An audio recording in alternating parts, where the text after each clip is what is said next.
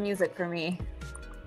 Good morning. Happy Saturday. Woo! Day 3 of the summit. I love the number 3. 33 is my number, my lucky number. Threes. It's just something special. And today is going to be special. But before we get started, it's yours truly, Lindsay Jean. I'm here. I'm still in the closet, just facing the other way, but coming out of the spiritual closet more and more after yesterday's event. It was wonderful.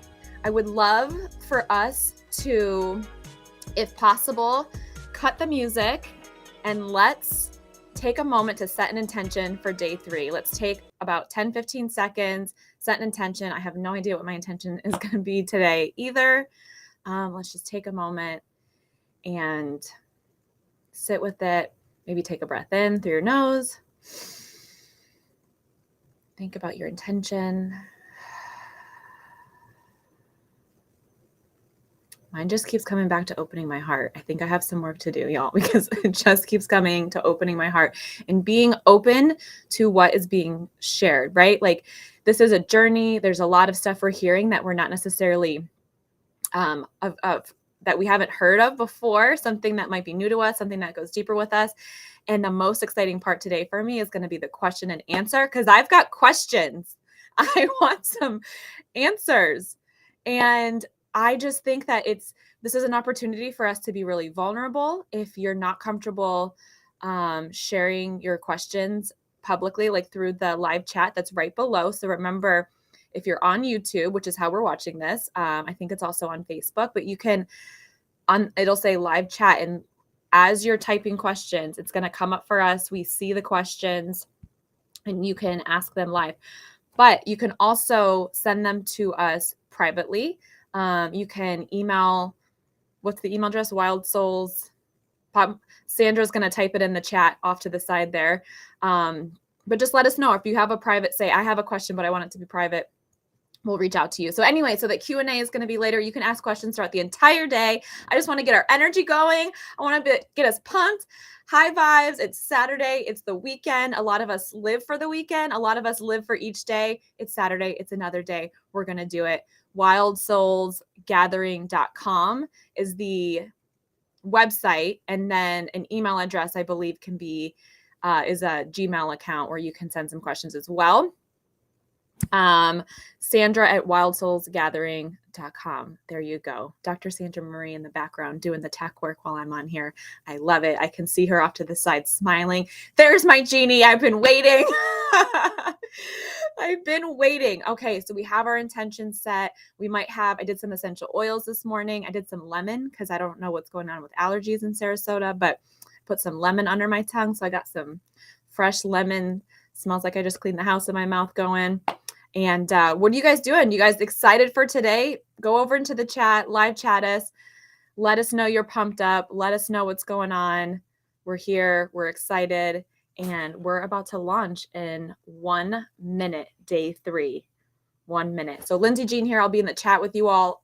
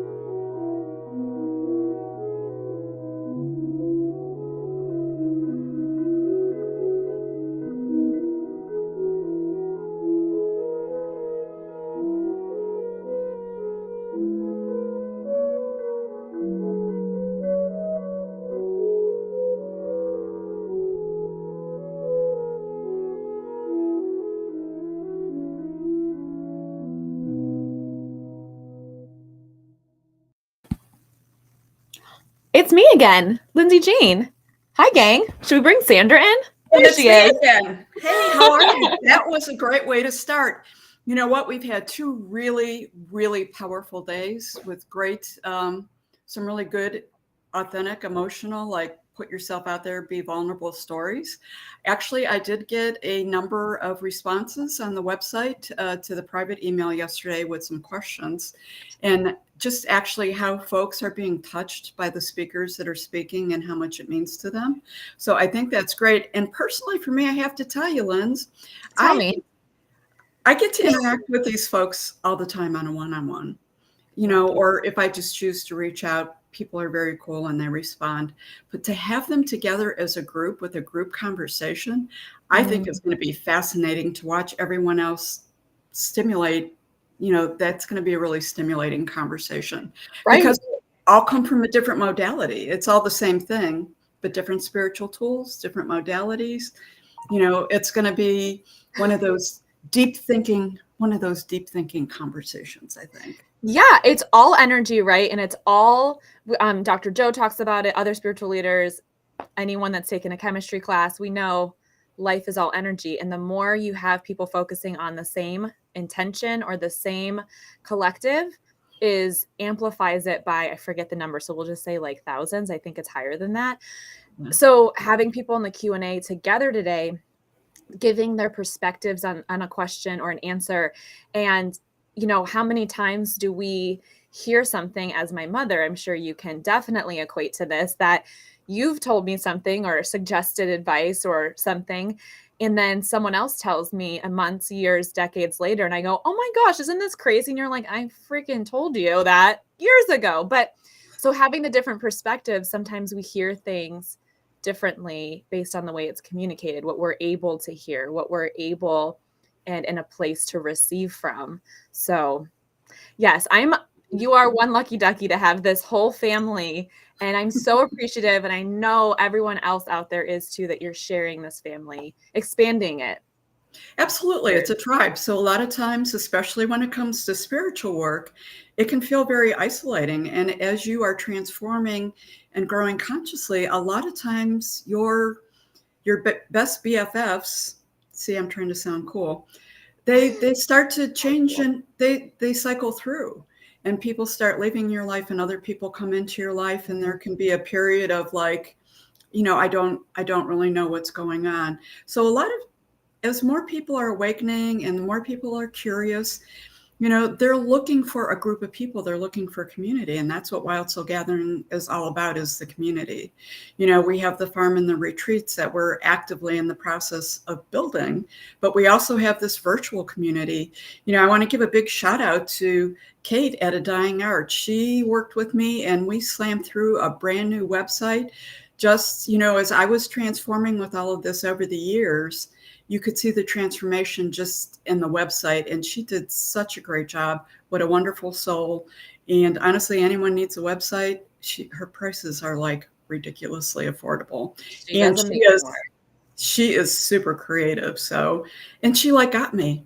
So yeah. it was like the first website was not me. And I was like, I talked to this woman for 5 minutes, and it's like, yes, this is what I wanted the first time. You get me.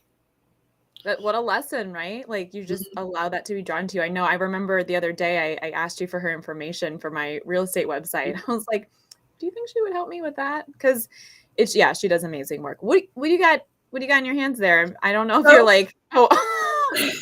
Well, you know me. I'm all into crystals. I love vibrations. I love the sound. I love the tuning forks. I have a pretty big collection of tuning forks. But, as soon as I saw your tuning forks, I put my energy on them right away. And you're doing the essential oils and everything. And I see you have angel tuners there. We had Jen yesterday who gave the most amazing talk on everything angels, like who knew? So I thought while you were doing that, I was going to just put out some. Oh, it comes through the headphones. That actually, I can feel it. It makes me tingle. Yeah, you can close your eyes. So my attention actually is going to be compassion and love for everyone out there. So that is the intention that I'm setting. I am super excited that I get to connect all of the folks out there, because this whole summit, and honestly, the podcast, the whole thing is for you guys. We are all doing this for you. And the speakers, they have all done their own personal work, but they have actually created service. They want to be of service to you, to all our people out there. So it's all about connecting people with the resources that are out there, because there are a lot of great resources out there. It's just that it can be hard to find them. So it's like, I just want everyone to be out there and on display, so all our viewers know that there is someone that's going to resonate with them over these 16 presentations. And when you find that who resonates with you, man, go for it. I just wanted to say that I think I told you that after the first day, we had multiple people scheduled with some of the people that presented. Yeah, I meant to mention that yesterday. I had people reaching out about the ice bath and with Rick and different. So this is the whole thing, right? Like, I've always said, I love when my friends become friends. It's just one of my favorite things. And this is no different, right? Like, we're connecting people with, and I'm meeting some of your friends for the first time, which is amazing, and connecting. And it's really just a beautiful thing when community is, we were talking about this last night about breaking bread with people and how intimate that is. And this is, I see this as no different. Like, this is very intimate to me. We're sharing in our vulnerabilities, and the presenters are blowing my mind. Like, where did you meet? We'll talk about that another time, but like, how did you meet all these people? I mean, your podcast obviously was probably a big part of it, but just, we attract, right, what we want in our life and what we're vibrating at. So that says a lot about you. But these presentations, like, it's just, it's amazing what they're sharing, how they're sharing it. It's just, I'm blown away and super excited for today. It's beautiful. So we're going to start the day out with Marina, who's sitting in the green room. And then we have Siris, who is going to talk about playing with the seen and unseen in relationships. It sounds a little like, I wonder what that's about. And I think that she is not going to disappoint with it. She does a lot of work. She actually has an academy for the seen and the unseen that she works with people. And then we have Penny Petys-Astrologer. Penny and I go way back, and she just is so passionate about astrology, and she takes it to such a different level, and she explains it in a more unique way, I would say, and really lets you know that it's a pretty powerful tool that is just more than reading your horoscope in the newspaper or online to see what's out there. So her talk's going to be really, really crazy. And I know where you all met. You all met in the Middle East. So that's a fun fact for y'all if you want to listen to her podcast and hear more about that. Oh, yes, that is actually a fun fact and a pretty incredible story that has a Dr. Joe connection to it. And I met her for the first time in the Middle East, actually. Oh, that's right. When I came to visit you. You did. You did. Okay, anyway. Okay. No, and then we have Nikki Ackerman. She is a Reiki healer teacher, and honestly, so much more. I think she's like an evolve your consciousness type of coach. I know Marina is going to talk about that, but Nikki's going to talk about, is it really possible to live a conscious life? Because a lot of days we have the thought, but it's hard to figure out how to integrate it into your life and what that looks like. And Nikki and I also are Reiki soul sisters, is what we call ourselves. So we go way back, and we have been on each other's journey of spiritual involvement and conscious awakening and growth for many years. And we always say it's interesting to each of us to see how we've grown. Yeah, because you guys met becoming certified in Reiki, correct? We did. It took me 6 months to figure out how to find a class. It took me a number of months to find out even what the hell Reiki was back at that time, because there was no information on it, which again motivates me to do these podcasts and to do these summits, because I was that person who was really pulled to the energy work and to do Spirit basically said you need to become a Reiki master. And I was like, what? Did that really happen? Like, is that a dream? What the hell is Reiki? But it didn't let go of me until I did it. Can I share a little story about you? Yeah. So I think, but go for it. Lindsay Jean, the daughter here, but we're being vulnerable today. That growing up, just to give a perspective of your evolution, that we weren't even allowed to have crystals in the house because it was, your upbringing was that it was not of, Christianity, or maybe there was some evil associated with it and things like that. And then fast forward to being in a crystal store with you and looking around and realizing this is just what your house looks like.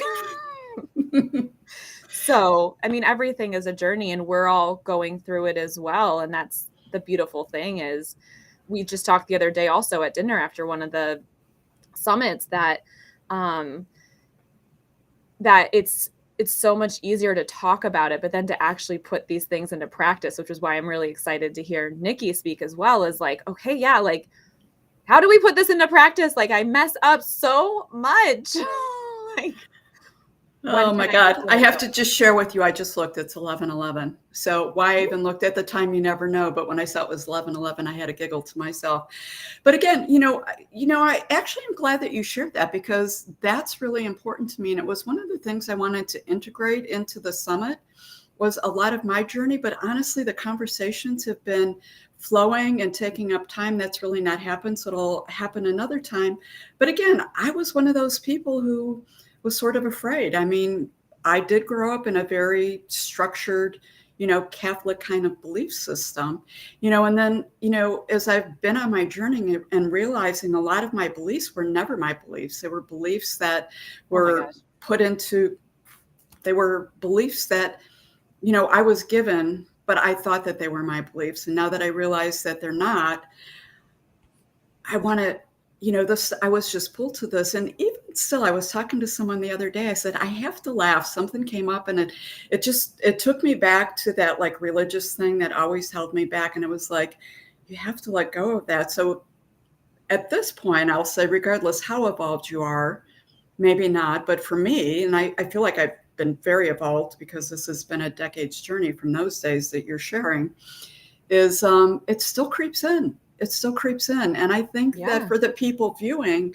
they need to understand that they're not alone in that either.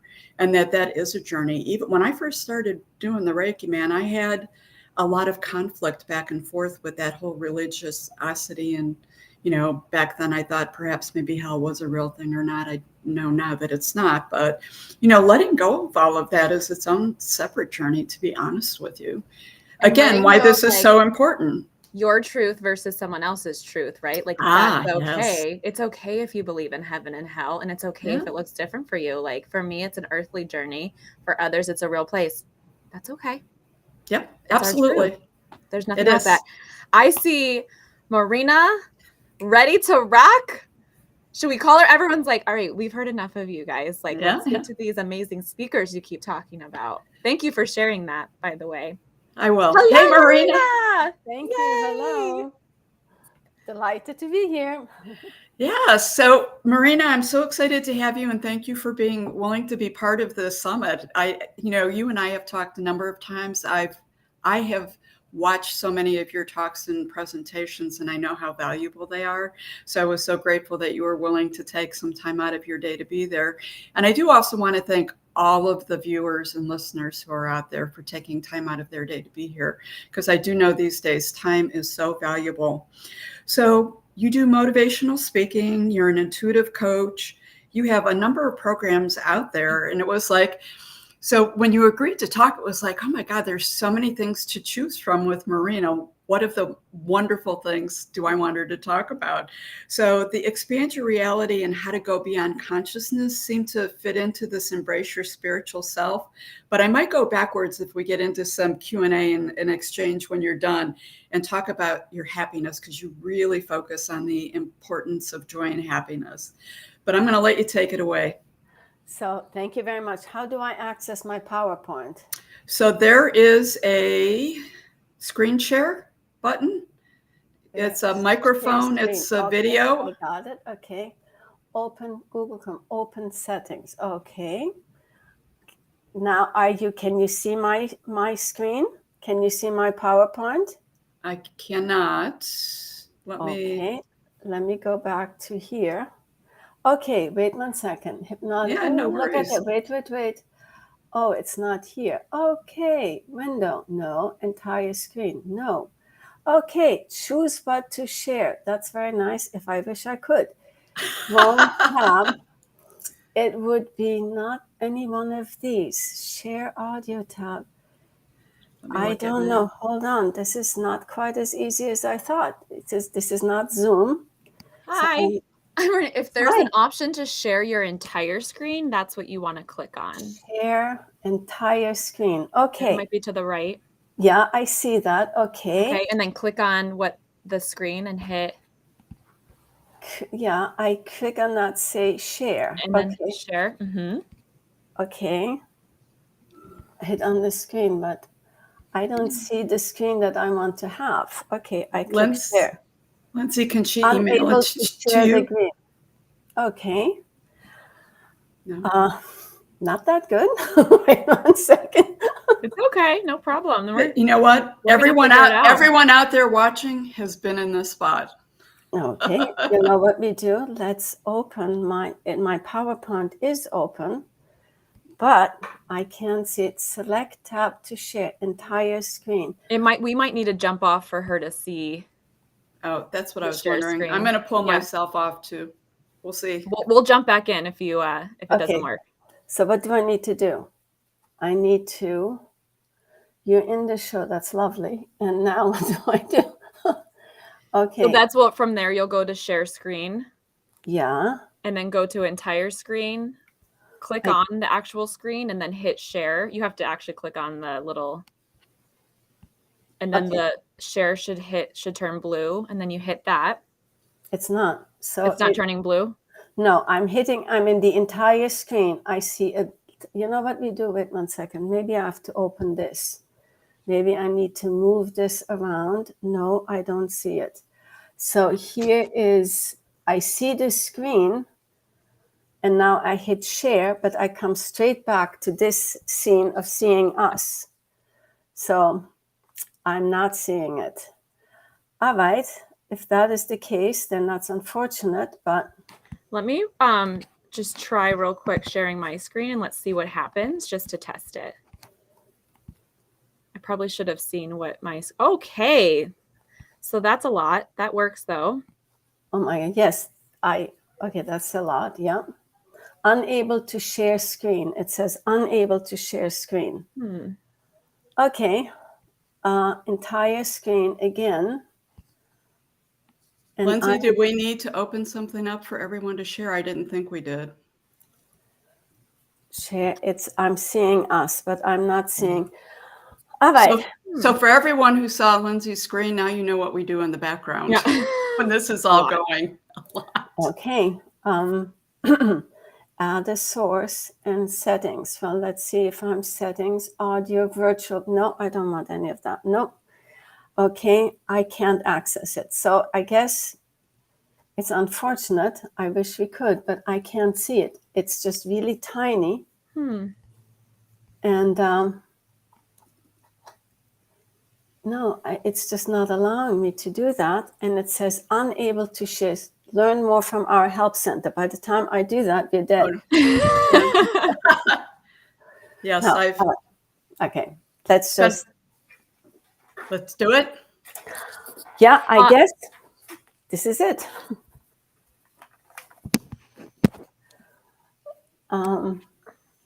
Yeah, let's close this, and I will just have to go without the screen. Sure. Marina, do you want to email me your PowerPoint real quick, and I can try to pull it up while you talk? You know what? That's a very nice idea. Let me minimize that. Hold on 1 second. Let's minimize, and let's go to my PowerPoint. Thank you, everyone, for being patient.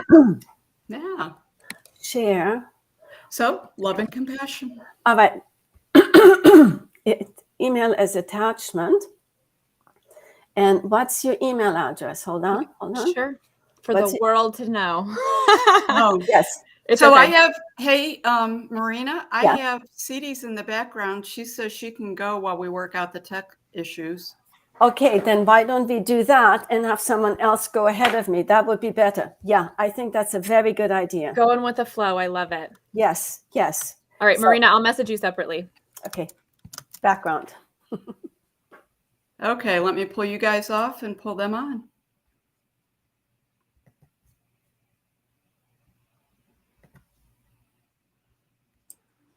Hey, friend, how are you? Hi, it's good to see you again. Hi, everyone.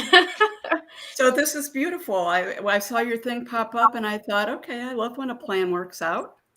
We're rolling with it. We are rolling with it. And you know what? There's a lot of stuff that goes on in the background. And at the end of the day, you and I both know that there was a reason for this and it'll move forward. So everyone out there, I want you to meet Siris, Rivas.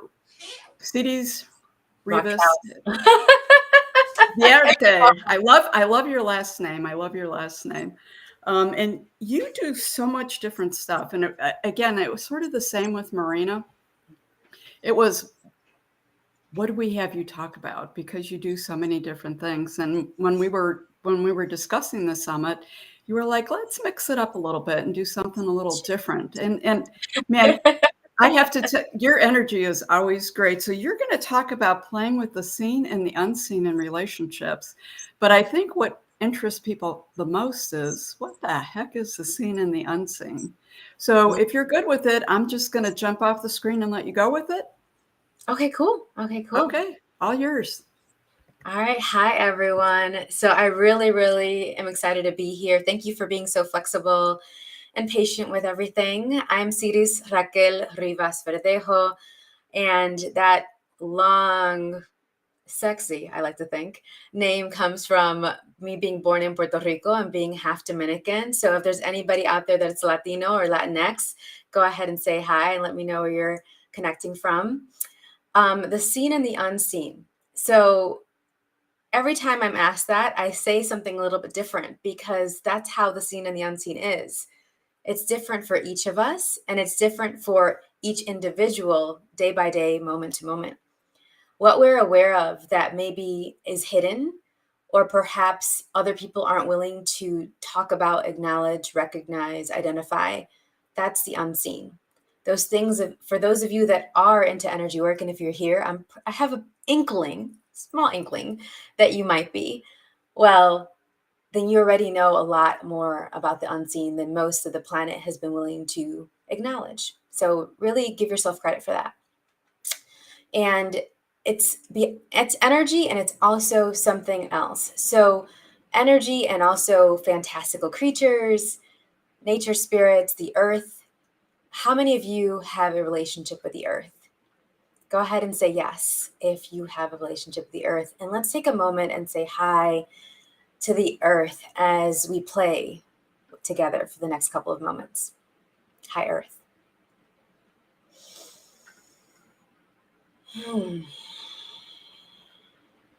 Say hi to your bodies, please.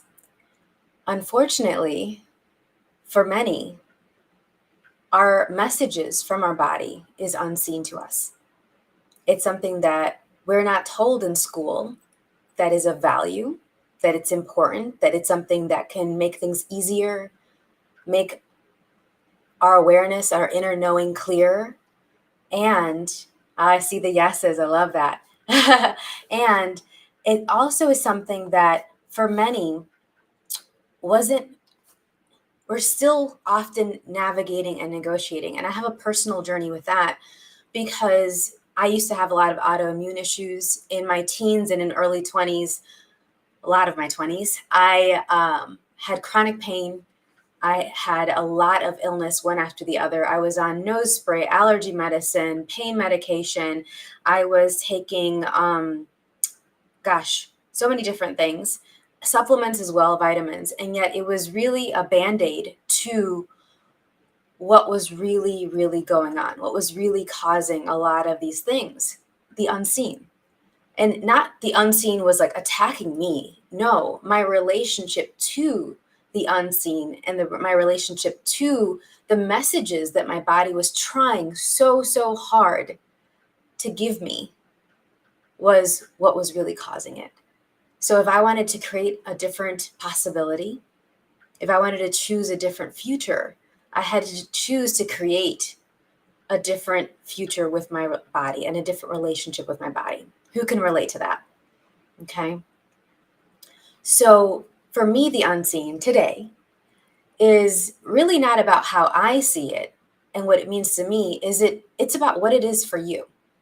That's what I'd really like for you to walk away with today is, what is the unseen for you? What messages is your body telling you? And how do you uniquely receive and perceive those messages? So a little bit about me and my professional history, and you've known a little bit about me personally. In addition to being born in Puerto Rico and being half Dominican, my dad's Dominican, I was born to a family of 2 bilingual educators. So education was super, super valued and important in our household. Being critical thinkers, figuring things out with our minds. My dad was an athlete and a coach, basketball, tennis, volleyball.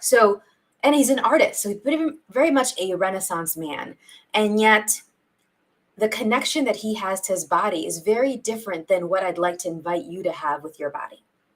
Because our relationship with our body is one of the most important relationships that we can ever have in our lives. I'll say that one more time. Our relationship with our body is one of the most important relationships that we can ever have in our life. And so I came from this background of 2 educators, and then I'm the oldest of 3. Here comes my sister when I was 2 years old, and she's born with spina bifida. Who knows what spina bifida is? If you do, go ahead and do a hand raise if it's possible in here. Say, I do. All right, not many people do. It's a congenital disorder that affects motor ability and multiple different organ functioning. So for her, it affected her bladder, her gut health.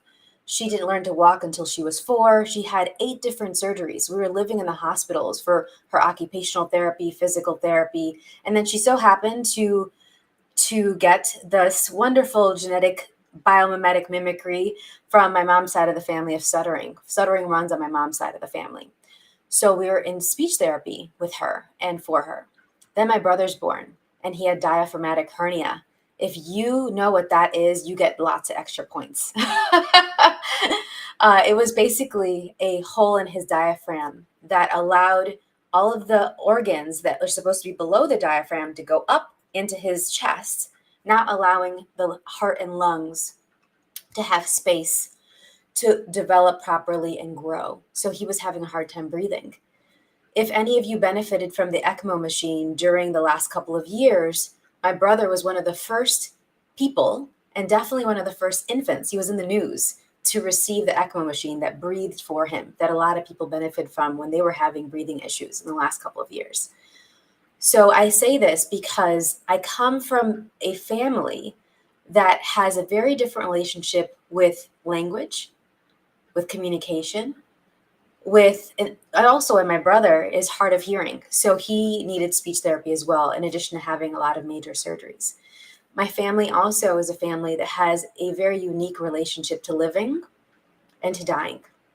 And this is all going to come together in another minute or 2. So be patient with me. Now, living and dying. I'm going to surprise you with looking at it in a different way that maybe you've ever considered. And I'm going to connect it to how you can be more clear on how you uniquely can create relationships that are nurturing, that are expansive, that are pleasurable, that are empowering for you, okay? And that honor and respect you.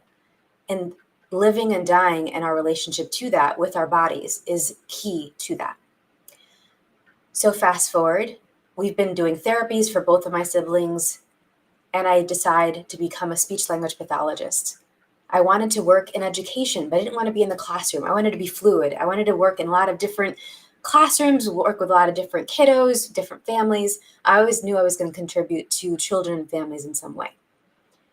And I mention this because when we're looking at how we uniquely receive messages from the body, I actually look at it as a special education teacher and a speech-language pathologist. I look at what language you're using to either evoke and invite those messages or block them away. It's going to be too much. As anyone said, I don't want to be too aware, just that right sweet spot. So you start putting up walls and barriers to try to analyze and figure out, okay, what am I going to let in? What am I not going to let in? What am I going to protect myself from? And what is going to be okay? What's that good energy versus what's that bad energy? What's the negative energy versus the positive energy? What if it's all just energy? And I completely agree with Lindsay. This whole summit is all about energy. And I invite you for the next couple of moments to maybe set aside anything you've been told about how it has to be only pure, clean, positive, good energy and to get rid of the bad. Because what if you can use any energy, whatever the person's intention, to your benefit, to perceive lies, to empower yourself, to create the relationships you truly desire? Right? What would that be like for you? So, as a special ed teacher and a speech language pathologist, I started to look at how we take in information. For some of us, it's visual, how we learn. It's auditory, combination, kinesthetic, movement, right? Touch. Each person is a different magic potion of how we receive information when we're learning, but this also has implications for how we receive messages with our body in other contexts, including in the interpersonal and in relationships. So I'm wondering, I'm like, well, if that's the case with learning, and we're trying to learn how to connect and partner with our bodies more effectively, well, then what if we could use that? So if you know, I'm going to name them and I'm going to put them in the chat, and you guys are going to let me know. Can I put it in the chat, actually? I'm hoping I can. Let's see here. I'm just going to say it, and then maybe somebody else can put it in the chat for me. I'm going to keep track of my little notes here as well. So if you learn best, and it can be, you don't have to choose just one. My coaching program is called Choosing It All Your Way. There is no one for me. You will never have to choose just one. So you can choose all of them if they really apply to you, if in different situations that one applies and then the other doesn't, or some combination. So how do you learn best? Truth. Is it through visuals? If so, put it 1 in the chat.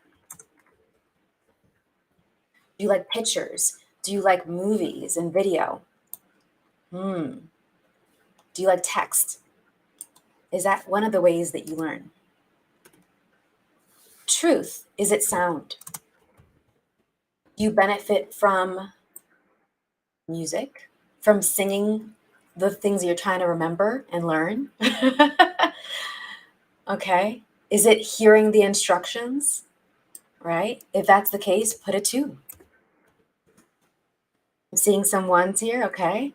So far, that's a pretty dominant one. A lot of people have 1s. All right. If it's touch, if you need to feel the paper, if you need to touch the bodies to learn how to work with them, all right? If through touch, you get the information straight to your head.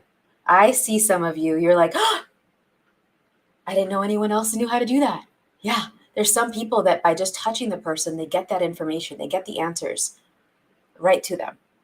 That's one of the ways that enhances and expedites them receiving messages. Yeah, you are. If that's you, put a 3 in the chat. If you receive and learn through touch. And 4, what about movement, the kinesthetic? 4, if you learn through doing, through experience, if you're learning a new dance, do you have to watch the person do it? That's visual. Do you have to hear the music and maybe with the visual, get the beat going? Anybody dance salsa, bachata, merengue, cumbia, kizomba? No? What about swing dancing? I love all of them. Any of them, I'll take it. I love the movement. Okay, that's number 4. All right. And how about number 5? There's more, but I'm going to just stop at 5 for today. Number 5, the energy. What we're here for today. What if you just know? How many of you just know when someone's telling you a lie? How many of you just know when someone is about to ask a question before they ask it? Okay. How many of you know? My mom is amazing at this. She knows when people are pregnant before they do. Are you sure you're not pregnant? And then they come back later. How did you know I was pregnant? I just knew. My mom's a badass. Maybe you have a mom that's a badass too. Yeah, I know Lindsay does. So here's the thing. This is the first step. If you acknowledge your gifts and you start using them to your advantage, you can receive more from them. This applies to the seen and unseen, and it applies to how we create our relationships. So what if you started with, what have I done right with my relationships? As a special ed teacher, as a speech language pathologist, and a coach, what I do is I start with anybody I'm working with, no matter what we're working on, if it's business, if it's health, if it's relationships, if it's family, you name it. Where did you do right? Most people start with, what's the problem? Where am I lacking? Where do I need to add some skills that I'm assuming I don't already have, but maybe I do have an inkling of it, but I haven't acknowledged it yet. Okay. So what are you doing correct? What's working for you and what you've been choosing so far with your relationships? Okay. And then I'm going to give you a framework that is that's one aspect of my Academy for the Seen and Unseen, but there's multiple aspects of it. So yes, I love the summit because I'm super, super inclusive. I started off my journey with energy awareness and body awareness, practicing yoga at 15. And then it was Reiki. Reiki was my first step to eradicating the pain in my body, that there was not a day in my life that I didn't have some form of it. So my teenage years, I was really, really sick all the time. And then I started having multiple car accidents. Again, the universe trying to get my attention, the earth trying to get my attention. And I was like, no, this is all these things happening to me. Again, my relationship to the unseen, my relationship to my body, my relationship to the earth needed to change. And my trainings with Reiki and then with naturopathy, which helped me have a personalized plan and taught me the power of having a personalized plan for each person, each family, each body. It's super, super important. And so that's what I create for my clients. I create personalized plans for them, looking at what their strengths are, what their gifts are, how they uniquely perceive and receive messages from their body and from other bodies. And we're going to get to that. And then I started playing with shamanism. And then I learned about access consciousness and theta healing and tantra and more and more and more and energy flows. And then I get to learn about all these things from these amazing people in the summit. How much are you loving this summit, right? Super, super inclusive. This is part of what I love about Dr. Sandra. One of the key things that I'm going to ask you to see if you're willing to go there, that's going to really change how you can use and be empowered by your awareness of the seen and unseen, is truth. Are you willing to get out of your comfort zone and have the uncomfortable conversations that will create more for you?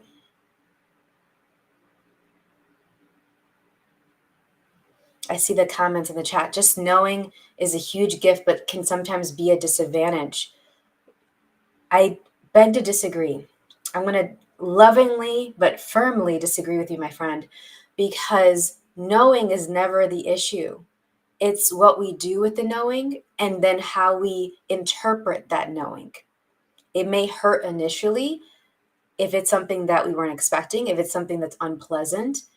But I personally would rather know now than have it build and me invest time and energy in a relationship, in a friendship, in a relationship to a company, a business, that in the long run will hurt me even more.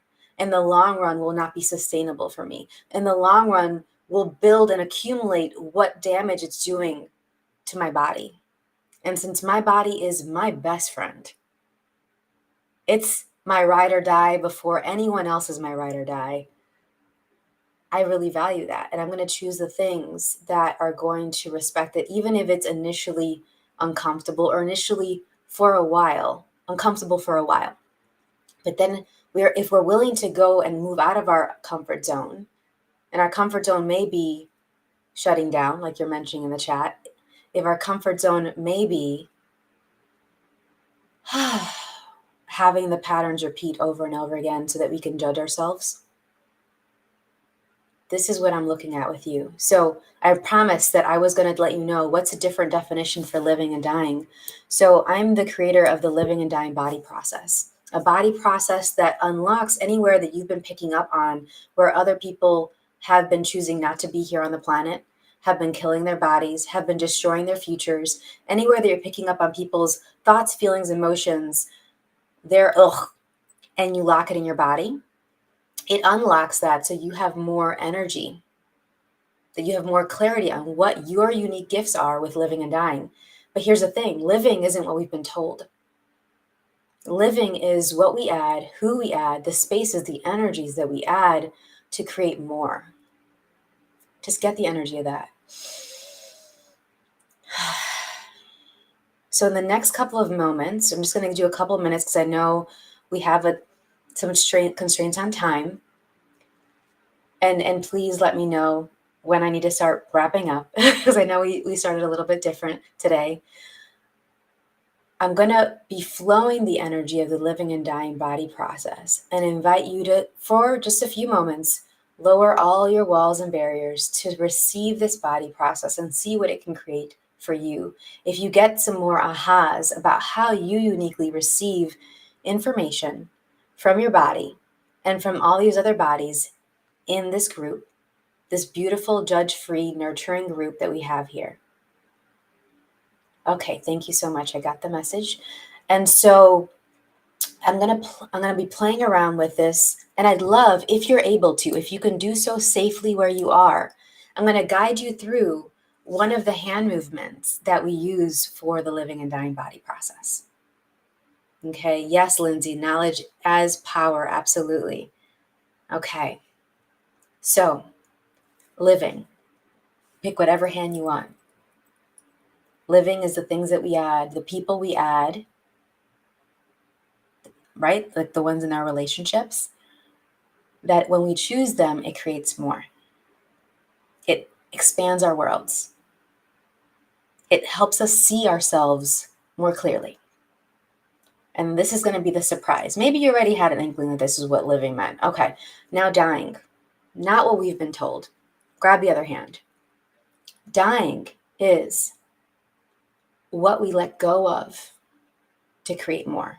The people we let go of, the things we let go of, the stuck, heavy, solid, dense energies, the fear, the doubt we let go of, perhaps the judgment, whatever it is, that when we let go of it, it creates more. A lot of us try to keep these two things separate. We think that we confuse dying with death. Death is solid, is dense. It's very finite. It's done. Dying is an active choice, what we let go of. We can choose to let go of things at any moment, or we can choose to keep them.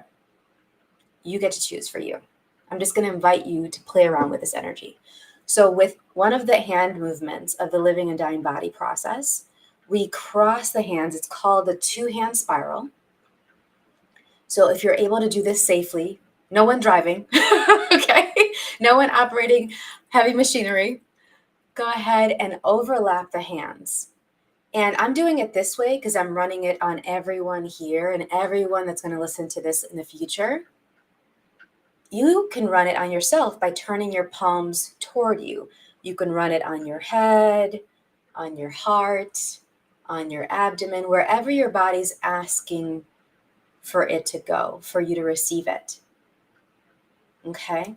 So I'm going to have it palms facing outward. You have it palms facing toward you.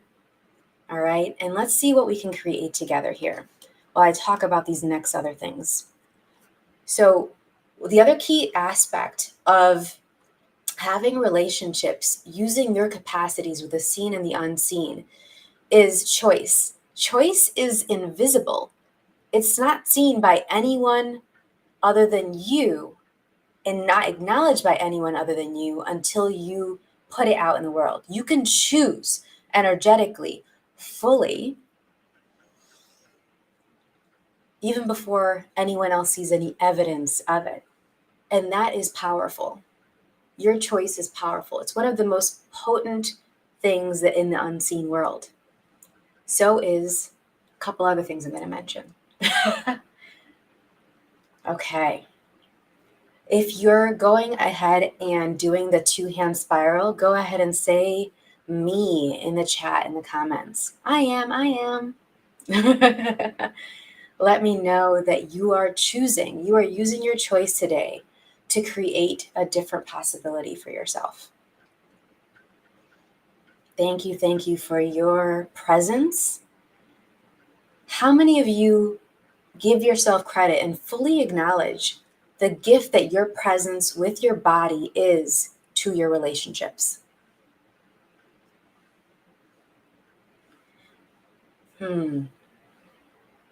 So when we're doing the 2-hand spiral, part of the considerations in this is where are we aware of living? How living would be for us, exuberant living, like lit up, like not just, it's I, that'll do, but like, oh my God, I get to live this life? Yay! That. And how much of you are having information and awareness of dying, and what is being asked for you to let go of that maybe you haven't been willing to do it yet? Part of what this does by bringing this together is it makes it easier.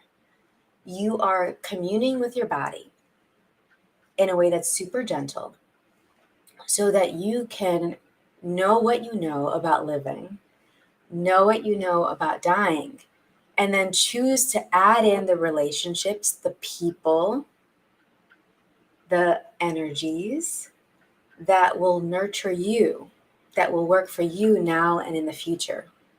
And that doesn't mean you won't break up. That just means that even if you did break up, throughout, you are expanding. You are being respected. You are respecting yourself.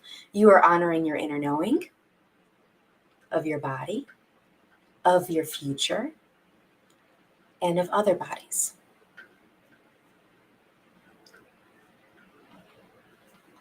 I'm reading some messages in the chat. Okay. I've been getting this message this past year. Spirit has been working with me. I know I need to let it go and trust that it's for the highest good. The ego is a tough one too. Yeah. So what if you asked, what do I know about ego and its role in my relationships? Is holding on to it creating the future and the relationships that you would truly like to have? See, I have a podcast called Choosing a Different Future, and we have these conversations around self-care and body awareness and energy work, and how we can actually listen to our bodies in a way that we've been told is not possible, is not going to really work. It's like, oh no, what if I make a mistake? Your body's got you. Your body's got you, especially if you're truly, truly willing to be vulnerable with it and intimate with it. As in trust and gratitude, no barriers to your body. You can choose to put up your walls to me, to anyone else here, to other people.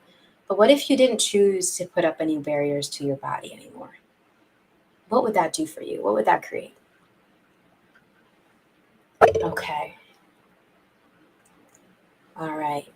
If you need a break from this, let me know. Okay. Now, what happens when we're doing energy work, and you've probably perceived this with some of the other techniques and modalities that have been discussed in our summit so far, is your body gets more regulated. There's a calm. You may shift into different states that invite you to more of you.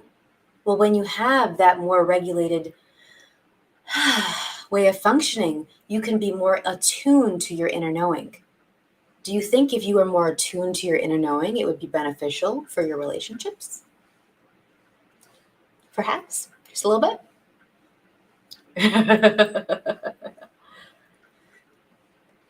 So here's the thing, and I so appreciate your comment about this. The comment is openness, but that scares the heck out of me.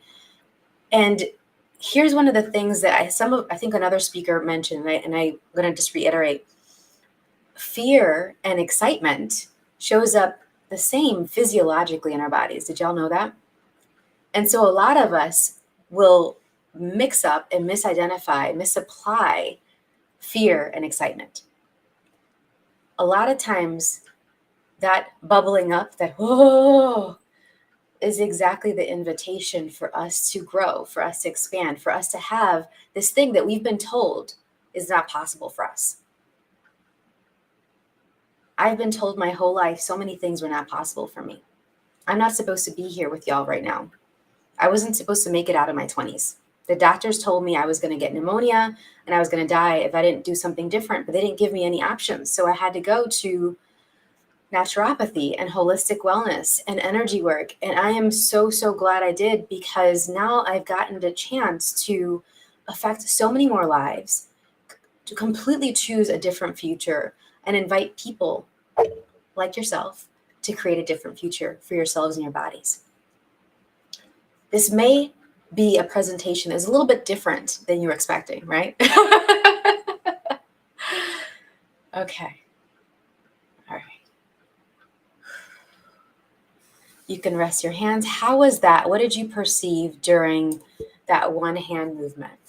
I'm going to talk about that and something else in a moment. I'd love to hear your feedback. How did your body perceive that? What ahas did you get? For some of you, it may just be the energy of it. I perceive the energy. If that's the case, that is perfectly valid. And don't let anyone tell you that when you perceive the energy and you can't put words to it, that you're less than or wrong. Okay? With practice, if it's required, if it's going to create more, you can start to apply words to that energy. But the first step, the hardest step, you're already there. You're perceiving the energy and you're acknowledging it. So go you. All right, I see some heart smiles. Yay. You perceive the vibration. Awesome. Okay. So here's the thing. One of the things that I'd love for all of us to look at is, what are the elements of living that are trying to create with us and play with us so that we can have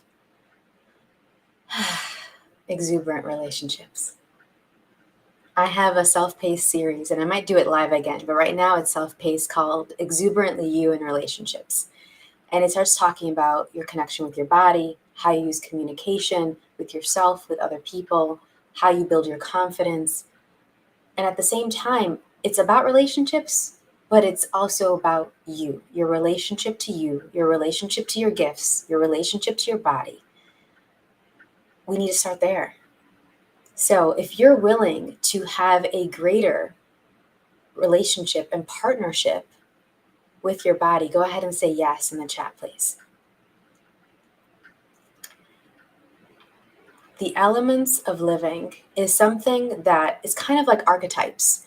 There are these different ingredients to creating a phenomenal life, beyond what's been projected and expected of you, beyond what people told you was not possible for you, but you know is possible in some place in your reality, in your mind, in your being. Maybe you've gotten little peeks of it, okay?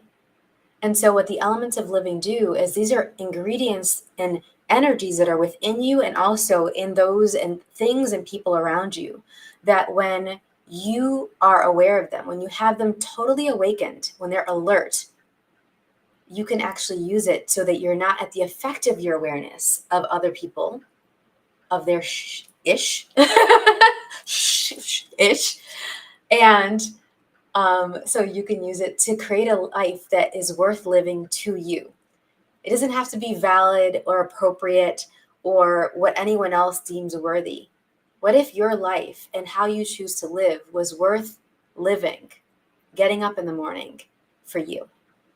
And so I'm actually going to review really quickly the 9 categories of the elements of living. I have a quick book available. It's complimentary, that goes over them in a little bit more depth. But sit with some of these questions that the categories of them invite us to look at, and apply this to your relationships, okay? So when I'm asking a question, it's for the energy and the awareness to come up for you, and then maybe another one, and then maybe another one. It's not for an answer. This isn't how we were taught in school, where there's only one right answer, okay? I kind of changed what I was taught in school. So the first element of living category, there's many underneath, many examples underneath, is the door openers. So the door openers invite you to look at what helps me start something and what helps me end something.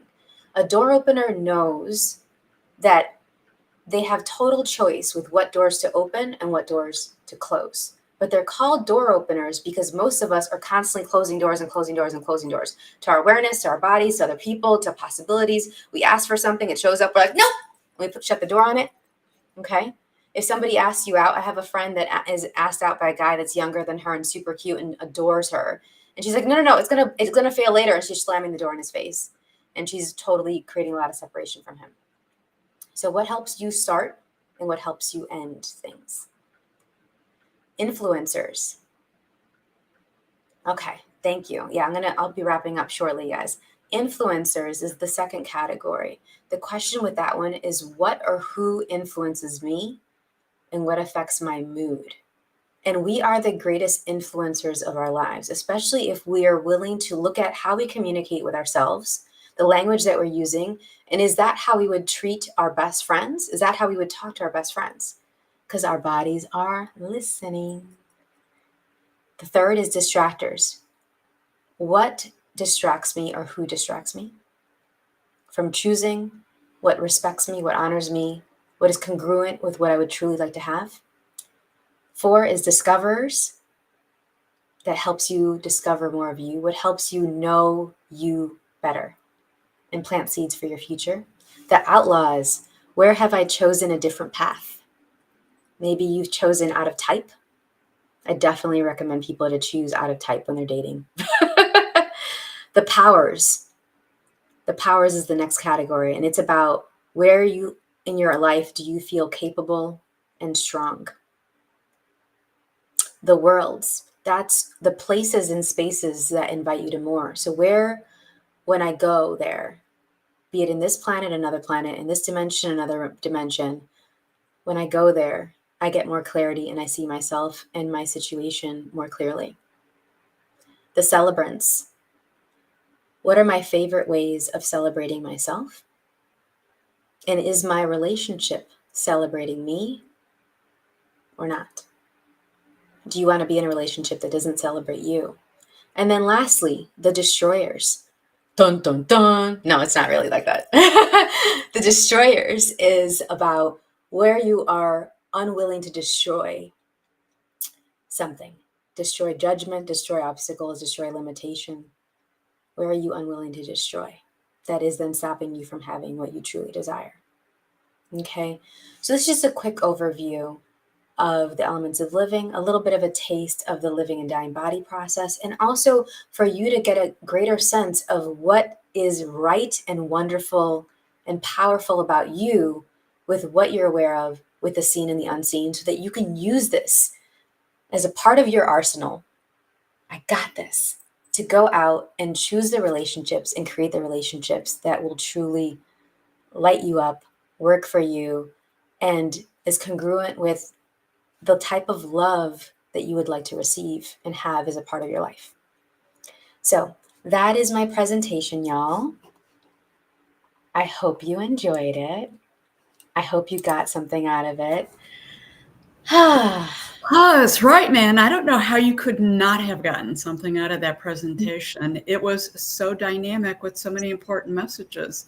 Honestly, I feel like I just want to go step away for about an hour and just ponder everything that I just heard so that I can reflect on it all. That was really pretty powerful. And in fact, I think I will listen to it later and do just that. So my gosh, thank you. And I thank you and your intuitive self for really, for whatever reason, deciding you were going to take a peek at the studio and jumping in. I love how all the energies just work together. So that was just so beautiful. My body told me to log in early. This happens. I believe that. I believe that. So thank both you and your body. And, you know, I have to tell you, Siris, it's interesting because our relationship to our body has been a theme that has come up in a couple of the other presentations. I know Kate was presenting on feng shui and different things, but really she talked about the energy and the relationship to her body and being present and how you use your environment to support that. So I think it was probably a flip of concepts of what many people might have thought it was going to be about, but it also was a very powerful presentation that she gave.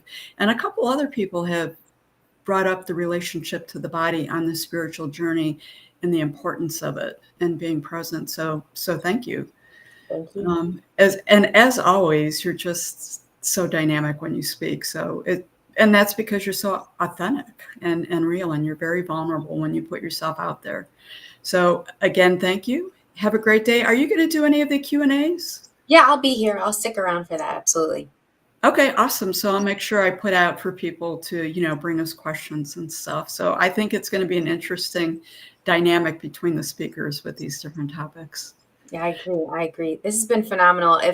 Thank you, everybody, and feel free to reach out to me if you have any questions. Thank you, Sandra, for connecting me and having me here. And I will hopefully see you and talk to you later. Yeah, absolutely. And we will have all your information on the website. Your information's already on the website, but I'll make sure that I get it in the YouTubes and the different live streams. So we'll talk to you in a little bit. Thank you. Bye, everyone. Bye. And we're back. What a presentation by Siris. She's definitely a special person, just as every other presenter's been there.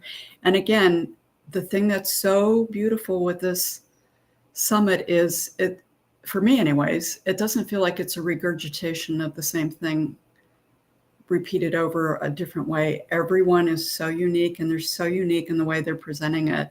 So I have Marina, who's back in the studio. I think she's still looking chipper and everything. So that's part of this energy work. That's part of this energy work, right, Marina? So we have these things that happen, and you have choices about what you do with it. You can, get yourself in a frenzy and get yourself all stressed out and, oh my God, and whatever. But you didn't, because you're well on your journey. You really do practice a conscious living. And I think it shows how we approach things different. Lindsay's a perfect example of that. I know she's sitting in her closet in the background, but you embrace the energy. You come at it from a different way of positive versus that denser type of energy. So it's beautiful. So I have your slide deck actually is loaded up on my side. Okay. What I'll do is I'll put you on the screen and just say next slide when you want me to click the next slide. Fair enough? I will do my best. We've got this. We've got this. Very good. Oh, that's not let's see what it does when I pull a slide up. Okay, I can see the slide. Excellent. Okay, now I can do this. Very good. So thank you, Dr. Sandra, and thank you all for being here. We have touched on a few subjects this morning, talking about consciousness, about reality, and about letting go. So today I will be talking about how we can expand our reality and go beyond consciousness. Next slide. What is truly reality? Next slide, son. Oh, there we go. Wonderful. It takes a little while. All right. So reality is really very individual, very personal. Take as an example an accident, and you have 5 witnesses. You also have 5 different witness accounts, eyewitness accounts. And it's not because they're lying. No, it's because everyone sees through their own individual lens based on their map of reality, which is founded on our personality, on our culture, our personal experiences, our religious views, and all that good stuff.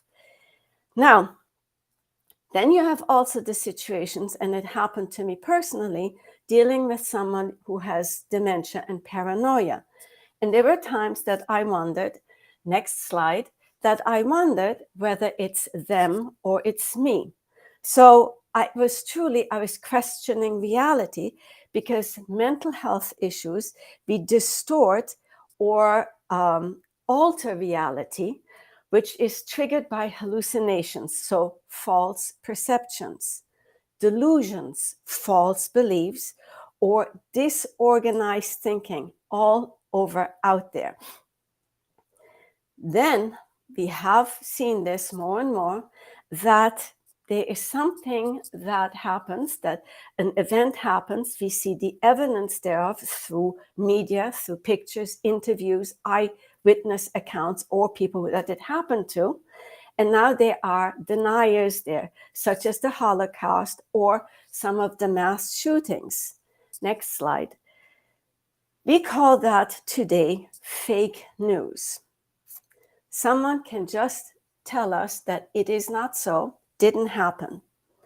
Today it gets even worse because we also have AI. And AI can actually, what they can do is they can take your physiology, your face, your image, your voice, and they can pretend it is a person, and it is not. So this is, though, not something that is new, and I will point this out a little bit later in this presentation. So instead of defining reality, next slide, it is truly what we are doing is reality is seen through the eye and the eye of the self. So we're going through the ego and the spiritual ego to move beyond consciousness or going beyond the physical mind. Now, we really live in our minds all day long. Next slide. And how often do we say, I am going out of my mind? Clearly, that is meant in a rather humorous way. It's as an exaggeration, but it's really a reflection of our stress, of our worries, and of our catastrophizing of what if something were to happen. And so, next slide. We are always in our head. And in our head, we create the drama, the demise, and the destruction of our reality, of our all that there is. So the question is, wouldn't it be somewhat of a relief to occasionally get out of our minds? Next slide. Always thinking from the head is a disease, and it truly hurts. We don't realize this because we're always in there. The question is, how can we stop thinking? Can we stop thinking? We know that when we turn to silence through meditation, we turn within the heart mind, out of the head and into the heart mind, where we turn into higher dimensions. But it's really difficult to let go of our thoughts because we believe that we control our thoughts, when in reality they control us. And the thoughts attached to our ego, they don't like to let go because it feels like there's an incredible abyss, and the ego pulls us right back out, saving us, then instead letting go is freeing. Next slide. The ego says, I can't let go. I need this. I need that. I want. I need. There is not enough. I'm not enough. Because I'm not enough, I must take from others. Because there isn't enough, I gotta take from others. I must survive. And it goes on and on and on. Next slide. And the recommendation from Spirit is, go get out of your mind already. Lose yourself already. Go. It's freeing. Next slide.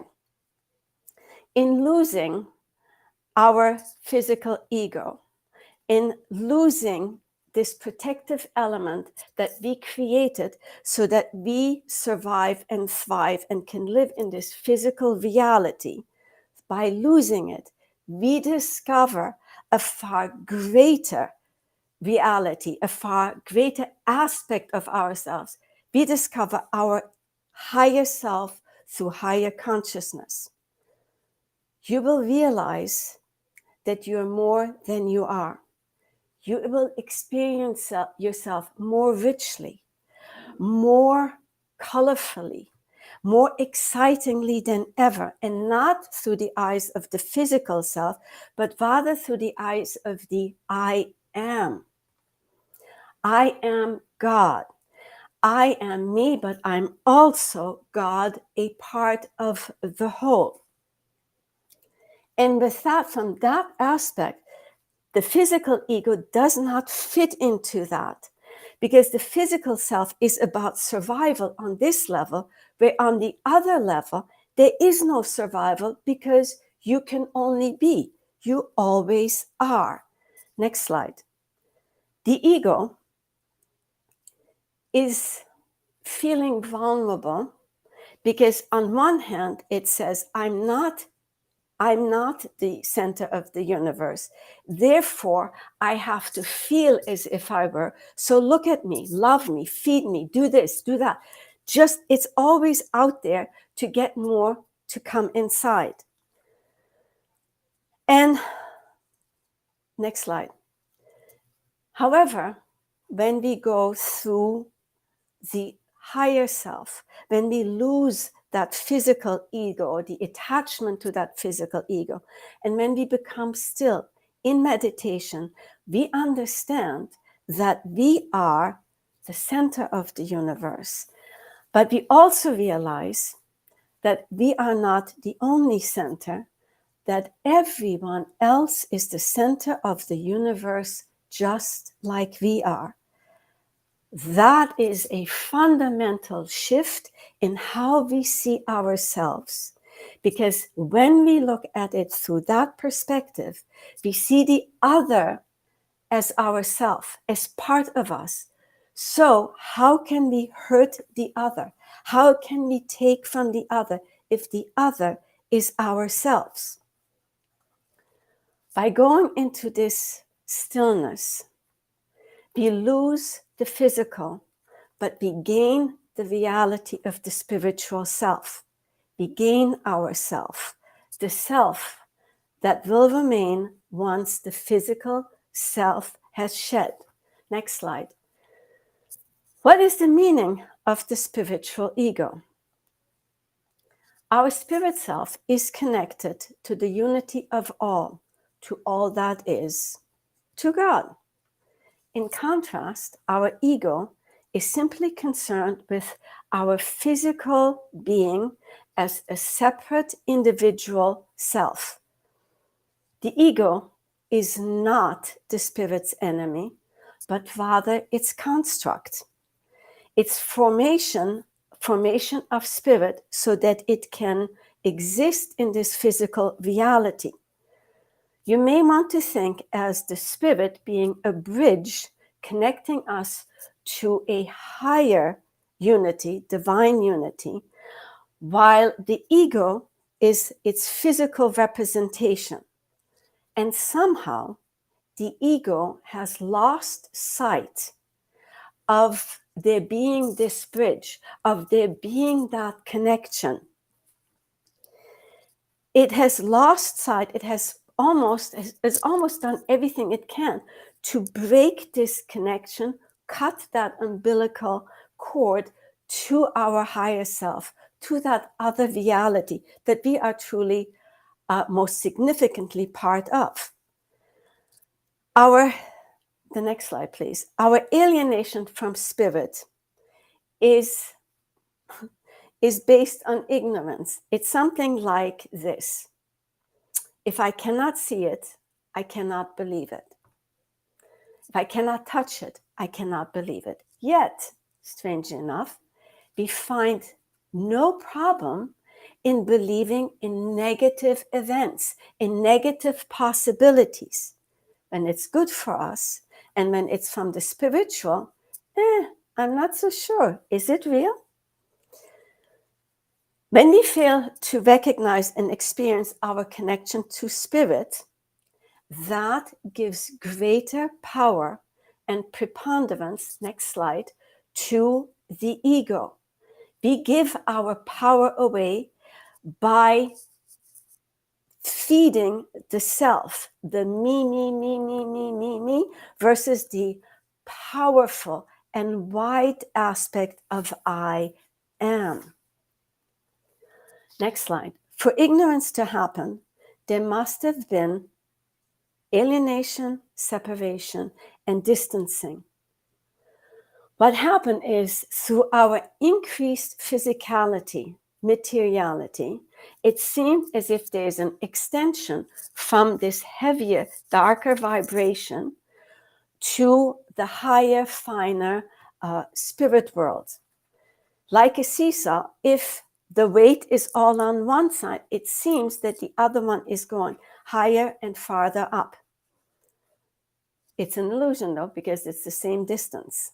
Separation, alienation, and distance cause and give rise to fear, anxiety, and doubt, which lead to an alienated ego, perpetuating fear, anxiety, and doubt, thus increasing our alienation, our separation, and expanding our physical distance. It's that eternal loop-de-loop, the cyber loop, and we cannot stop that unless we stop doing the same thing or think the same way. Next slide.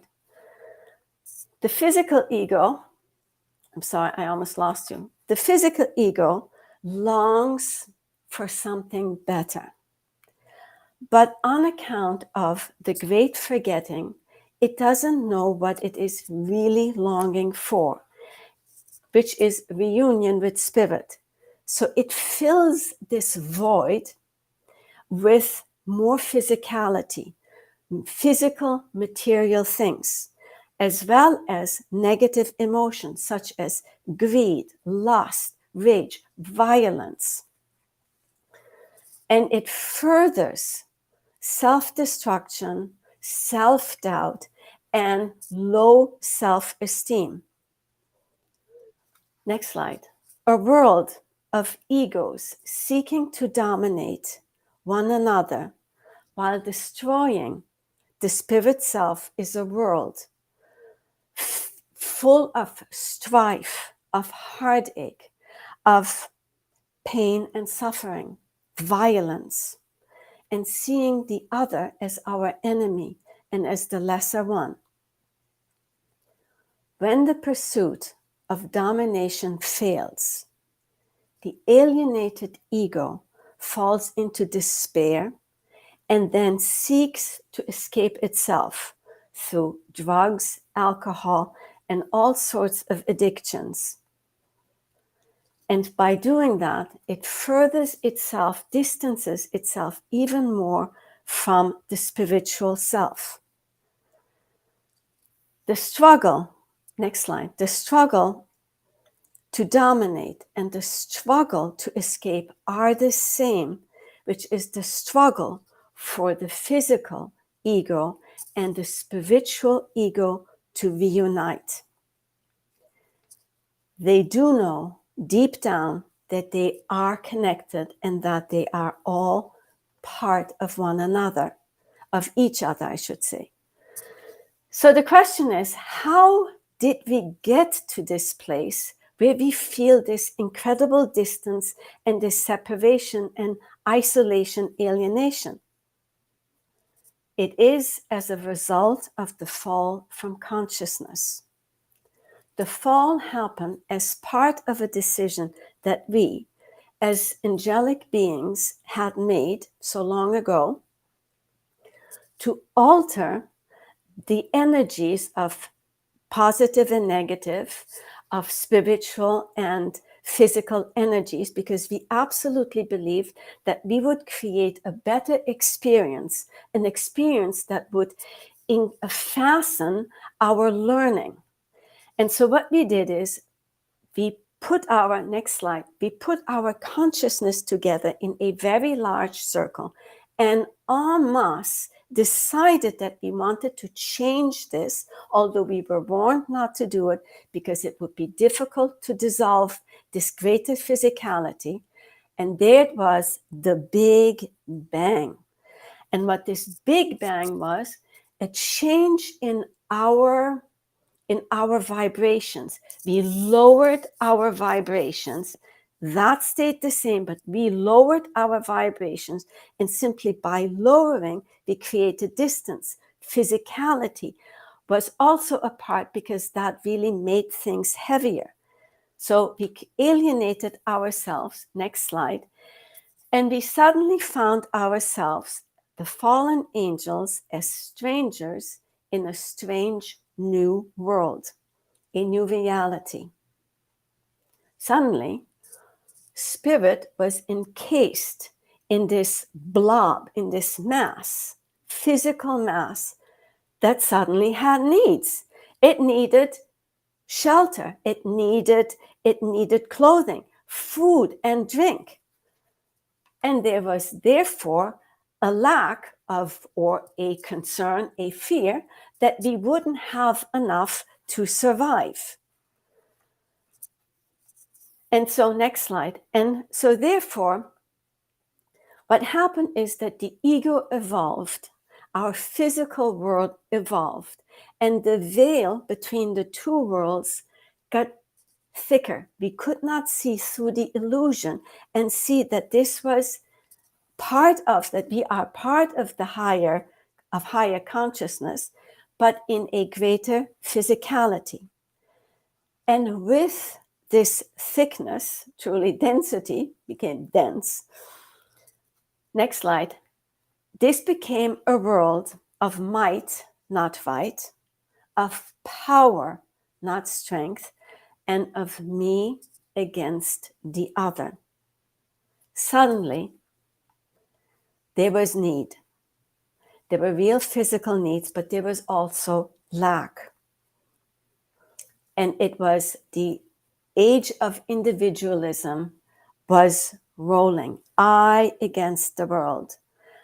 My needs to be filled. My void needs to be met. The greatest void was that of love, of belonging, and being, next slide, and being part of spirit self. There was a great forgetting. We forgot who we were. As we entered this reality, we forgot who we were.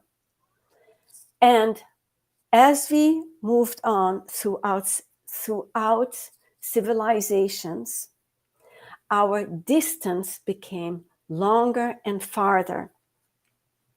Next slide. This evolution took time. It did not happen overnight, that from one day to another, bada bing, bada bang, we looked like this. No, we evolved into this through many civilizations that have ceased to exist and that were destroyed.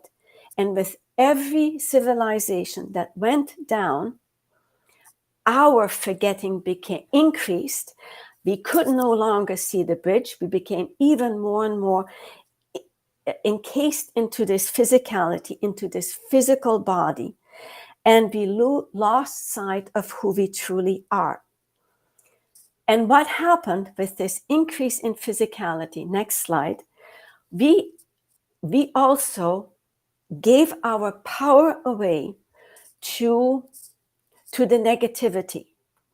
We as humans have an aura about us that we initiate and maintain, but so does the earth. There is a field of energy that is around the earth, and that these fields are initiated and maintained by us. Our energy in what we feel, in what we think, and what we do, all energy based.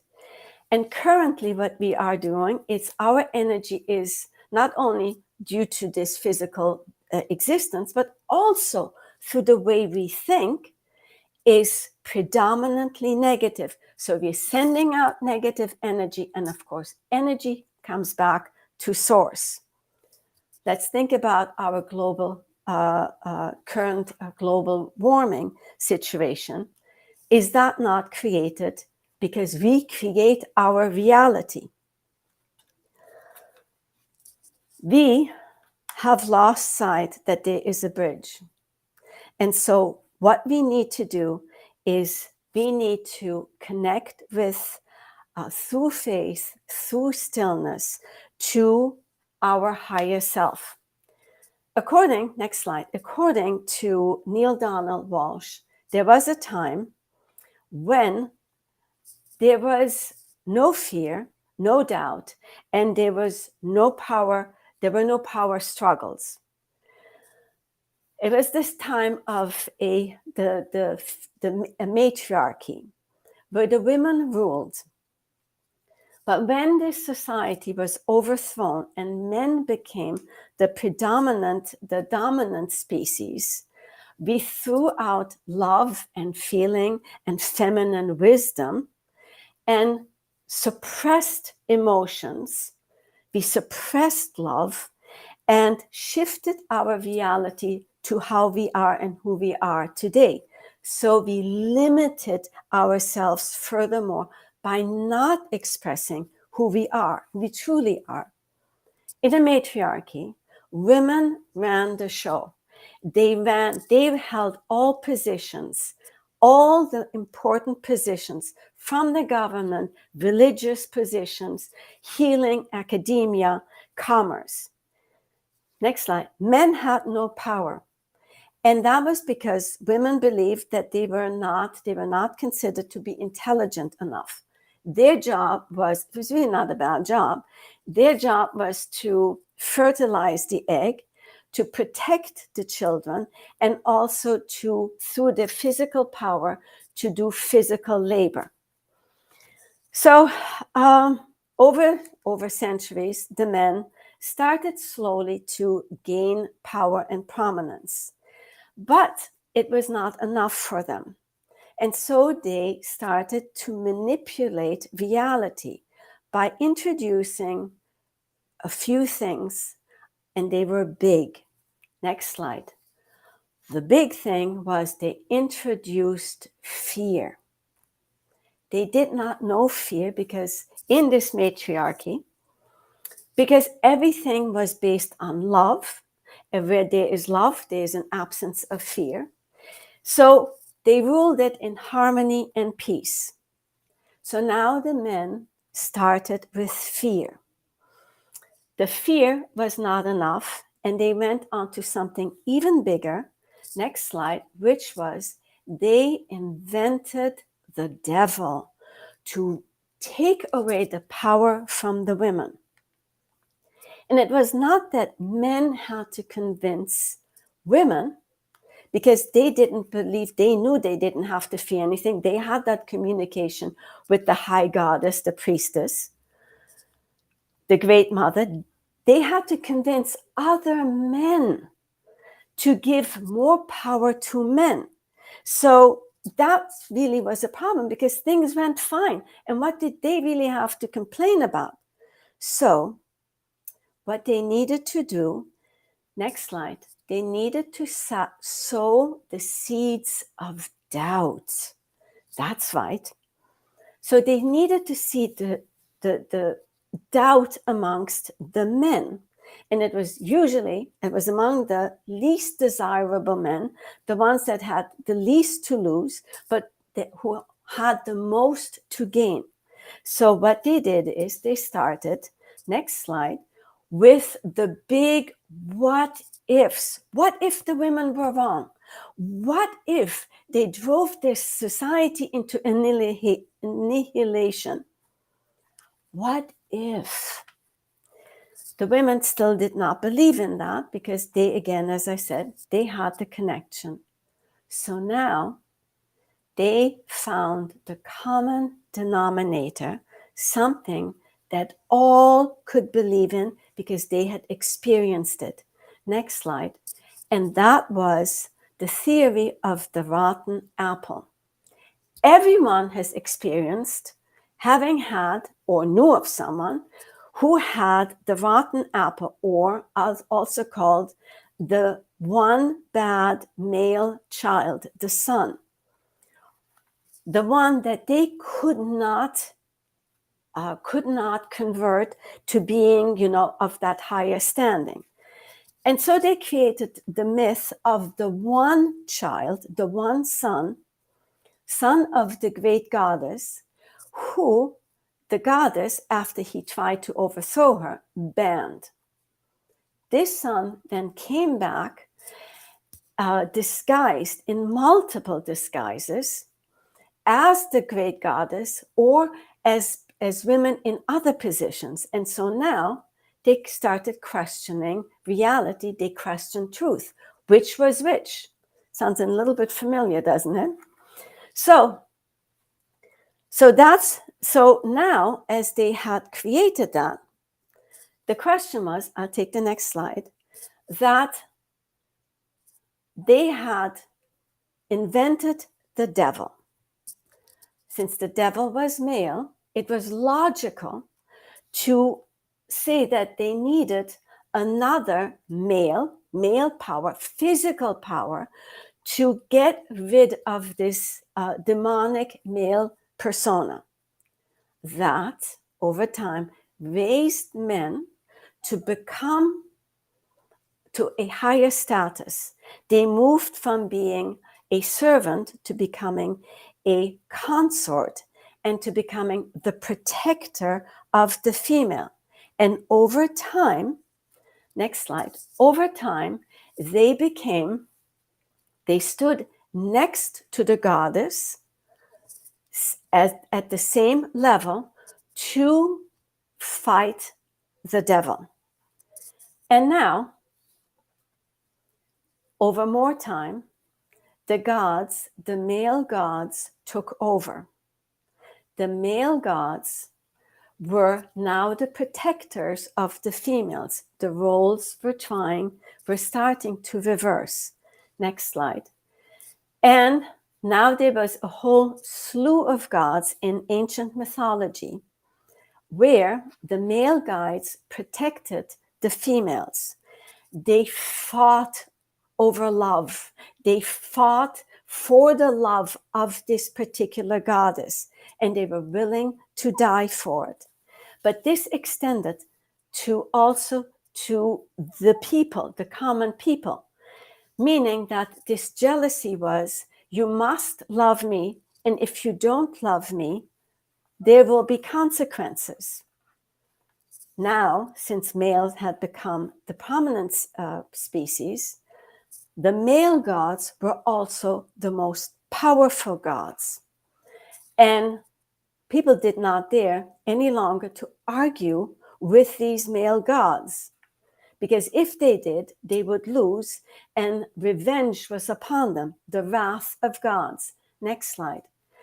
And so the model of the jealous, wrathful God, demanding, intolerant God was upon us.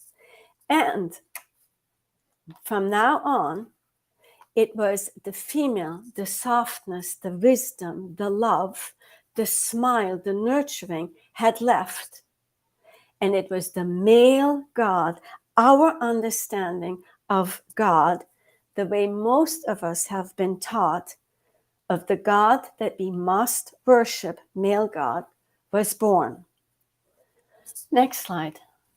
So I felt that this ego and the male persona have a lot in common. Ego is physical, male energy is physical, while love and the goddess and the spiritual ego is feminine. And is it not true that our ego and our physical self can sometimes be a true demonic force within ourselves, where we forget that we have also a different aspect, a higher self in ourselves? We tell ourselves often the greatest lies, and we're making it all up. We are creating our reality every single day. So how can we change, next slide, bridge the space between this earthly and a higher reality? The higher self is not a separate being from you. It is you fulfilled, restored, and with access to all your previous experiences, your knowledge, your wisdom. Our higher and greater self lives apart from us due to our separation on account of the fall from greater consciousness, but our higher self still surrounds us and permeates us. And when we go into this stillness, we push aside this illusion of separation that we have created. In meditation, in seeking, we raise our vibration. And in this higher vibration, we find the rest of us. I take the next slide.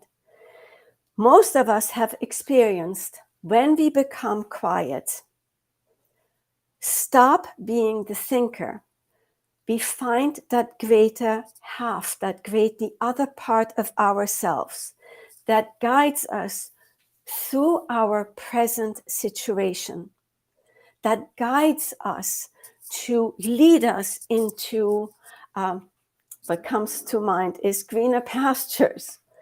Next slide. In calmness and meditative states, we go from the head mind to the heart mind, our true mind. And in this heart mind, through the heart mind, we connect to not only our higher self, but to the greatest self. Next slide. We access our higher spiritual self. We are our own spiritual guide. In quiet, we not only learn to ask, but most importantly, to listen. Remember that you are a part. The part of you is residing with you, in you, as you reside in that higher consciousness. But that other consciousness is not fully alert for a simple reason, because it's not all there, because part of it is here. We are not connected. Next slide. So we must connect our two aspects and reunite ourselves. To do that is to turning inward, to discovering and to pulling all that we are out of our self, and turn the individual self into perceiving ourselves as far more than we are. I take the next slide. To do this, we give ourselves guidance. We reinvest in our bodies. We strengthen ourselves, not empower, we strengthen ourselves. And yes, we empower ourselves too. We see the reality of this world as being part, an extension of that greater reality. Be going beyond consciousness and seeing, yet again, that all is one. I take the next slide. The ego not only creates and accumulates negative forms, but it also retains negative aspects of past experiences. There's this need of, in our experiences, how often do we do that? That when something happened, that we seemingly only hold on to the negative aspects, which in return pull us down, make us heavier. And by changing our reality and by changing the way we perceive it and changing the way we look at it, and in other words, looking at the positive aspects, we actually let go. Next slide. When we let go, we free ourselves. We become higher beings. We are becoming more flexible, healthier, and we set ourselves free by connecting our two selves. You will learn the truth, and the truth will set you free. The truth is that there is no separation. Next slide. That we are all one. Yes, when we reconstruct this bridge, that's right. When we reconstruct this bridge, we realize that we are all one, that we are not separate, and that building this bridge up is again through quietness, through going within to the heart mind. Next slide. And we become greater than we are. We realize we are all one. There is no separation. The ego is a construct of this world, and all the power comes from our inner strength of unity with all things, with our higher self and with God. Next slide. You are here for a reason, and that reason is to become aware of who you are, of yourself as being yourself from the aspect of I am that I am. You are a part of all that is. And knowing that and uniting our two parts will move us beyond this reality that we're experiencing here, beyond consciousness, and we will heal this world. Thank you.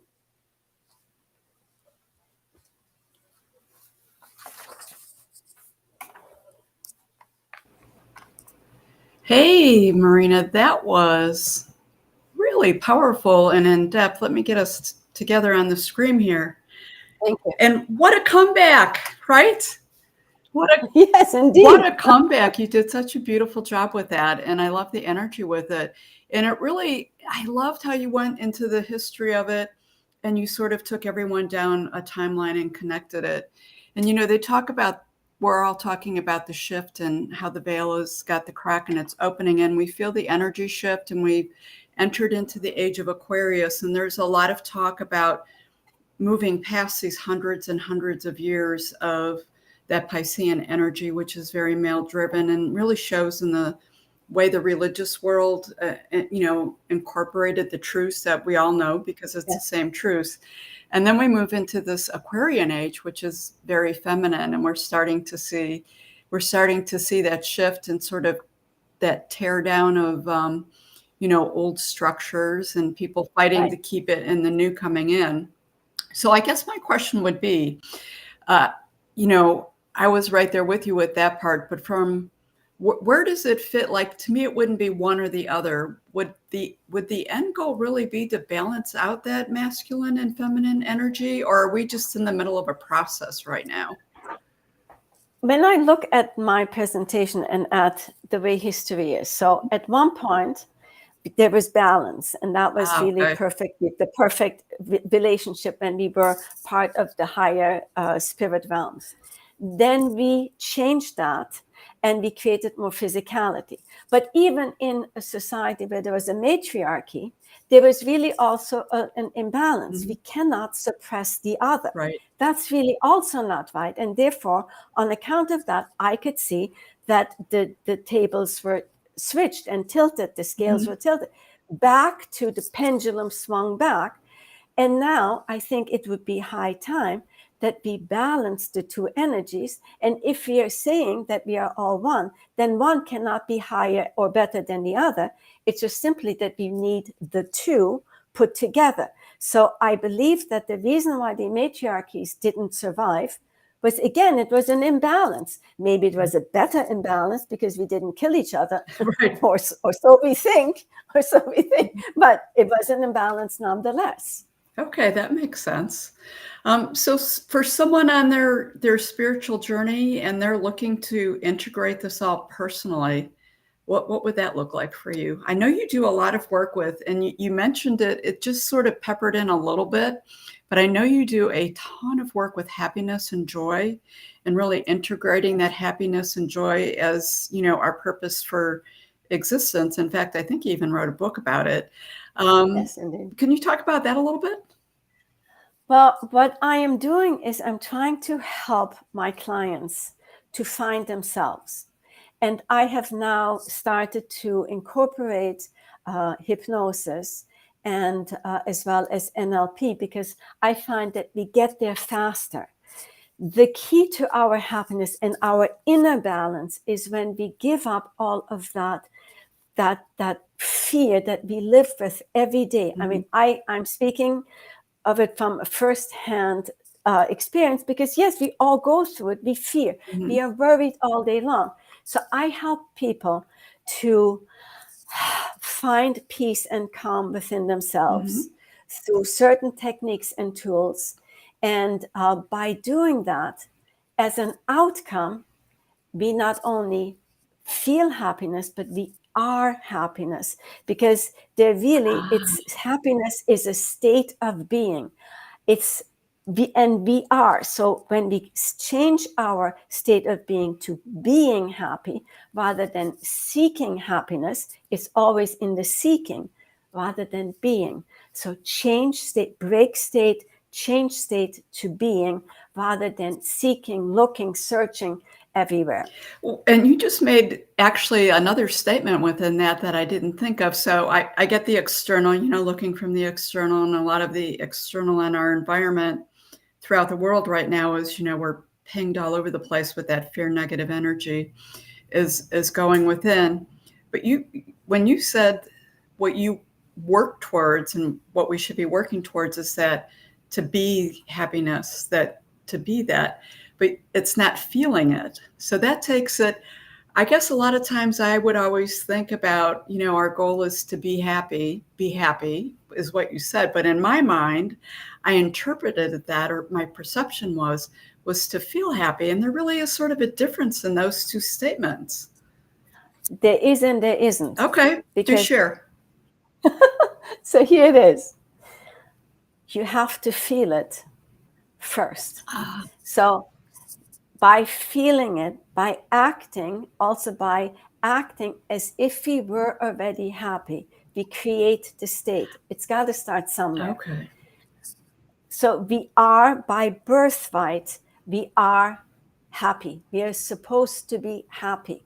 But through all of our physicality and our needs, some of that gets overshadowed, and we forget that, obviously. So by us creating this experience of excitement, of exuberance, law of attraction, we bring that to us, and then we become it. And it is not in seeking, but when you feel it, you are it. The seeking is the one where we get lost. In the pursuit of happiness, as nice as it sounds, but we're always pursuing. Instead, feel it already, become it, be it. I like it. Feel it, become it, be it. Beautiful. That makes sense. That makes total sense. Any last things that you want to share with the folks out there? The comments are, folks really were focused on all of the information and how you created that thread in the timeline. And then there was some comments on the balance, the importance of the balance. Yes. Exactly. Yeah. Any other last? No, I think that it is, looking at our world, I would say it is high time that we change our inner reality first, to change our outer reality, to understand that the place we live in is truly within our inner physical body, our inner self. And by changing that, the outer reality cannot do other than follow. I agree. That is our superpower. And with everything that's going on, a lot of times sometimes you feel like you don't have any power over situations, whether it be personal or something political or global. But in reality, it's exactly, I'm with you on that. When we change ourselves and we're putting out compassion, love, peace, really the light, it influences that is our superpower. And we really do have the ability to change the whole picture. Let's see, there's a couple other things. Oh, that is a bigger lesson to grasp. Junie says, thank you. That was an amazing explanation. So beautiful, beautiful. Are you going to be available later for questions and answers? I know some people are, some people when aren't. is later? 3 o'clock. 3 o'clock. Okay, sure. Okay. Sure, I'll be back. Okay. Thank you so much. You have a great day, and we'll see you a little later. Thank you. You too. Bye. Bye.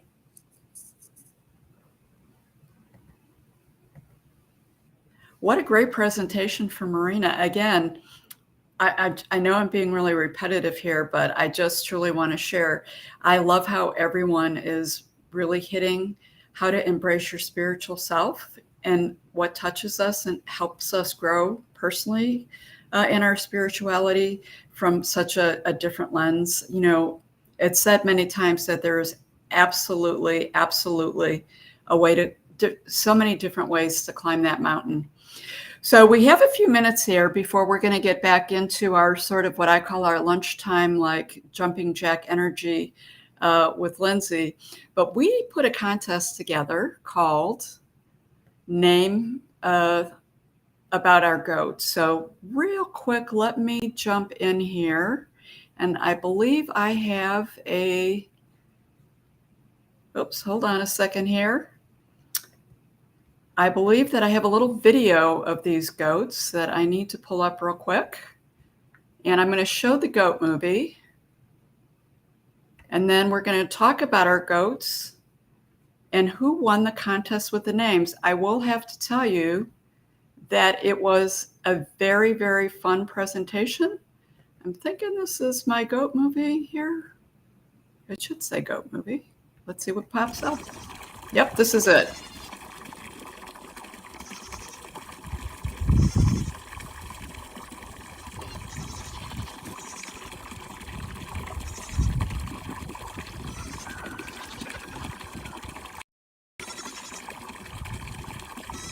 We're going to just jump out of that because the goat movie is coming up very darkly.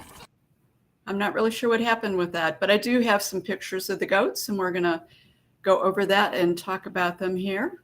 So we did a Name the Goat contest, and we have two of the goats most recently had two sets of twins. We had some other goats that had some babies earlier, and they all had beautiful names like Mr. Trudeau and Coco. And when these two sets of twins were born, it was like, you know, I'm sort of running out of names to name these goats. So at the top here, we have Crescent. So as you can tell, a lot of the original names for the goats are based on markings on their bodies. And Crescent had two bucklings. And then on the bottom here, we have Y, who had two does. So we put it out there. We had some different pictures with them. Let me see how we're going here. And a lot of people, oh, let me go back here. We jumped slides. So 2, let's go to 2. So this is Crescent and the girls hanging out. And let me see how we can do this. We had a number of people who put out different suggestions. So Kate really was focused on girl B being Louise. We had Karen in Oregon. She was talking Gemma, Ruby, Solo, Jax. Someone wrote in about Patches. There was a couple different people. It was Patches, Boots, Dusters. And I'm like, oh my God, these names are so absolutely incredible.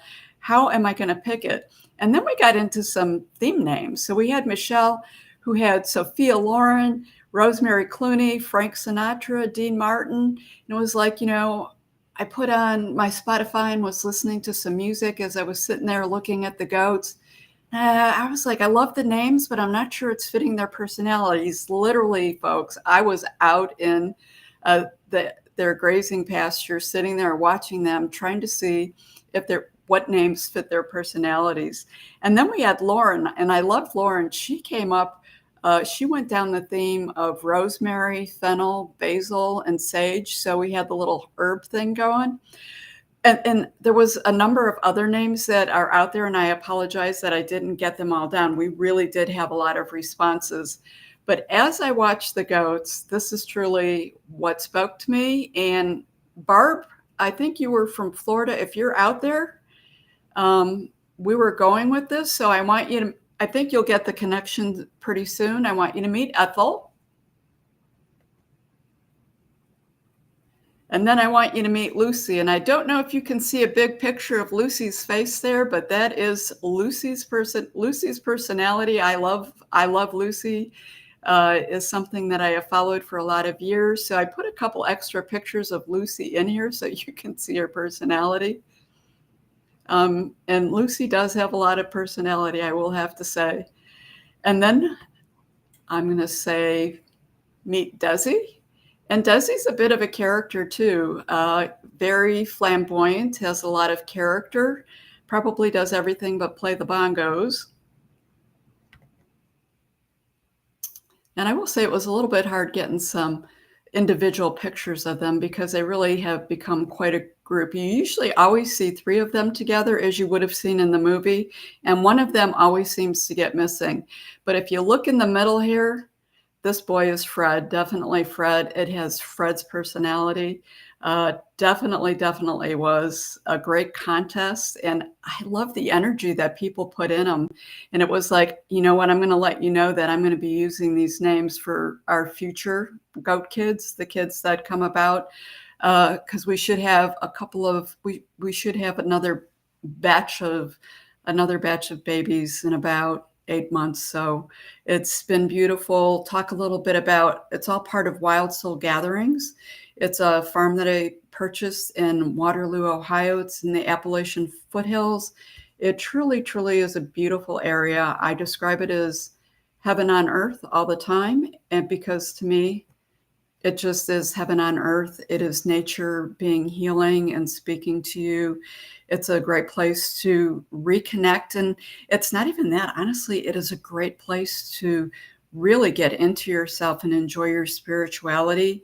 And it puts life in perspective. So it's like the farm is bigger than you are. And it just is easy to recognize that our existence is so much more on the farm. If you go to the website, wildsoulsgathering.com, we have a whole page dedicated to what's happening on the farm, both with the goats, the plants, some of the retreat readiness construction that we're doing. There's a little bit of history in there. So you get sort of a feel of the personality. We'll be posting a lot more stuff as we move forward with that. So it'll give you a sense of what we're doing in our other worlds. We are truly like everything in life, very layered and multidimensional, and Wild Souls Gathering. So we do this virtual stuff, the summit, the podcast, we have the physical property, the interactions, and the beautiful connections and retreats that are coming very soon for people to interact in a lot of different ways. So that being said, we have 3 minutes till our next speaker, Penny the astrologer, who is just such a high energy, lovely individual. And I don't know about you guys out there, but I need a little self-care. So we are going to do, oh, there it is. We are going to do a 2-minute self-care slide here. I'm going to put the music on, and everyone, you go do what you need to do to get yourself taken care of and get ready for Penny, because you can expect the unexpected with Penny, and she's definitely high energy.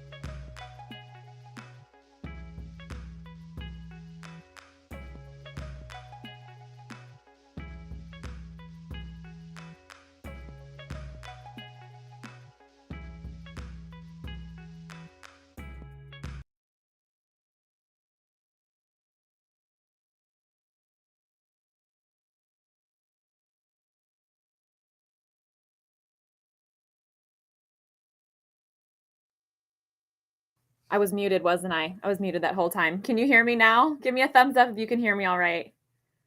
Mom, can you give me a thumbs up in the background? Thumbs up. Okay, we're good to go. So I was just saying that before Penny gets in, I am going to do a little high energy Give Dr. Sandra Marie a break. Mom, I can still see you there. Go do what you got to do. We're good here now. I'm going to get us pumped up.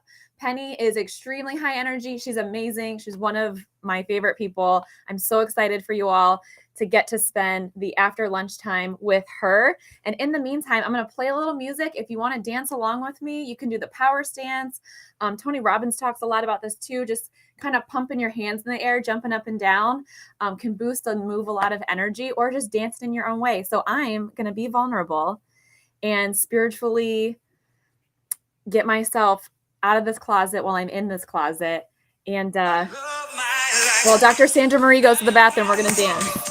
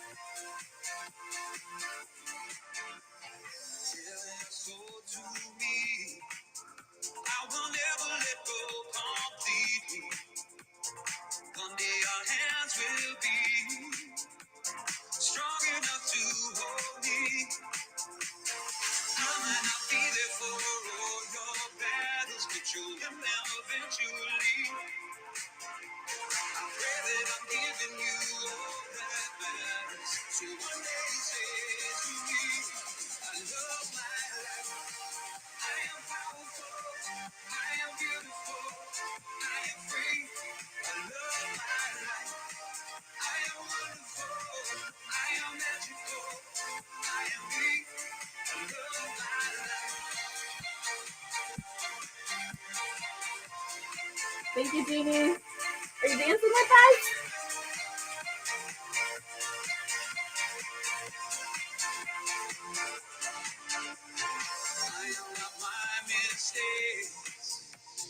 God knows I've made a few.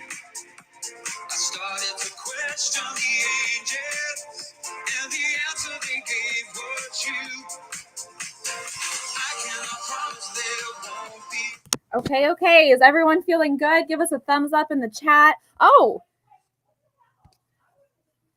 I can't hear you. You're muted.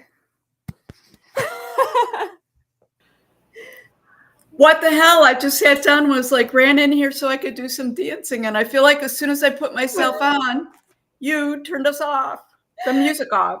I love it. I love it.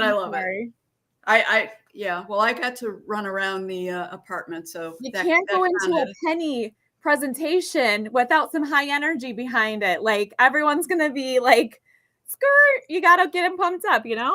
Yeah. And I'm going to go back to the...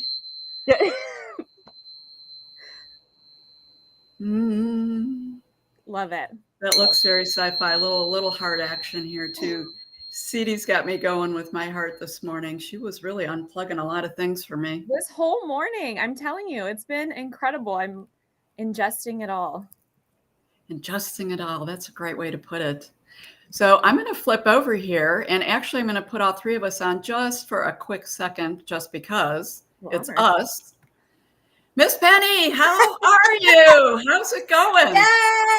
Yeah, Penny! Yeah. Lindsay, I haven't seen you in so long. I know. Oh I'll take virtual if nothing else. Yeah, there we go. There we go. Well, Penny, we've made it to Summit. We have talked about this summit for, honestly, I think a couple of months. Well, actually, we've probably talked about it for many months. And then when the decision was made that it was time to set a date and actually make it happen, certainly you have been one of my go-to people to have discussions about what that looks like. But before we get started, did you bring the book with you? So just so you know. It's backwards, I noticed, but it says Super Simple Astrology Guide. So that is one of the things that we're going to be raffling off to the people who are attending the summit.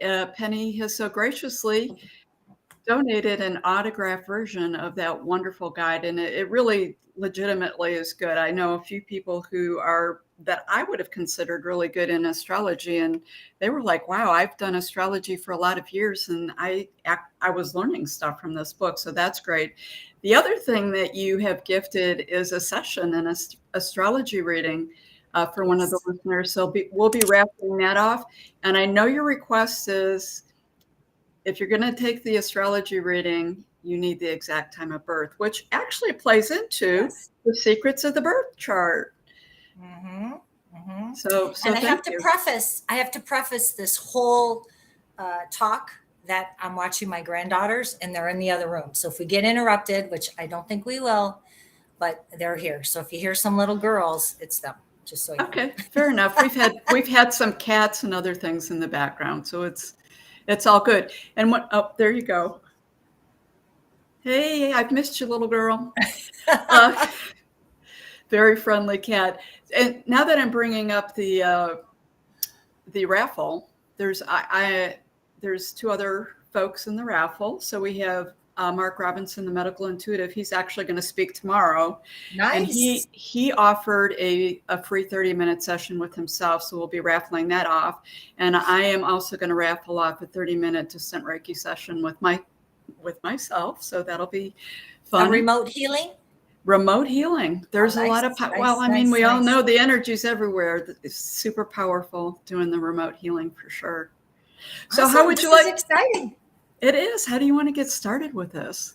I don't know. Whatever you want to talk about.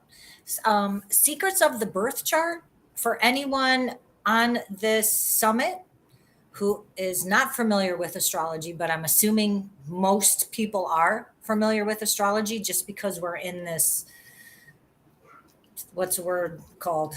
Anyway. It's the community. It's a community. This community, someone else brought something up, and it was like, well, if you're watching this, you're in the community, this would be something you would be aware of. So my guess is most people are aware of the astrology, but what I don't know that everyone's aware of really their birth chart and what it is. So well, most people, just to start off real simple, most people were raised with their sun sign, whether you're a Scorpio or an Aquarius or a Pisces or a Leo, but that doesn't tell everything about you.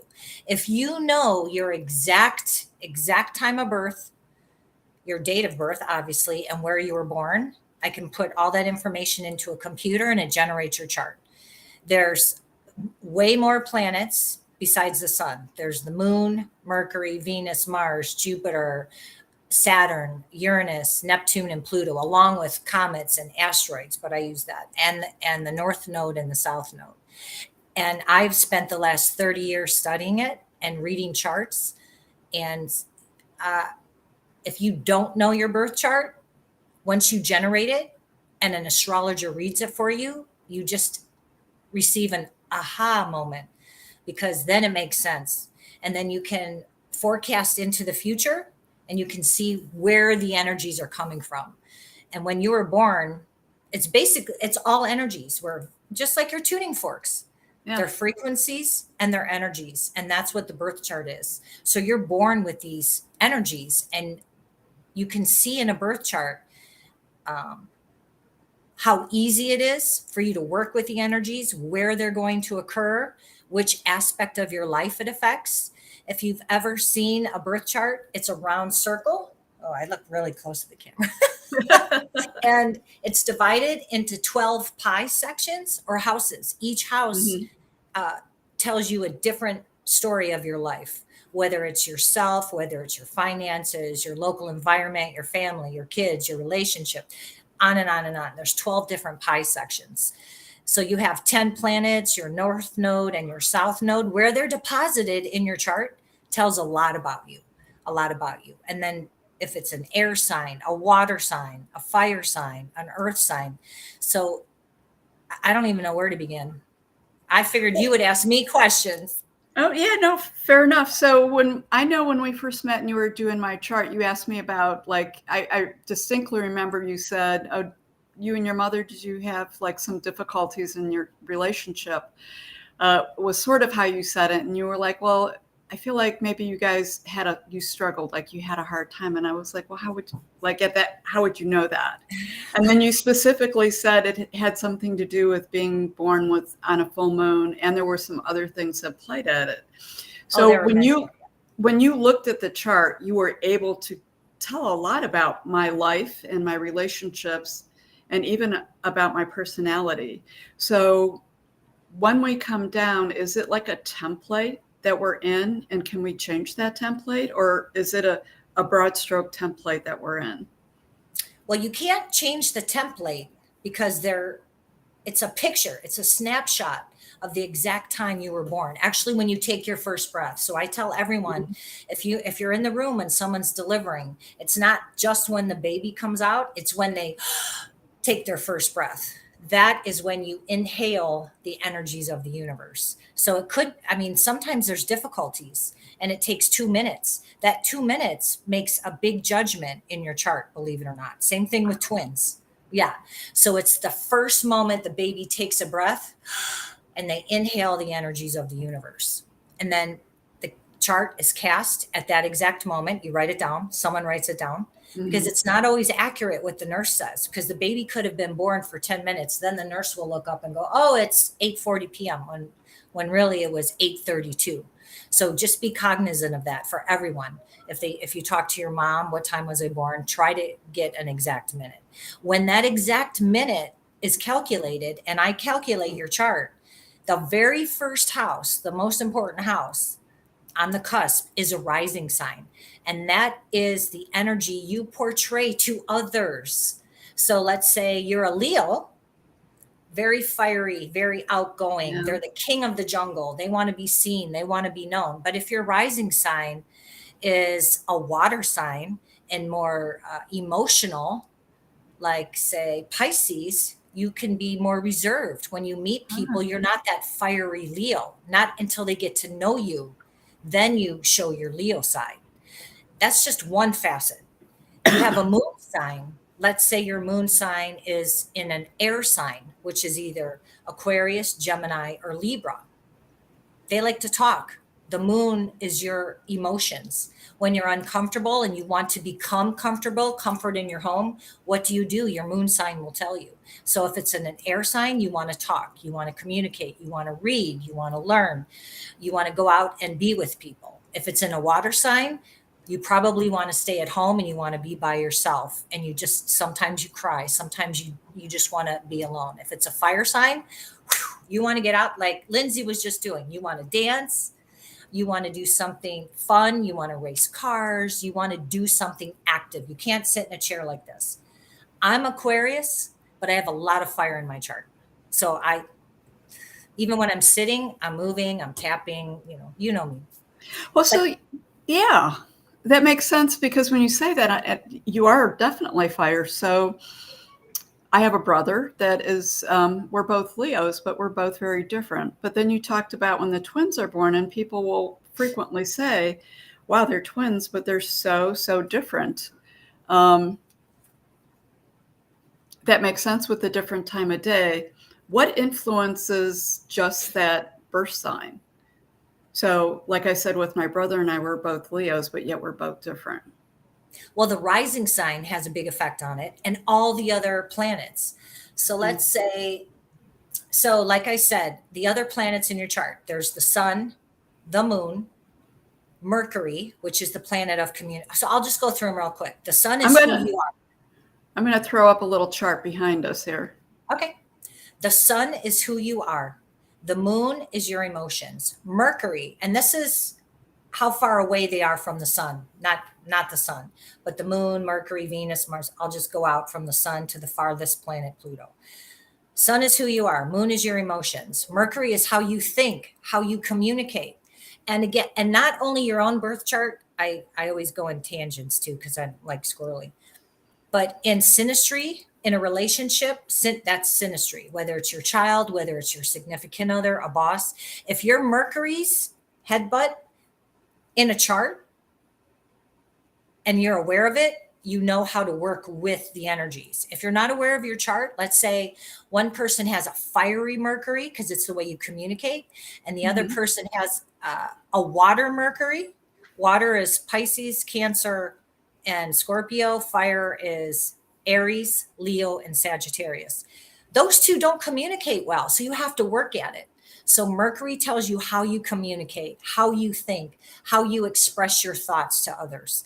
Then there's Venus. It's how you love, what you do love, things that you admire in others. Venus, it's relationships. Mars is your energy, how you exert yourself, how you go after what you want. I'm fire Mars. Mars is fiery to begin with, that planet Mars. So when you have a fire Mars, you're extra fiery. If your Mars is in a water sign or an earth sign, it's not as, well, it's not fiery at all. And anyway, Jupiter is the planet of abundance. It's the good luck planet. It's the largest planet in the solar system, but wherever it is placed in your chart, in what house is it located, that's where you have no problems in life, unless it has hard aspects. And I'll go over that in a little bit. But usually you have good luck in the house where Jupiter is located.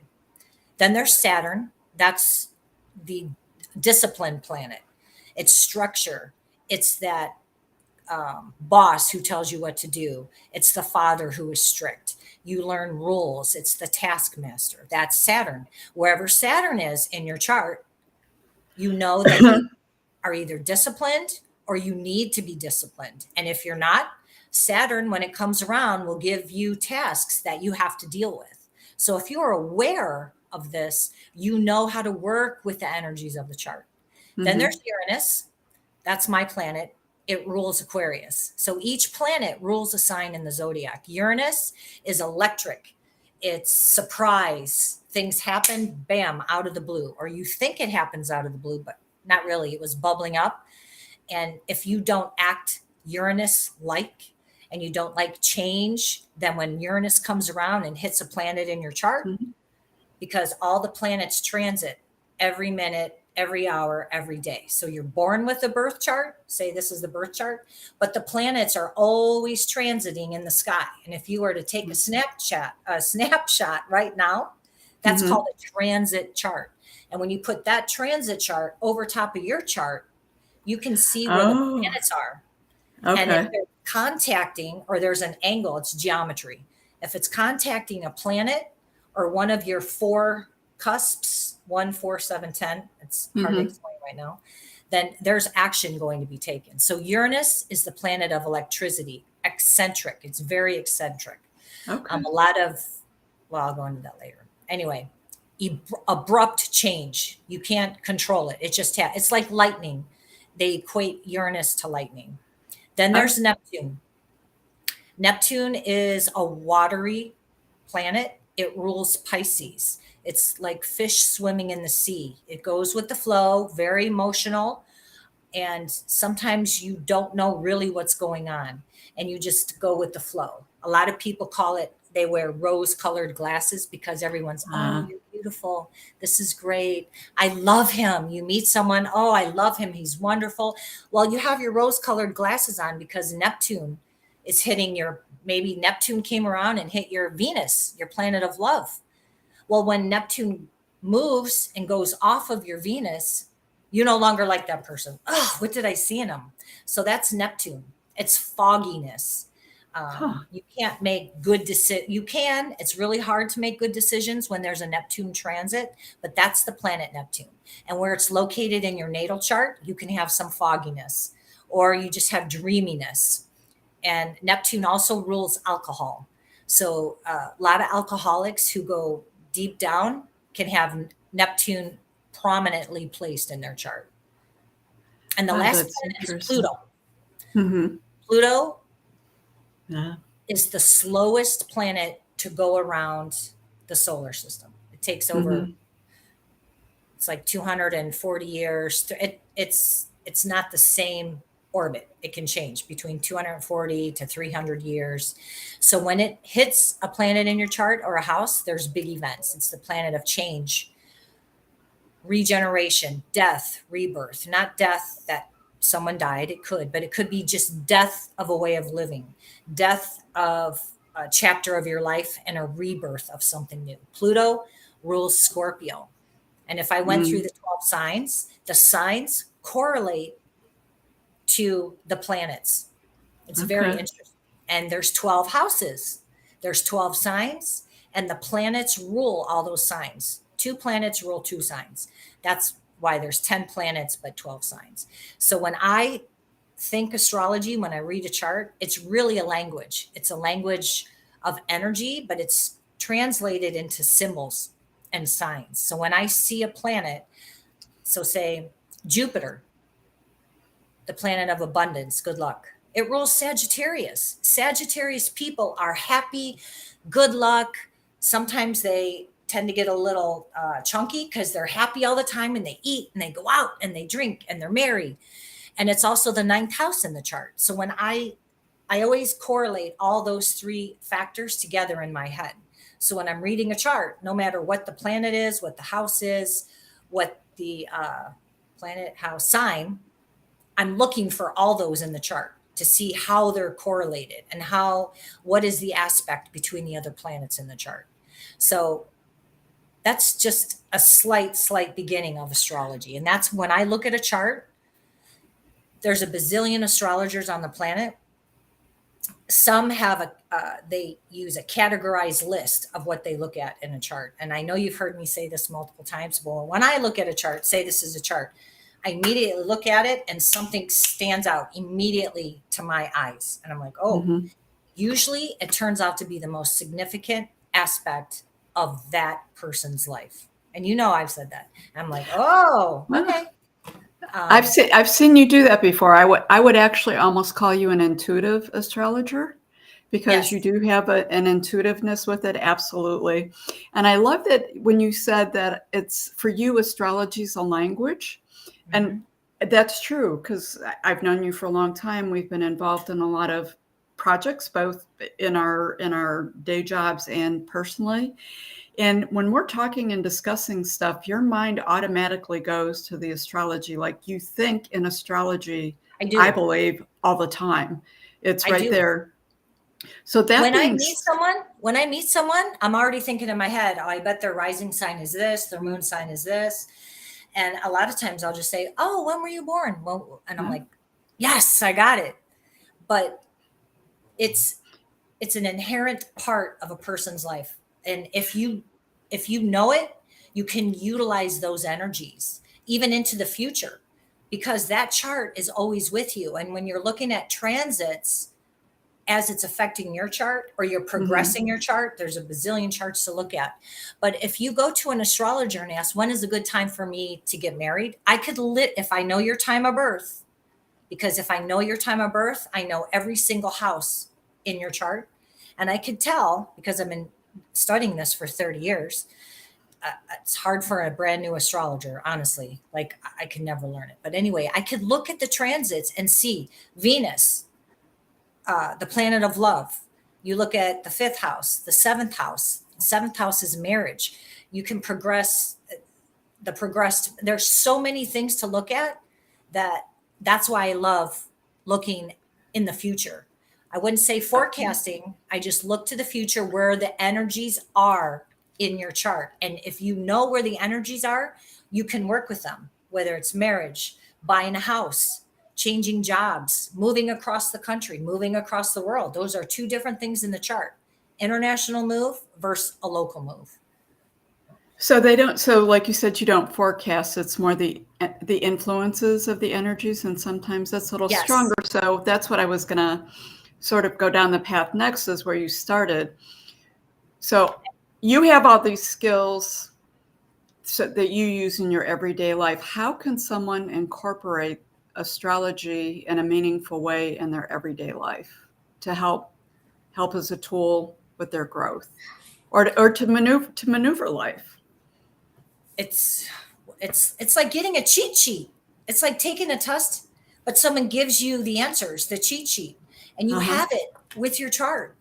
If you go to an astrologer and they there's a lot of charts. You can't just look at your birth chart and go, Right. okay, I don't understand it. The birth chart is a snapshot of your natal energies when you're born. When you progress that chart, or solar arc returns, or you use a transit chart, there's all kinds of forecasting techniques.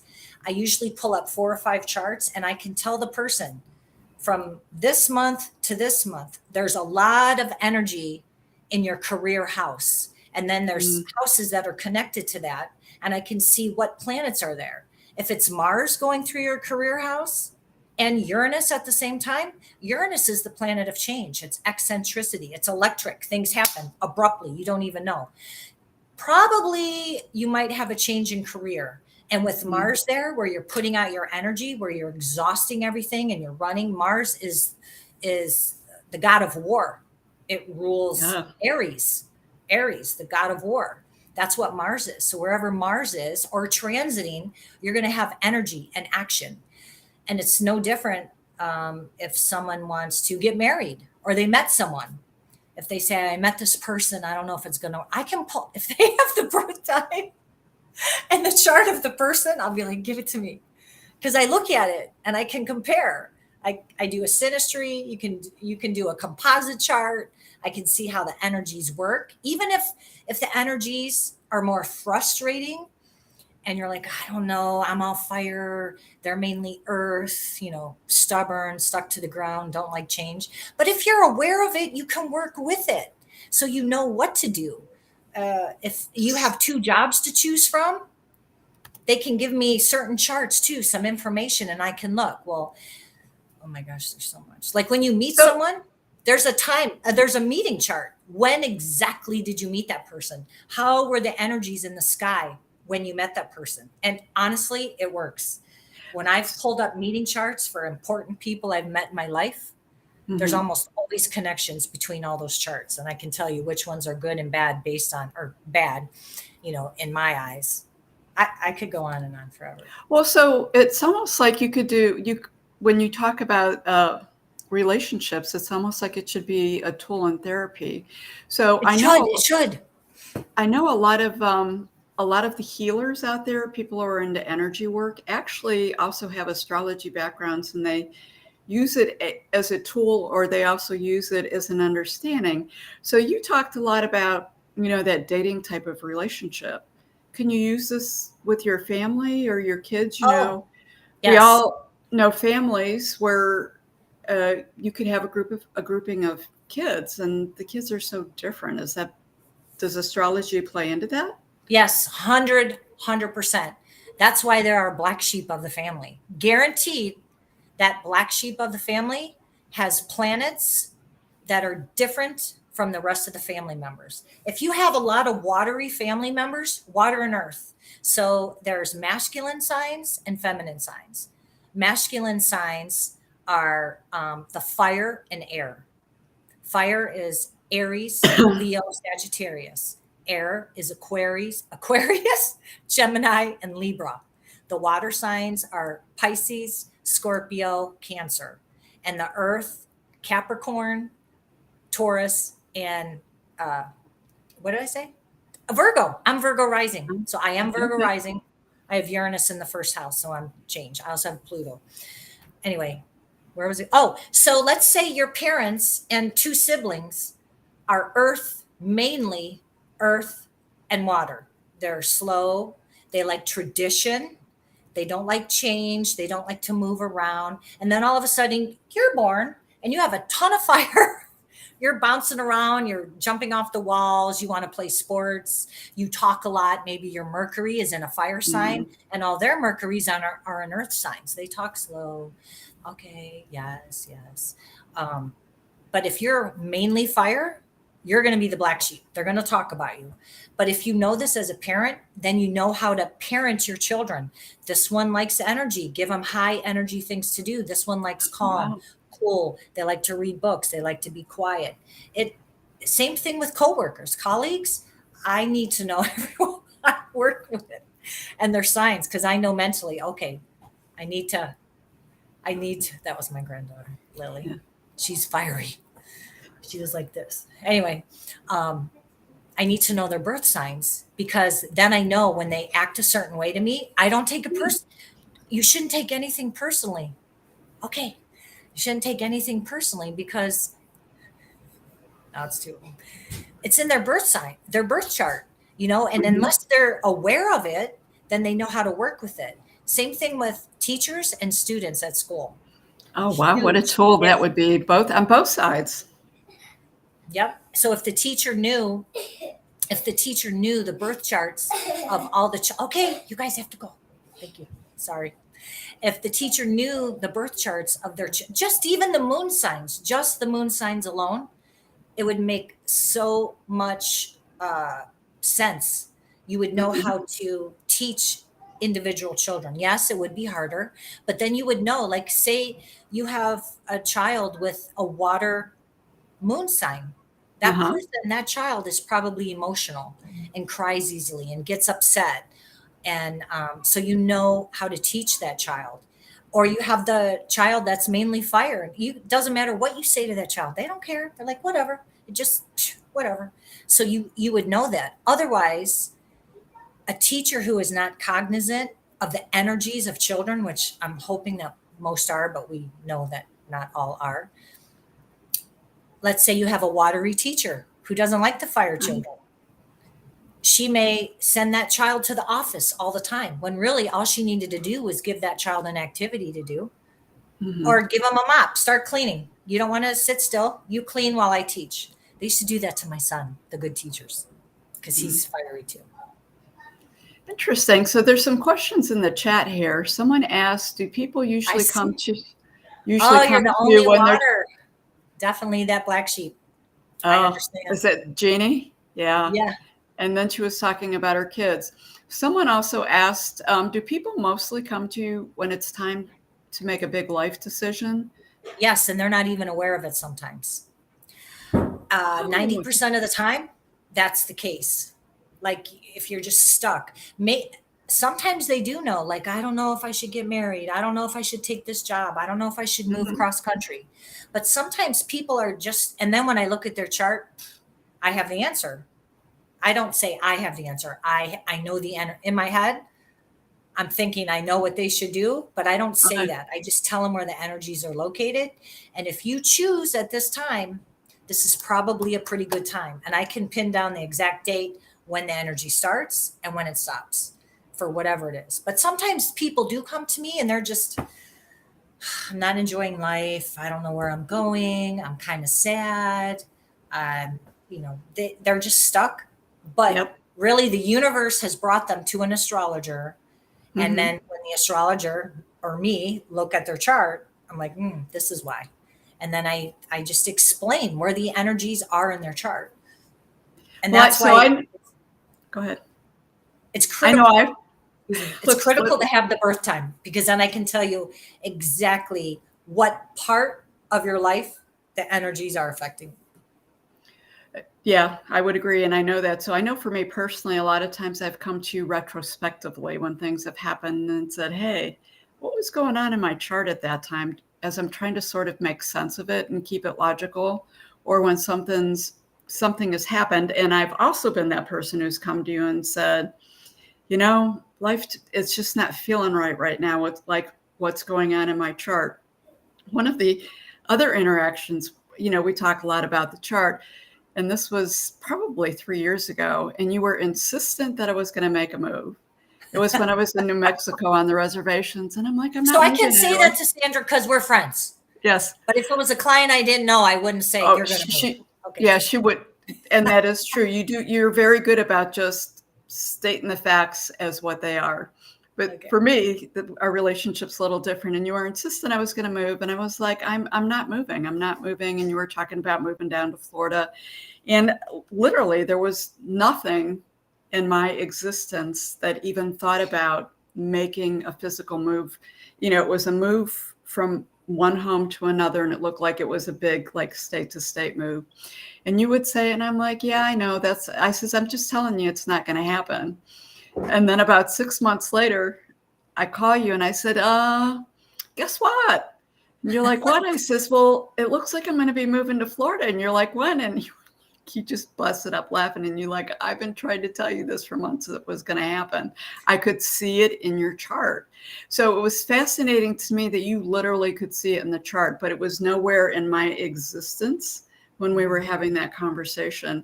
And it really reinforced, because I tend to be a doubting Thomas about a lot of things.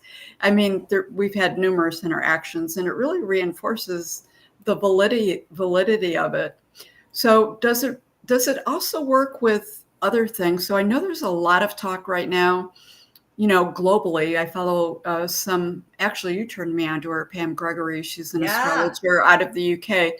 So there's a lot of talk about what's happened in history, and with Pluto, you talked about it being like 200-300 years. So there's some things that are happening right now that haven't happened for 200-300 years in the astrology that seem to be significant with what's going on. So does it cross over into like all of these different existences within the planet? Yes. So in the sky, where the planets are, those do affect every single individual in a general sense, like where Pluto is now. For instance, the United States, when they sign the documents to make it the United States, there's a birth time for that. Well, Pluto was at a certain sign and degree when they signed those documents. Well, the United States just had a Pluto return. It's been a couple hundred years. That's significant. But that's the United States, but it's also affecting everyone. And say your individual chart, Pluto in the sky is at the last degree of Capricorn. It takes 20-25 years to move through one sign. So when it goes into a new sign, it's going to make major changes. When it first went into the sign of Capricorn in 2008, guess what? Housing bust. Everything went. Capricorn rules big government, finances like that in the government sector. Housing, that's what it rules. Pluto went in and it was death and rebirth. Now, Pluto is moving into Aquarius. Aquarius rules AI. It rules crypto. So now we're going to see a bunch of AI and crypto stuff with Pluto for the next 20 years until, I don't know, 2024, it's in there officially. It moved in Aquarius, moved back into Capricorn because it goes back and forth a little bit. It's called retrograde. So right now it's still back into Capricorn. So anyone who was born at the last degree of Capricorn and their sun is at 29 degrees Capricorn, which would be about January 19th, they're having major, major, major changes in their life. I just know that because of where Pluto is in the sky. Now, if I knew someone, actually I do know someone, but I haven't talked to her in a couple of years, I could look at that individual's chart and look to see where Pluto is. Well, it would be conjuncting. That's the word we use when it's right on top of, same degree, another planet in the chart, conjunct. Pluto would be conjuncting this person's sun, and I could see what house it's in, what and geometry, what aspects it makes, the degrees. I haven't even talked about aspects.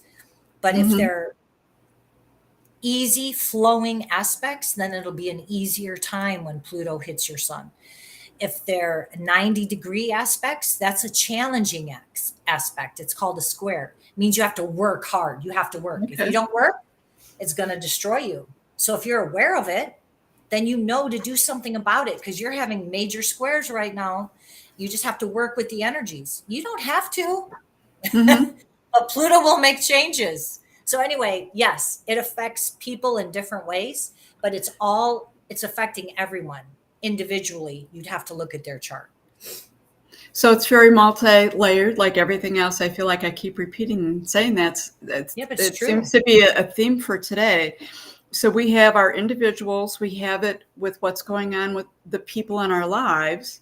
We have it in our environment. We have it with our major events, such as marriages and other events. And then everything that exists has a birth time, which has an astrology with it, which has a geometry that goes with it, that rules the influences of that time that are going there, right?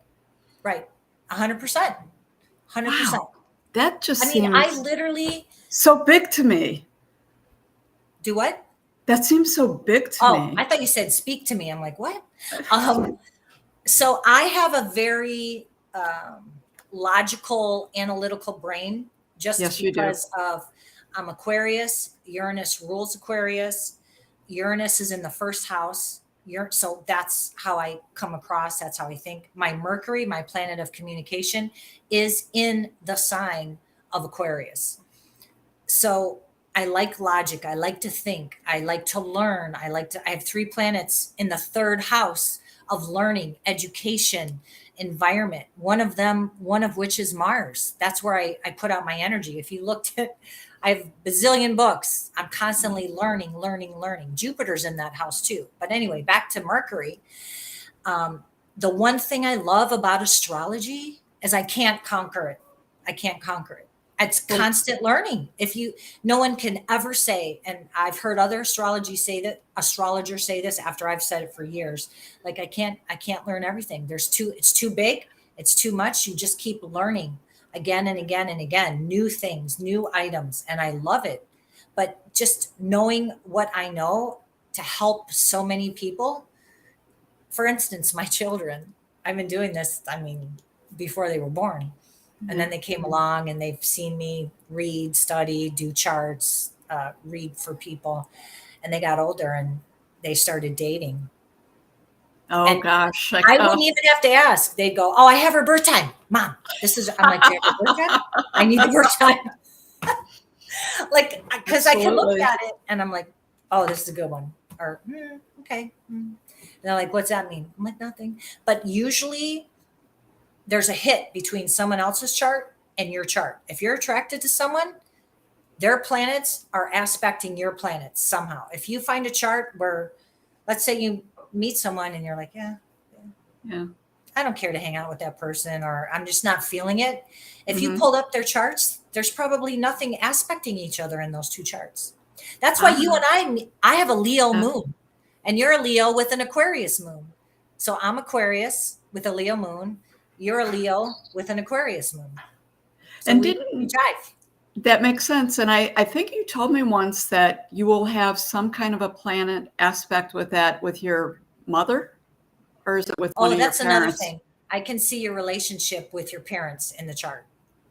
And it's not just a full moon, baby, but you look at the 4th and 10th houses. The 4th and 10th houses represent your mom and dad. It's typically the mom is the 10th house and the father is the 4th house. Some astrologers say the opposite, because the 10th house is career, the 4th house is home, but really the mom is who shaped you most of the time. The 10th, every chart I've pulled, the 10th house always signifies the mother, and the 4th house is the father. Anyway, you look at those 2 houses and the sign on that house. My 4th house is Sagittarius. My dad's a Sagittarius. My 10th house is Gemini, and my mom's moon is Gemini. Okay. But you look to the ruler also of those houses. Like Jupiter rules Sagittarius. Where's Jupiter in my chart? It's in my 3rd house in Sagittarius, conjunct Mars. And my dad's full of energy too. He's a typical Sagittarius.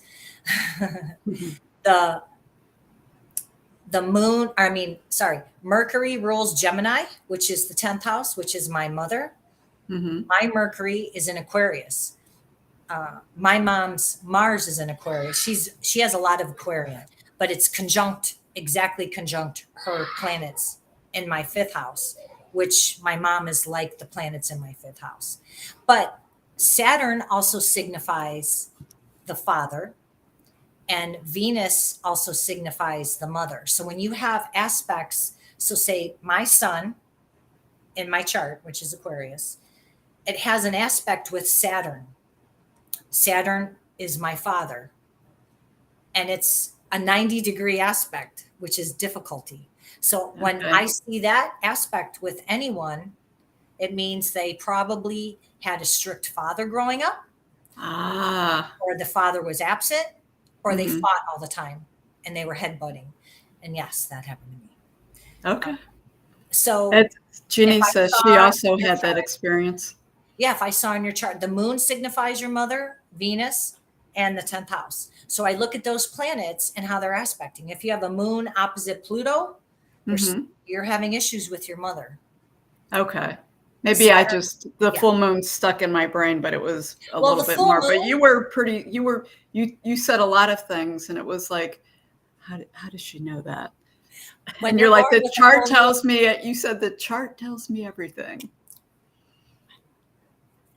I'm not done. You guys have to go. They're over there going like this. The full moon, if you're born with the full moon, it usually means your parents were headbutting during your pregnancy or during your birth. Your parents weren't getting along. I know a lot of people don't want to hear that. It's probably 99% true. So if you're a full moon baby, I can look at it and go, your parents weren't getting along at the time you were born, or you were conceived, or during the pregnancy. So I'll be point blank with you. I'll be very transparent here. You had asked me, like, because my mother said I was born at exactly 5, and you're like, no one was born at exactly on the hour. People just say that. And I said, she is specific that I was born at 5 a.m. in the morning. Someone's got to be born at 5 a.m. in the morning. That she had taken a taxi to go to the hospital, and that she was delivering in the taxi. And you had asked me, like, at one point you were like, well, where's your father? Where was your father? And I was like, I don't know. I was a baby being born. It just never even struck me as I heard this story of me being born in this taxi all these years. So my brother texted me literally a couple of months ago, and he goes, do you know that you were born on a Saturday morning? It was the day of the week at 5 a.m. And I said, oh, that all makes sense why Mom had to take a taxi. Dad was probably out drinking, because he always went out drinking on the weekends, and he just wasn't available. So when you share that, when I went back, because I never really pursued the why or how this happened, because for some reason it wasn't important to me, but it just recently came up in my life, and there was stuff going on, and I can tell you that you're spot on with that. It's astrology, not me. I just learned it. Well, so when you talk about not learning, there's way more to look at in the chart. Yeah. So when you talk about constantly learning, I see astrology, even though, we talked before, is it a math or is it a science? It's very math, very geometry, and it's involved. I think it's like every other living thing, that it's not finite. It's constantly evolving and growing and transforming consciously as everything else. So you're always going to be learning. There's always going to be more stuff and things to learn with that. So North and South Node, what do you think? Oh, amazing. I love it. They're not planets. They're imaginary points. It's an intersection in the sky, how you calculate the nodes. So it's not like an actual living comet or asteroid or planet. It's when the nodes of the moon, well, it's hard to explain. There's an ecliptic when the moon's traveling, and the nodes, there's a north node and a south node. And you follow those nodes, they change signs. You can hear me, right? Yeah. Okay. Every 18 months. And last week, they just changed signs, and about every 18 to 19 years. So in your lifetime, you'll hit maybe 4 times the nodes change signs. The north node is the direction where we're going. The south node is where we came from. We're releasing energies from within.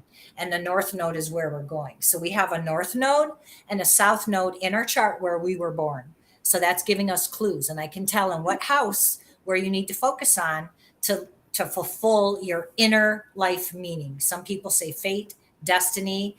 They're the nodes of fate. It's more of fulfilling your inner life meaning, where you're like, I feel good. I feel good. If you follow your north node and you release some of your south node. In the universe, it's affecting everyone when the nodes change sign, because the last 2 signs they were in, they're always exact opposite, 180 degrees. They were in Taurus and Scorpio. Uh-huh. Scorpio was the south node. You were releasing like big time death, rebirth. Pluto rules Scorpio. So I think of Pluto, 8th house, Scorpio. That was the south node. We released a lot of things that were no longer good for us. Well, now, after those 18 months, the nodes have moved into Aries and Libra. The next 18 months are going to be relationship issues for everyone. But to see how it affects someone individually, you would look at their chart. The North Node is in Aries, which is fire. It's making us go after what we want. And the South Node is Libra. Libra rules relationships. So we're going to be releasing relationships that no longer work for us. And we're going to be bringing in new ones with Aries, with Mars the ruler. Mars is the ruler of Aries. So I don't even know if I said that before, but in my head I was thinking it, because Aries and Mars to me are one thing. Mars rules Aries. So this is interesting. We have someone in the chat who's watching us right now, and she said hers is just the opposite.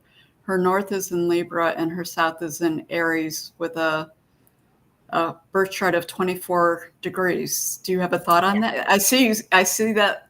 See, I know you. I see that look on your face. So I know there's something there.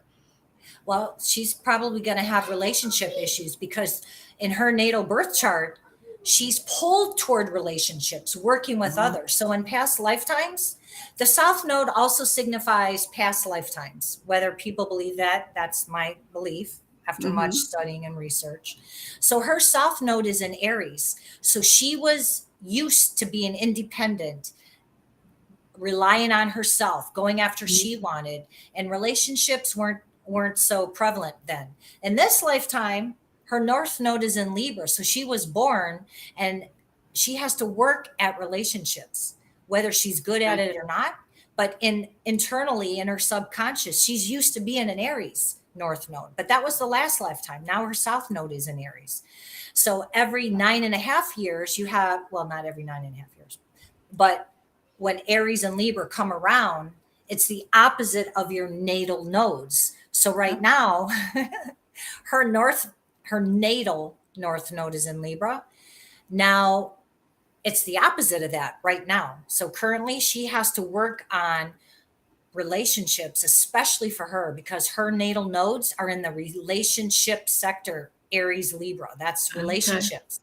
So when you're born, you look at the nodes and you can tell the sectors. My North Node's in Aquarius. Like I'm meant to be Aquarius. I'm meant to do Uranus and Aquarius. They're together. They rule astrology.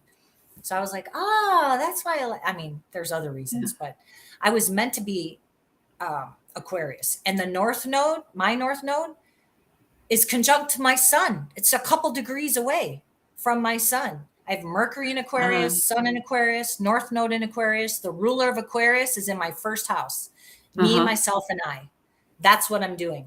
I'm different. I'm eccentric. I'm independent. And it's all in my first house. And all of those Aquarius planets are expressing themselves in my first house. So you always look to the ruling planet of that sign that you're looking at. Where is it placed in your chart? If it was placed in my 10th house, then career, all of those energies would be in my career, which it kind of is. But if it was in my 4th house of home, maybe I'm working from home. Maybe I'm working or not working. Maybe I just have an eccentric house. Maybe it could be a hippie shack. I don't know. So you look at the ruling planet of signs too. But for this person, can everyone see this chat? I don't know that if it's on the overlay or not, but I think they can. Okay. I'm just saying, because she's stated she's learning to trust in relationships. Yeah, that makes total sense, because wherever your North Node is, you have to work at that, because you're not used to that sign. I am, because I have other Aquarius planets. So for me, it's easy. But this particular person is used to Aries, being dominant, being strong, being fiery, going after what she wants. You can't always do that if you're in a relationship, because they hold you back. So now when your North Node is in Libra, you're like, oh God, I got to work with this person. I have to get married. My daughter has that same thing going on. She's North Node Libra, South Node, Aries, and it's hitting her too. So Penny, it truly, it's hard to believe that we are hitting an hour here. I know. I'm going to Sorry, I actually could talk for Well, I days. feel like we just started talking, and I guess that's probably why when you and I get together, it's 5, 6, 7 hours later. I'm going to pull Lindsay in here, but Lindsay is, she's one of the people on the Wild Soul Gathering team and she's been helping out with the summit, but she also does the real estate. So Lindsay Jean, the real estate queen, would like to know if you could use astrology for buying a house. Of course. Yes. Okay. You mean for me? Let's say I'm looking for a house. Can I look at astrology? For anyone that wants to come to you to know when is the best time for them to close on a deal or to buy a new house or to move. Oh, the best time to close. Yeah. Yeah. Sandra and I did this too. Yeah. Yeah. Well, you don't want to close on a full, there's certain general characteristics, like don't close on a full moon, don't close when Mercury is retrograde. You don't want to sign any documents, any contracts when Mercury is retrograde, because all your RE words, redo, revisit, revise, will probably happen. If not immediately, then later. So when you're closing, just try to hold out, because Mercury's going to go retrograde very soon. I think it's in its shadows, like in the next week or so. So if I started the process, like say I have a client that's already in the process of closing, and then the actual closing day is during Mercury retrograde, does that make a difference? No. I always thought it did. I recommend not signing contracts during Mercury retrograde. It lasts 3 weeks. So you can, there's free will. You can do whatever. But if it was me buying a house, I wouldn't sign during Mercury retrograde. But if you do, then you want to look at what's going on in the sky. If it is Mercury retrograde, don't sign. Well, Venus is retrograde. Yeah. Venus is your values, your beauty. Right. Like I definitely wouldn't sign when Venus and Mercury are both retrograde. I wouldn't sign when there's a full moon at the same time as Mercury retrograde. So yeah, you have to look at that. Astro.com gives free charts for everyone. Astro, ASTRO.com. Yes, I played around. Oh, sorry. No, I'll add that to the show notes. I'll add that to the YouTube and into the links. Yeah. I mean, there's other things to look at, but signing contracts are 8th house, even though it's the Pluto house and the Scorpio house, it's contracts. So if it was me looking for a client, I would look at their individual birth chart if we knew the exact time of birth. And if they have difficult transits going through their 8th house, then I would really wait, and then on that particular day. And then you can draw a chart for the time you're going to sign. Same thing with weddings, by the way. You want to get married on a good day. Listen, so I officiated my uncle's wedding, and he was like, listen, it has to be started between this time and completed within he had it down to 20 minutes, I think. Or 30 minutes. I told them. You probably did. You probably did.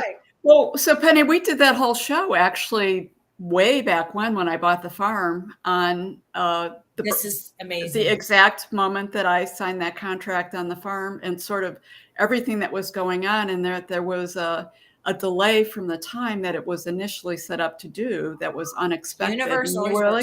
The universe works that way. And it was incredibly positive to support the Wild Soul gatherings and the retreats. And it was like an overwhelming, beautiful thing in so many different ways.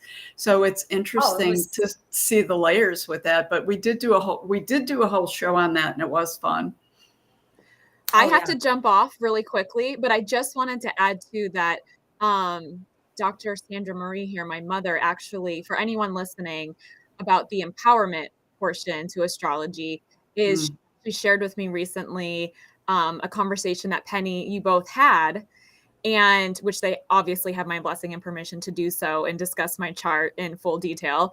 And coming out of a really dark period of life the last, 8 months to a year or so, for me personally, I started having a conversation with my mom while she's been around recently. And she was like, well, Penny shared some information with me about your birth chart. And when I found that out, Penny, this was 2 nights ago, it was the most validating feeling, because I don't live my life based on, what's necessarily happening. I think it's a great tool. And so we had just had this conversation about astrology, and then she told me this, and I was like, this is one of the benefits of it, because as I transition out of that period, which heard word on the street is I will be in that period coming out soon, thank God. September. It helped me really see. I know it. I remember. And my lease ends in September. I was talking to your mom a lot. Yeah. September. I'm out of here August 31st. Where are you going? It was really a relief. We'll talk offline. Oh. So literally you were spot on. I told you, Sandra. Yeah. So literally, but just coming out of like a really dark night of the soul, I've been searching and like craving like an understanding. And my mom was like, it's in your birth chart. And I'm like, I got to talk to Penny. So I have to jump off for 5 minutes. I'll see everyone later. Thank you, Penny, for everything. Bye. You're amazing. Bye. Love you. You know, so I'm just going to say that. So real quick. That was an unexpected. That Yeah. was an unexpected, part of the conversation, but it really speaks to what a tool it can be used in your spiritual journeys and what you're doing. And it actually gave her a sense of relief and peace, because she thought it was something she did. Like, she didn't recognize that influence of it. And it was very healing. I'll say it was very healing, but I'll let you finish with that. Well, that's another tool it's used for. Not just because people are curious, but the dark night of the soul. I've had lots of friends and family members over the last 30 years that have come to me, and they're in a deep, dark place. What do I do? Where do I go? And I pull up a lot of, it takes hours. I mean, not really. I pull it up, but then I go over everything for hours. Yeah. And I can give them guidance. Like, if it was me, this is what I would do. These planets are here. This planet is here. This transit is happening. Your progressed moon is crossing this angle. This is going to happen. This is what I would do. And it helps them. It helps them, because it's really, like I said at the very beginning, everything is a vibration, a frequency, and energy. It's just learning, where are those concentrated on in my life right now? What do I do? Because we don't know unless we know astrology or someone's telling us, and you just feel frustrated, and you just have all of these emotions in your body until someone tells you, release it over here, release it over here, let this in. And it's peaceful, just like Lindsay just said. Yeah. Like the other part is, it wasn't even a matter with this particular thing, what would you do? It's just that this type of energy or event of this type was going to happen. Like, you didn't make it happen. It was in your chart. And sure enough, it did happen. I guess just like me moving from one state to the other after I insisted I was not going to do that. And then it happens. Because there are certain events that are almost 99% something will happen in your life. And Sandra knows, I've talked to her, but I'm not going to bring it up now, because it's a whole nother topic. But I can look at a progress chart, solar arc, and tell these events and actually give a time frame, like a true time frame. And you're there. So we've actually gone over our time, and I see Nikki in the green room back there. No, don't apologize. This was like, I have to go anyway. My granddaughters are waiting. No, I hear them. So I want to thank you. But the other thing I want to talk about, and I don't know if you're going to be available for the questions and answers either later today or tomorrow, is that you and I are going to actually do a session tomorrow that recreates a podcast episode that we did on our thoughts and our words create our reality with things. And I recently told you that, the podcast is like just going off the charts. But what I realized recently is I'm getting a lot of hits on old episodes. And I shared with you, I said, it's really crazy. This episode we did, which was really one of the initial ones, is all about the thoughts, words, and what we create with our reality. And all of a sudden that show is like getting a lot of listens to it. And you were like, wow, that's great. Let's do a session for the summit. So that's something that the listeners can look forward to. That's tomorrow. So they can look forward to that tomorrow. And I'm really excited to do that. Get back together. I miss this energy of doing these things. So I'm so happy. Thank you. Thank you. Thank you. Thank you. I love everyone. This is amazing. And I will see you tomorrow. Okay, talk to you tomorrow, Penny. Thank you. And Bye. tell the girls I said hi. I will. Bye. Bye. Wow, what a session. It is so good to get back with people that you've worked with so much with these different modalities and really share them with people and bring that personal experience. I think that adds a whole different dimension to astrology and how you can use that. So right now I have Nikki Ackerman, and I'm just going to bring Nikki online here. Nikki, how are you? I am wonderful. How are you? I'm good. I'm loving that tapestry. Is that like a spiritual design behind you? It's just a quilt I did with my aunt. Oh, well, that's interesting. You know, I'm really into sacred geometry, and it like pops up and it catches my eye immediately. Yeah, it was just a pattern I found. I thought it was really pretty, and we decided to work together and quilt it together. So a lot of mindfulness went into it. So yeah. Well, let me do a proper introduction. This is Nikki Ackerman. She is a Reiki master teacher. She does a lot with Reiki and the Reiki energy.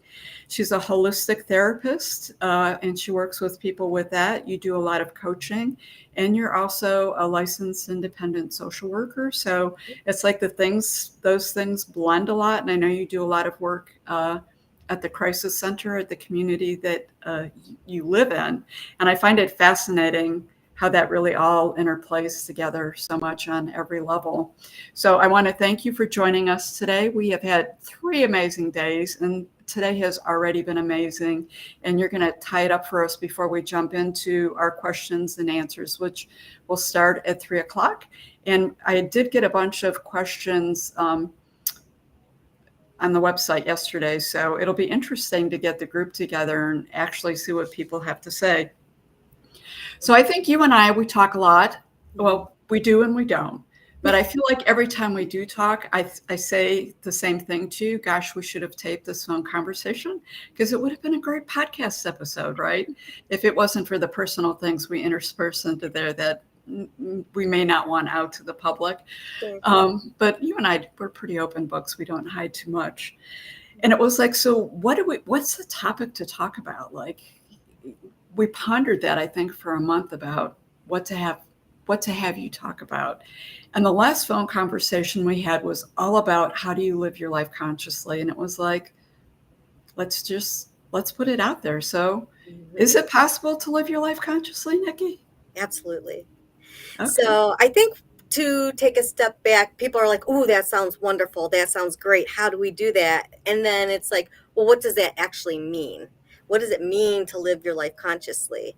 And so if we take a step back and we start thinking, okay, well, to live a life consciously, we're living in more awareness, awareness of our behavior, awareness of what the thoughts coming into our minds, the awareness of our interactions with people, and just what we're doing in day-to-day life. And I feel like I have been practicing this probably all my life, but very mindfully, I want to say, especially since 2017. So I felt like there was this divide in my own life when I was still working full-time with the crisis center, as well as running this business here. And I'm like, well, how do I bring this consciousness of my holistic life of the business into the realm of this world of crisis? In my mind, I had really boxed them off in separate categories. And we tend to do that in life. It's like, okay, I'm wearing the hat or the role as a mother. I'm wearing the hat, the role of a holistic practitioner. I'm wearing the hat, a role of a manager of a crisis team. And it's like, okay, well, can we really bring our authentic selves with that divine purpose that we have that's within us into each realm, so it's not so boxed off and there's more of a seam that goes together? And so through practice of mindfulness work and just being aware, that started to help me to be able to integrate a lot of how I function in both arenas in terms of work. So I think one of the things that has helped me tremendously is meditation and getting into meditation. And then as I started diving more into my own spirituality in my own life, then I started realizing different thought processes and really diving into the idea of energy, which is a whole broad concept in itself. But when we recognize that our thoughts are energy and that our emotions are energy, that's what actually creates what out pictures in our life. And so if we are able to notice those thoughts and capture those thoughts, without judgment, just kind of recognize what we notice when with our thinking and what we're noticing with our feeling and how it's serving us. So that's one way of jump starting that whole process. And then it ends up taking you diving deeper into your own life.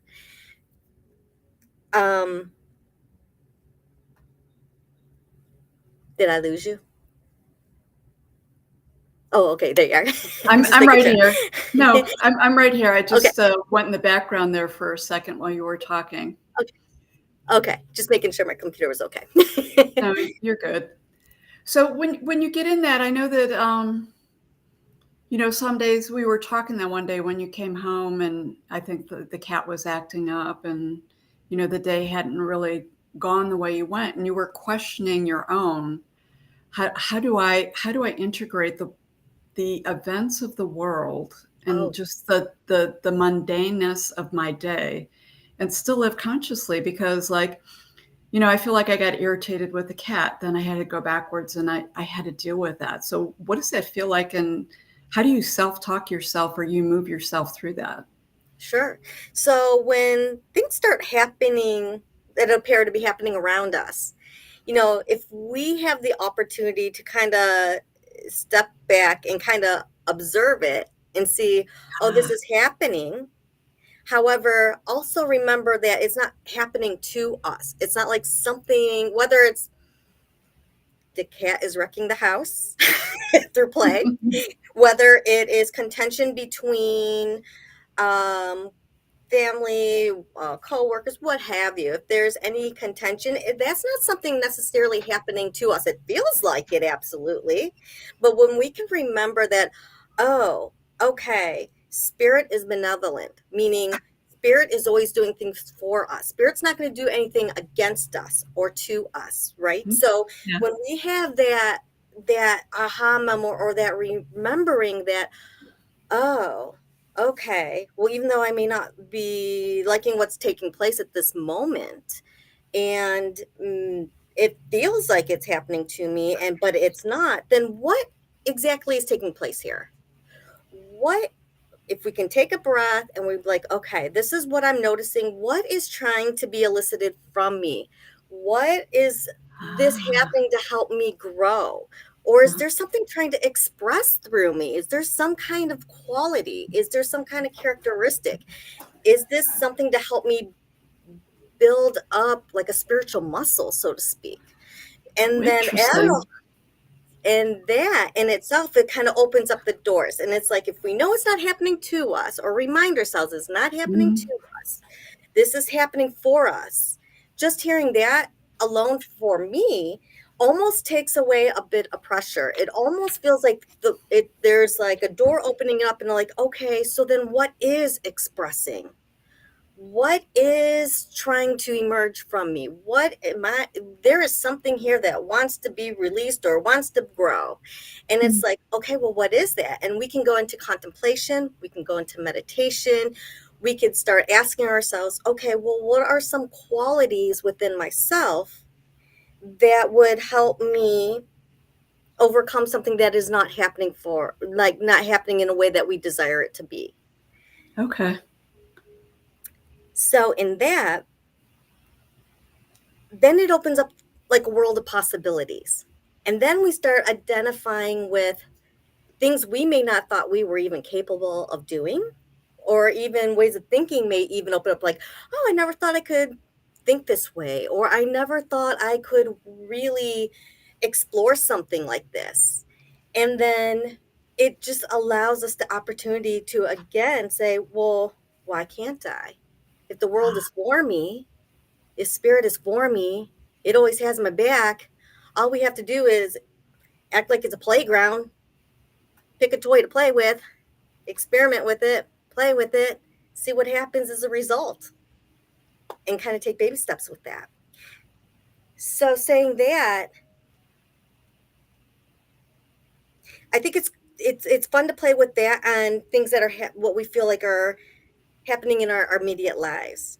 We kind of start building up that muscle, if you will, of like, okay, I can take a breath, I can recenter, I can observe, unattach myself to a circumstance, I can observe what is being called for me to do.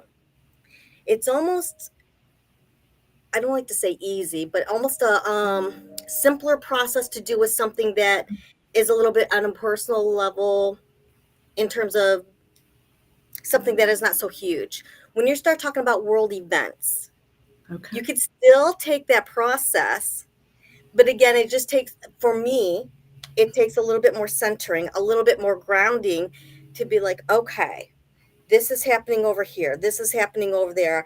I don't like women's rights being taken away. All these women in Iran are trying to regain some freedom and some respect. And it's like, I don't like how they're being treated. I don't like the violence that happens in some major cities or even little cities. I don't condone that. I don't agree with it. I get sad when there's multiple deaths. I get sad when there's like all these things happening. And again, it's like, okay, let's center. Let's go back into just some groundedness. Notice what we're feeling. I caught the tail end of what Penny was saying. So it's almost like catching those moments and sitting with those and be like, okay, but this isn't happening to me. There is a bigger picture happening here. From a bigger event, there's something trying to express from the collective of all beings. So it's like, well, what is my part? What is trying to elicit from me? I may not like disrespect, so maybe I get to practice love. I get to practice self-love with myself. I get to practice self-love with people I interact with. I get to practice acceptance. I get to practice peace. And when we start going into those practices with ourselves, that's when we start seeing differences in our picturing of the world. We cannot change people. We cannot change groups of people's actions and behaviors. What we can change is ourselves. So when we get into that space where we are being aware of how we feel about something, how we think about something, and multiple people are doing that, whether it's just being conscious about what's going on, whether we are all meditating together or what have you. Yeah. When we do that, that starts changing what happens in the ethers, in like the cosmology changes. That's when we start seeing changes within our outside world. That's when we start seeing changes in our communities. That's when we start seeing changes with world events. So to me, it always starts with ourselves. That was very powerful and meaningful. I actually have two questions with that. I'll start with the first one because I just think it is so important, and it was something that I recognized decades ago and actually may have recognized as a teenager. We always talk about self-love, do unto your neighbors as you would do to yourself, and love your neighbors, you love yourself. And it became very apparent to me that the problem is, it's a beautiful saying, but most people actually don't love themselves. Yeah. So we have this great saying that in theory means a lot, but if you actually look at where people are at, and I think that this is globally, self-love is probably the most difficult love to have. And in some ways, sometimes I wonder if not consciously, that's part of our mission or growth, or why we come to, experience this experience on the earth plane, is to actually find ourselves and have some self-love. So I would love for you to talk and expand a little bit more about the self-love. Sure. So I think again, when we look at the word love, what are we resonating with that? What in our mind are we attaching to as a definition to love? A lot of times when we start talking about love, people are thinking romantic love. Mm-hmm. Even if it's with ourselves, how can I be so in love with myself, right? And it's like, Mm-hmm. some people are like, well, that's great, but how do I love myself? Because we are not always taught that. We're told to love ourselves and love other people, but we're not necessarily trained. It's something that we don't always learn. And so it all begins with this unconditional love. And when it comes to unconditional love, there's these other qualities that come in play with that as well, too. There's acceptance. There's self-acceptance, which can be a hard one for a lot of people as well, too. And with this acceptance, we have to let go of judgments. We have to let go of the dichotomy of good and bad, what we are labeling as good or bad. Why can't we just be? Let go of the shoulds, like I should be here or there. Like, where is that coming from? This self-talk. And a lot of people try to impose their desires on us. And it's like, when we start to be like, to recognize what we're feeling and to say, well, what is it that I desire? And that's a hard question for many people too, and it's just like, I don't know what I want to do. I don't even know for sure what I like. Some people may know things on a superficial level, but when they start diving in deep, it's like, wow, I've been doing this for so long and I don't even really like it, but that's what I was told to do, So I think the self-love just comes with paying attention to ourselves, allowing that space to come in, to accept feelings that come up, thoughts that come up, and making decisions as to, do I appreciate that thought? Is that thought helpful? Is that making me feel expansive? When we start to have thoughts and emotions that are making us feel like belittled, when they're really shrinking us or kind of making us feel kind of closed in, we are not loving ourselves at that moment. No. And neither is other people. When we start feeling that way, when we interact, and it's like, oh, and then if that happens, taking it to another level, do we stick up for ourselves and saying, I don't appreciate that? Or do we shrink down with it? We shrink down more times than not. Yeah. And so it's almost like training ground, like, do I feel comfortable and confident enough to say, ooh, I disagree. Ooh, I don't feel the same way. That's not benefiting me. Am I allowed to say no to certain things? So the other opportunity was saying, I was just having this conversation with someone earlier this week. When we say no, we're actually saying yes to something else. Yes. So, it's just allowing ourselves to have that space without the judgment, having self-acceptance, to build that self-love and to build that up. And it just starts in baby steps and just being consistent. So it's practice. Yes.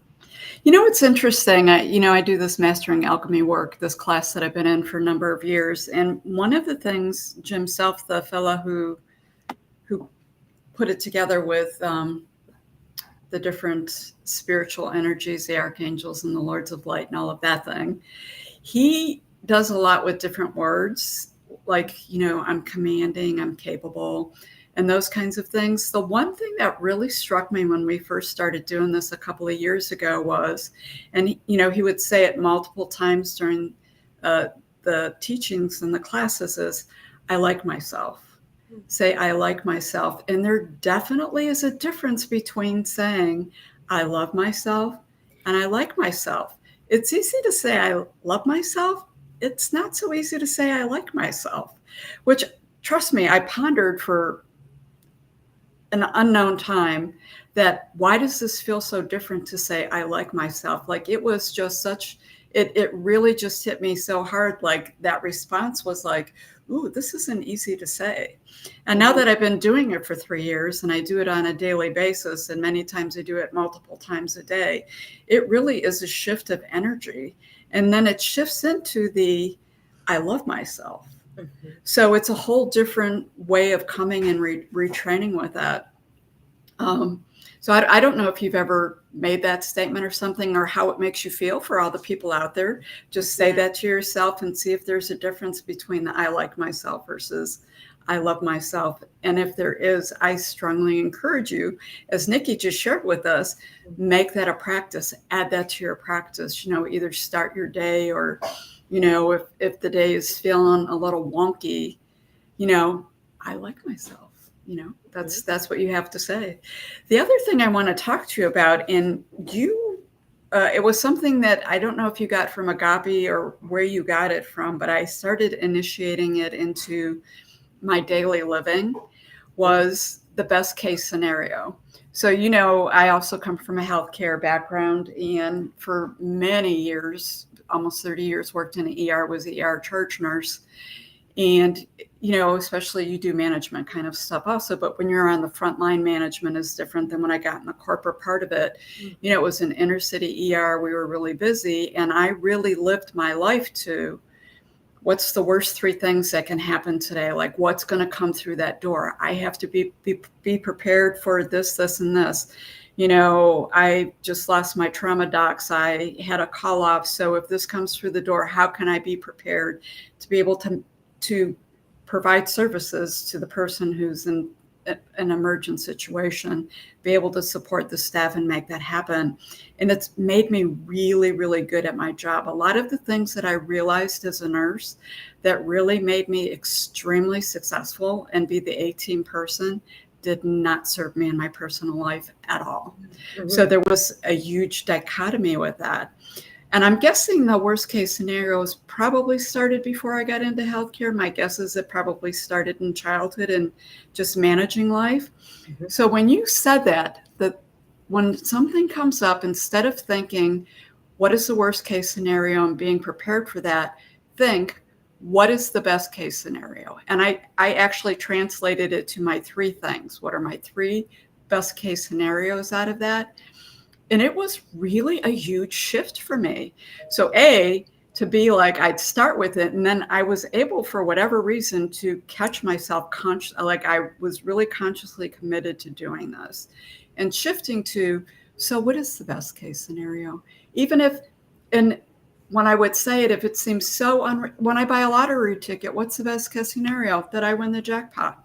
I could think that that's ludicrous. It's not going to happen, but honestly, the same thing with the worst case scenario, no different, right? Right. It started shifting the outcomes and the things. And then the next thing, this is like a hand-me-down. I can't tell you how many people I have coached into this. So what's the best case scenario? I've heard this. Let's talk about that. And it's like, yeah, but that'll never happen. I says, but it could happen. It's a possibility.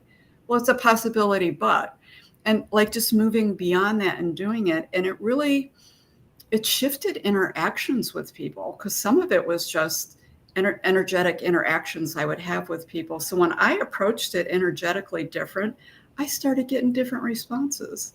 So I'm going to have you talk a little bit about that, because I found that super powerful. Sure. So, we have been indoctrinated with certain ways of thinking, certain ways of performing, certain ways of doing things.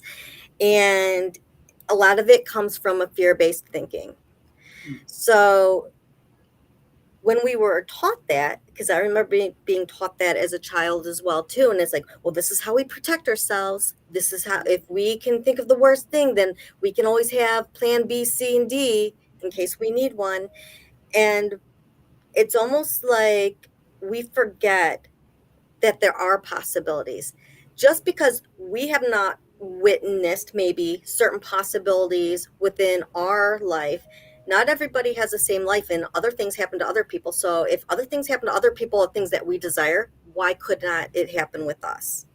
So it goes back to our own thinking, and it's all energy. Whatever we put out there in terms of what we truly believe is what's going to show up.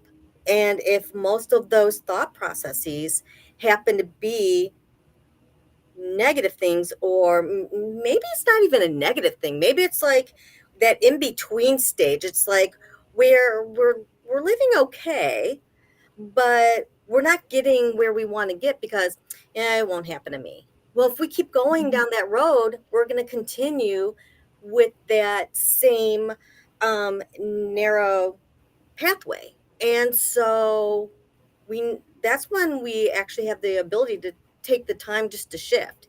So if we can just center ourselves and say, okay, well, anything is possible. We didn't ask if it was a probability. Is it possible? It's not our place to figure out how. That's the main thing too, because I think what people do is, well, yeah, it's possible, but not for me, because they're thinking, well, I don't have the capability of doing something. I don't know how to. I don't know who does what to be able for that to show up in my life. But if we remember the hows, we have no business even trying to figure out the hows. Not our place. Let's not micromanage spirit. That's something beyond us. I mean, I love that. Let's not micromanage spirit. So, I mean, we can try, and look where it's gotten us so far. Yeah. Because God's spirit is always saying yes to us. So if they're like, okay, it's not going to happen for you. Well, if that's what you really desire, I'll support you on that. So it's like, but what are the possibilities? I think the other thing too is with our society, not only in our Western world, but even like in some of the Eastern areas, technology has made everything so fast paced. People want things right now. And we forgot to have patience and have the ability to be open and to remain open to see what shows up in life. And so when we can just take the time and remind ourselves, okay, I'm going to plant the seed. The ground, the soil is nourished. I'm going to water it. I'm going to show it some love. Do we go out there and check on that seedling to see if the flower bloomed like every 10 minutes? No. Are we checking it every day? Possibly.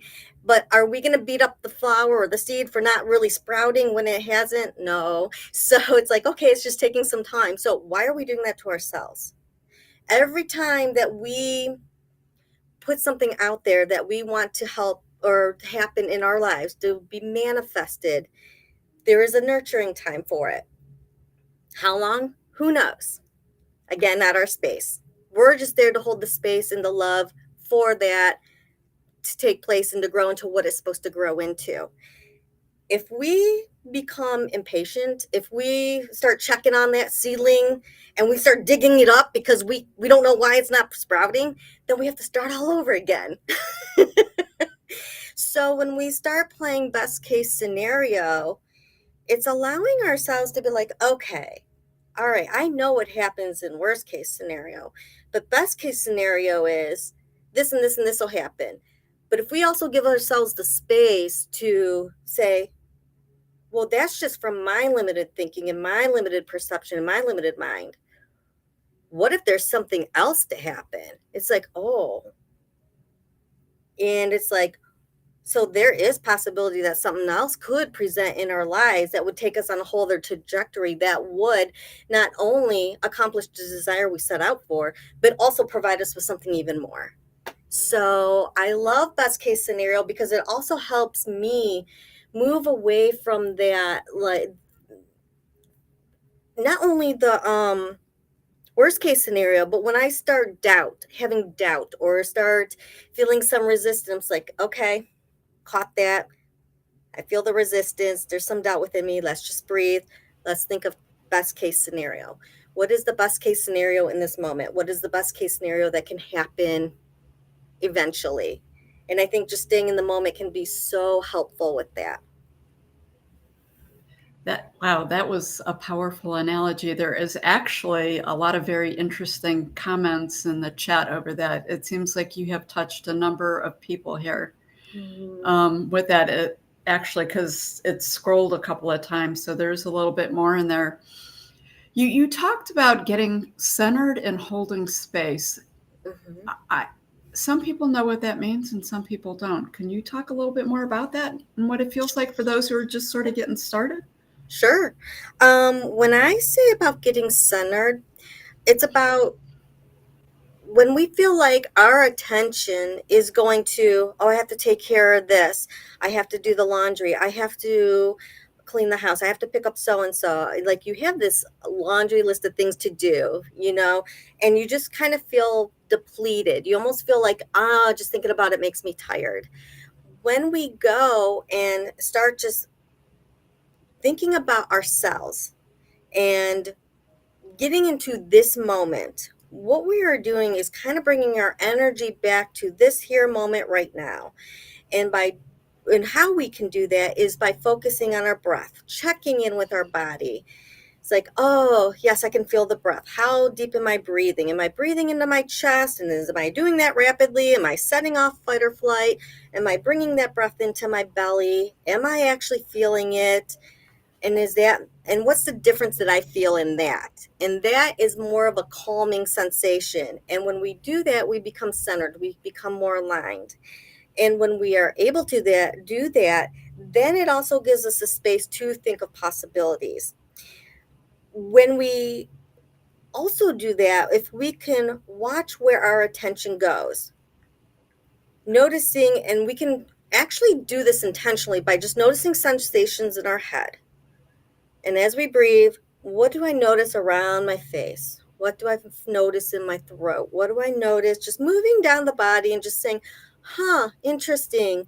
I feel a little tightness here. Oh, interesting. There's some tingling here. Oh, that feels a little warm. You know, and just being mindful of what we notice within the sensations in our body and just having that focus within ourselves and then noticing that energy and just bringing it down into the earth. That is going to bring us into a more centered, a more aligned space to where we don't feel like we are a kite being pulled around in the wind, or where we feel like we are right here, right now. And quite honestly, all we have is right here and right now. So the thoughts that we bring into this moment and this spaces right now is what we're going to nurture. And so when it comes to holding space, once we get into that nurturing space, can we be in a space where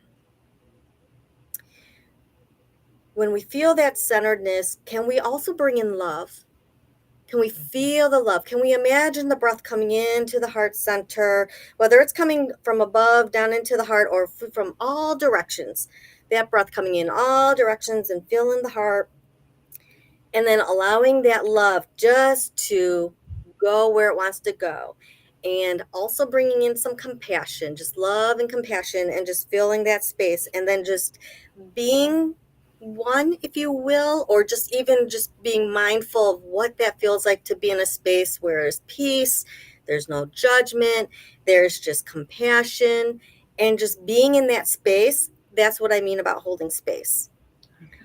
When we are in that space, when we're connected there, that's when I don't mean leave the body as in dissociating, but more like we're moving from this physical realm, this 3D realm, moving into our higher selves, moving into the ethers, moving into the cosmos, and having that silent, if you will, interaction with spirit. And when we are connected with that and being in that space, it feels so loving. It feels so nurturing. And we can receive healing in that space by yourself, with a practitioner. But also, that's what also nurtures that intuition. That is how we start experiencing the information coming to us. So if one is able to send, well, everyone can. It may take some practice for some, and some it can just come so instantly and naturally. When we center and we hold that space, it allows us to be in a space where we can receive. We are open. We are not chasing after information. We are not trying to figure out anything. We are just simply being. There is no doing. We are just being. And we allow that space to open. We can receive so much information. So, and I actually practice that as well too. I do it once a week for my business. I actually started incorporating it into my routine. Like every Tuesday to start my day, I center, I hold space for myself, and then I go into a visioning process, which I've learned from Reverend Michael Beckwith with Agape International Center, Spiritual Center. And this is a practice I do all the time. We start going into this whole process of centering. And then once we experience that love that is beyond ourselves, that's all loving and full of compassion and non-judgment, and we just start posing our questions out there. What is the highest vision of my life coming? What is the highest vision of my life? And like, just without looking for anything, just be. Sometimes it'll come right in that moment. Sometimes it'll come when you're driving, you're like, oh, okay. Or maybe you're working with somebody or whatever. Like, things may come to you when they're supposed to come to you, when you're not really swimming after an information. And then you just go through this whole process of questioning, and it can really give a person guidance as to next steps. What do I need to do in my life? What I do with the practice? What does the practice need for it to evolve and expand? So there's a whole practice that can come, and just holding space and centering is like the beginning part of that. Wow. Lindsay said that actually that felt like a guided meditation. She just laid down and was going with it and breathing it in. Wonderful. So, yeah. And all you do is just slow that down. If someone, just taking that time to slow it down, and you could go 20 minutes with the visioning process, or even just centering, you could slow that down as well too. So, and I know I'm kind of talking a little fast here. I was all excited because I thought, no, you're wonderful, because I thought, I'm going to be so calm and chill. I'm going to be centered, and I just get so excited sometimes that I think it just. Well, you're not talking too fast. Actually, it sounds good. It may feel that way to you. I will tell you that your energy is really high, because I can feel it coming over to me over this way. So it's like I almost feel like it's pulling me and pushing me both at the same time, which is a beautiful thing, except my chair doesn't have a back. But I haven't fallen out of it yet. You know how you get with some really high energy people sometimes, and you're like, whoa, put your feet on the ground and reconnect again. Yeah. It was interesting because a couple of us set some intentions as we got started this morning for our get ready for the summit. We do a little warm up before we go live with it, and compassion and love was a theme that got put out there when we were doing that, for sure. So it's really like, you haven't said the word yet, but it's like letting go of outcomes. As I was listening to you, all I kept thinking was, we make this so hard when it's so simple. Like, as I listened to you talk, it was like, this really is so simple. Why? What drives us to make it so hard? I think that's indoctrination again. I think there's this programming, at least I can only speak for myself. I picked up as a young child, you have to work hard. If you want to succeed, you have to push through. You have to really, if you really want to be productive, you got to just keep on going. And that seems to be a commonality, in our culture. But what I have noticed in my own life is, like, when I can just put aside all the stuff, for me, it's easier in the morning because I'm just getting started. To break and meditate in the middle of the afternoon is kind of like, okay, but I just want to keep going. And it's like, okay, let's just recenter. But when we do find that groove, when we find that space, and it's like, for me, I crave it. It's like, oh, the quiet. I can get away from everything and just be. And when we start receiving those messages, and you take action on those messages, if they feel really good, it's like, that was so simple. Because the other thing is, the simplicity of the information coming to us is one thing, but if we take action on that, then we're always supported and guided in what we do. But if it's something that's coming from spirit, if you will, it almost feels like you are a puppet for spirit, and you're just going through the motions, and everything moves with ease and grace. That's the easiest analogy I can think of it for me. And it's just like, wow. And I had fun with that. And that was really, really fun. And I actually had a really good day with that. And it was productive, and so it's really cool how some of that can fall into place. And we're just like, wow, can life really be this easy?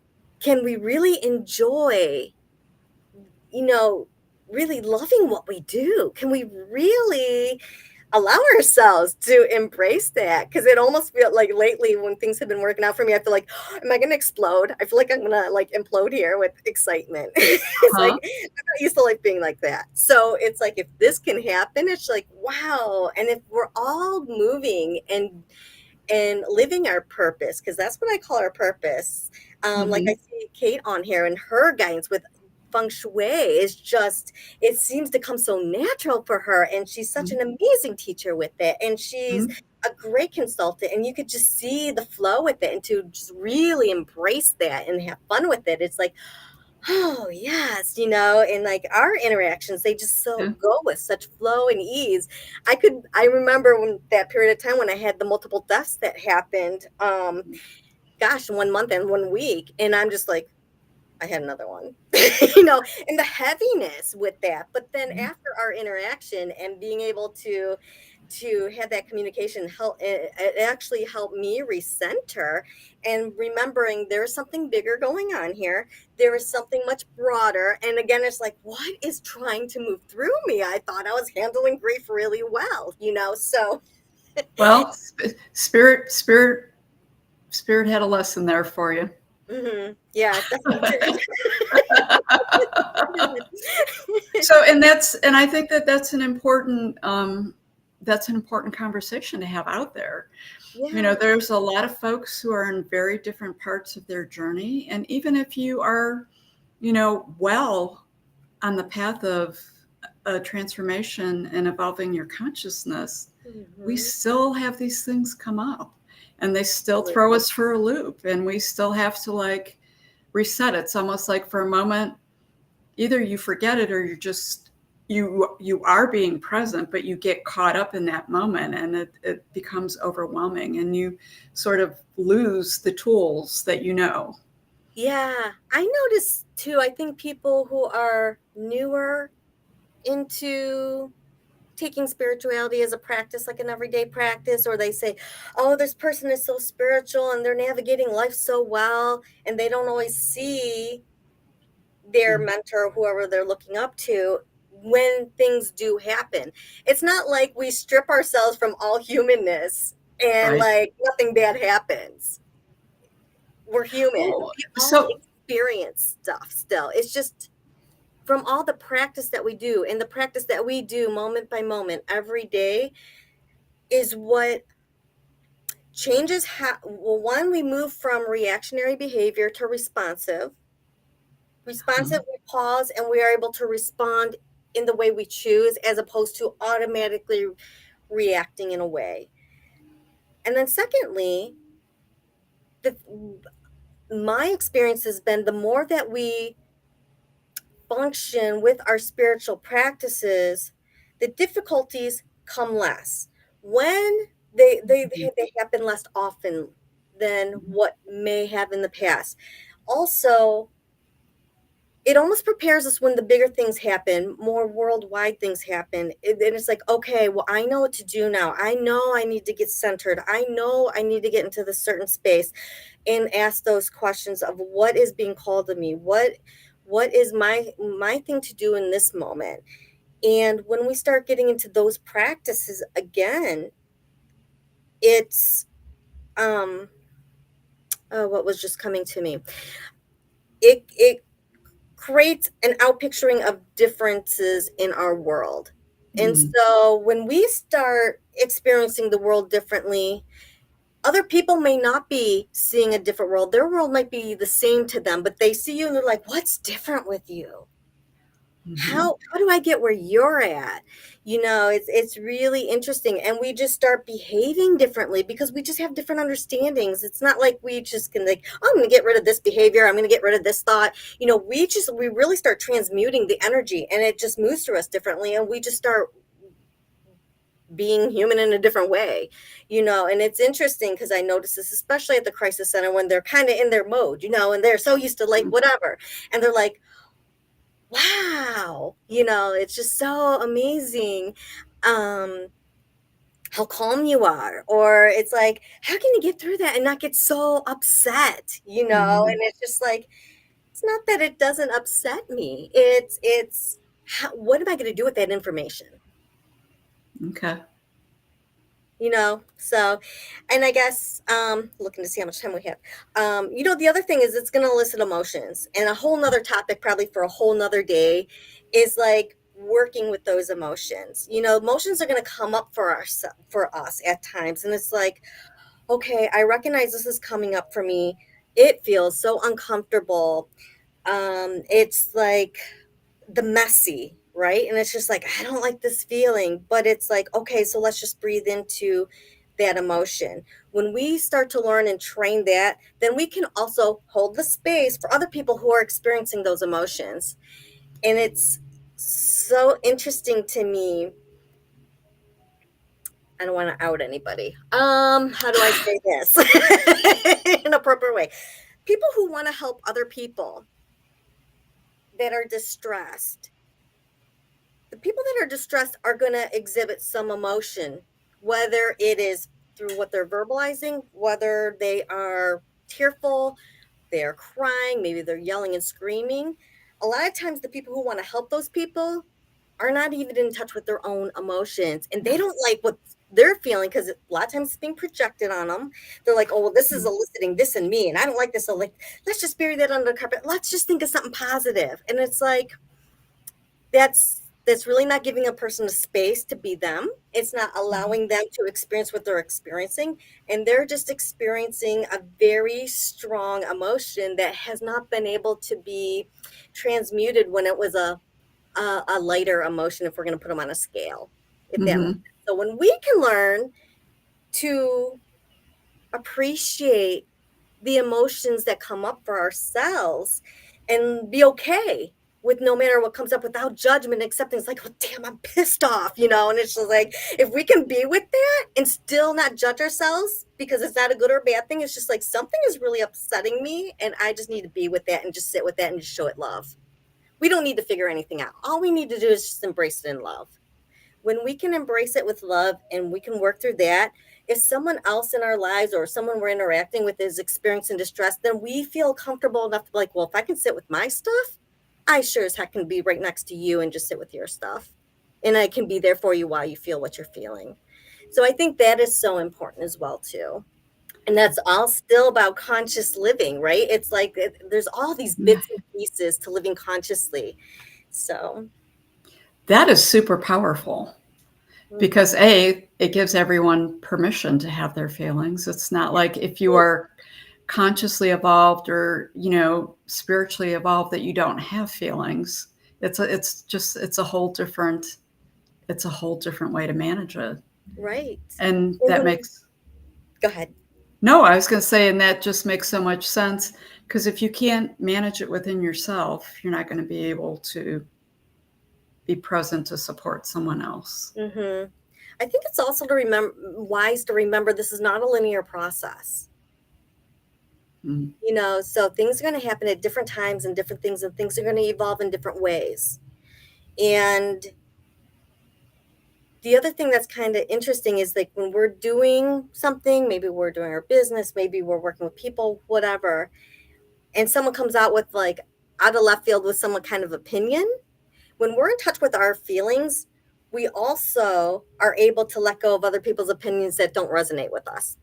They don't necessarily stop us in our tracks, and start making ourselves question ourselves. That is super important, especially with the climate of society these days across the world. I'm going to have you speak that again because I think it truly is that important, especially with can you live a conscious life, especially with what's going on externally around you. When we are able to show ourselves love, show ourselves compassion enough to when we can show that to whatever emotion comes up for us, positive, what we label as a positive or a negative emotion, when we are comfortable enough with that, when another person's opinion comes into our awareness about ourselves, it becomes easier. I'm very leery about the word easy. It becomes more doable to whether we're going to accept that opinion or not. We're able to be like, they have something coming up. Something's not sitting with them well. they're putting that on me. I don't necessarily see things that way. I don't necessarily feel that way. And you know what? Everyone's going to have an opinion. I'm going to go back to seeing what makes me feel good, what makes me feel expansive, what makes me feel like I am doing really good in the world and that is helpful and beneficial. And that other person can have their opinion. I just don't have to take it and hold on to it. I can just I can not even,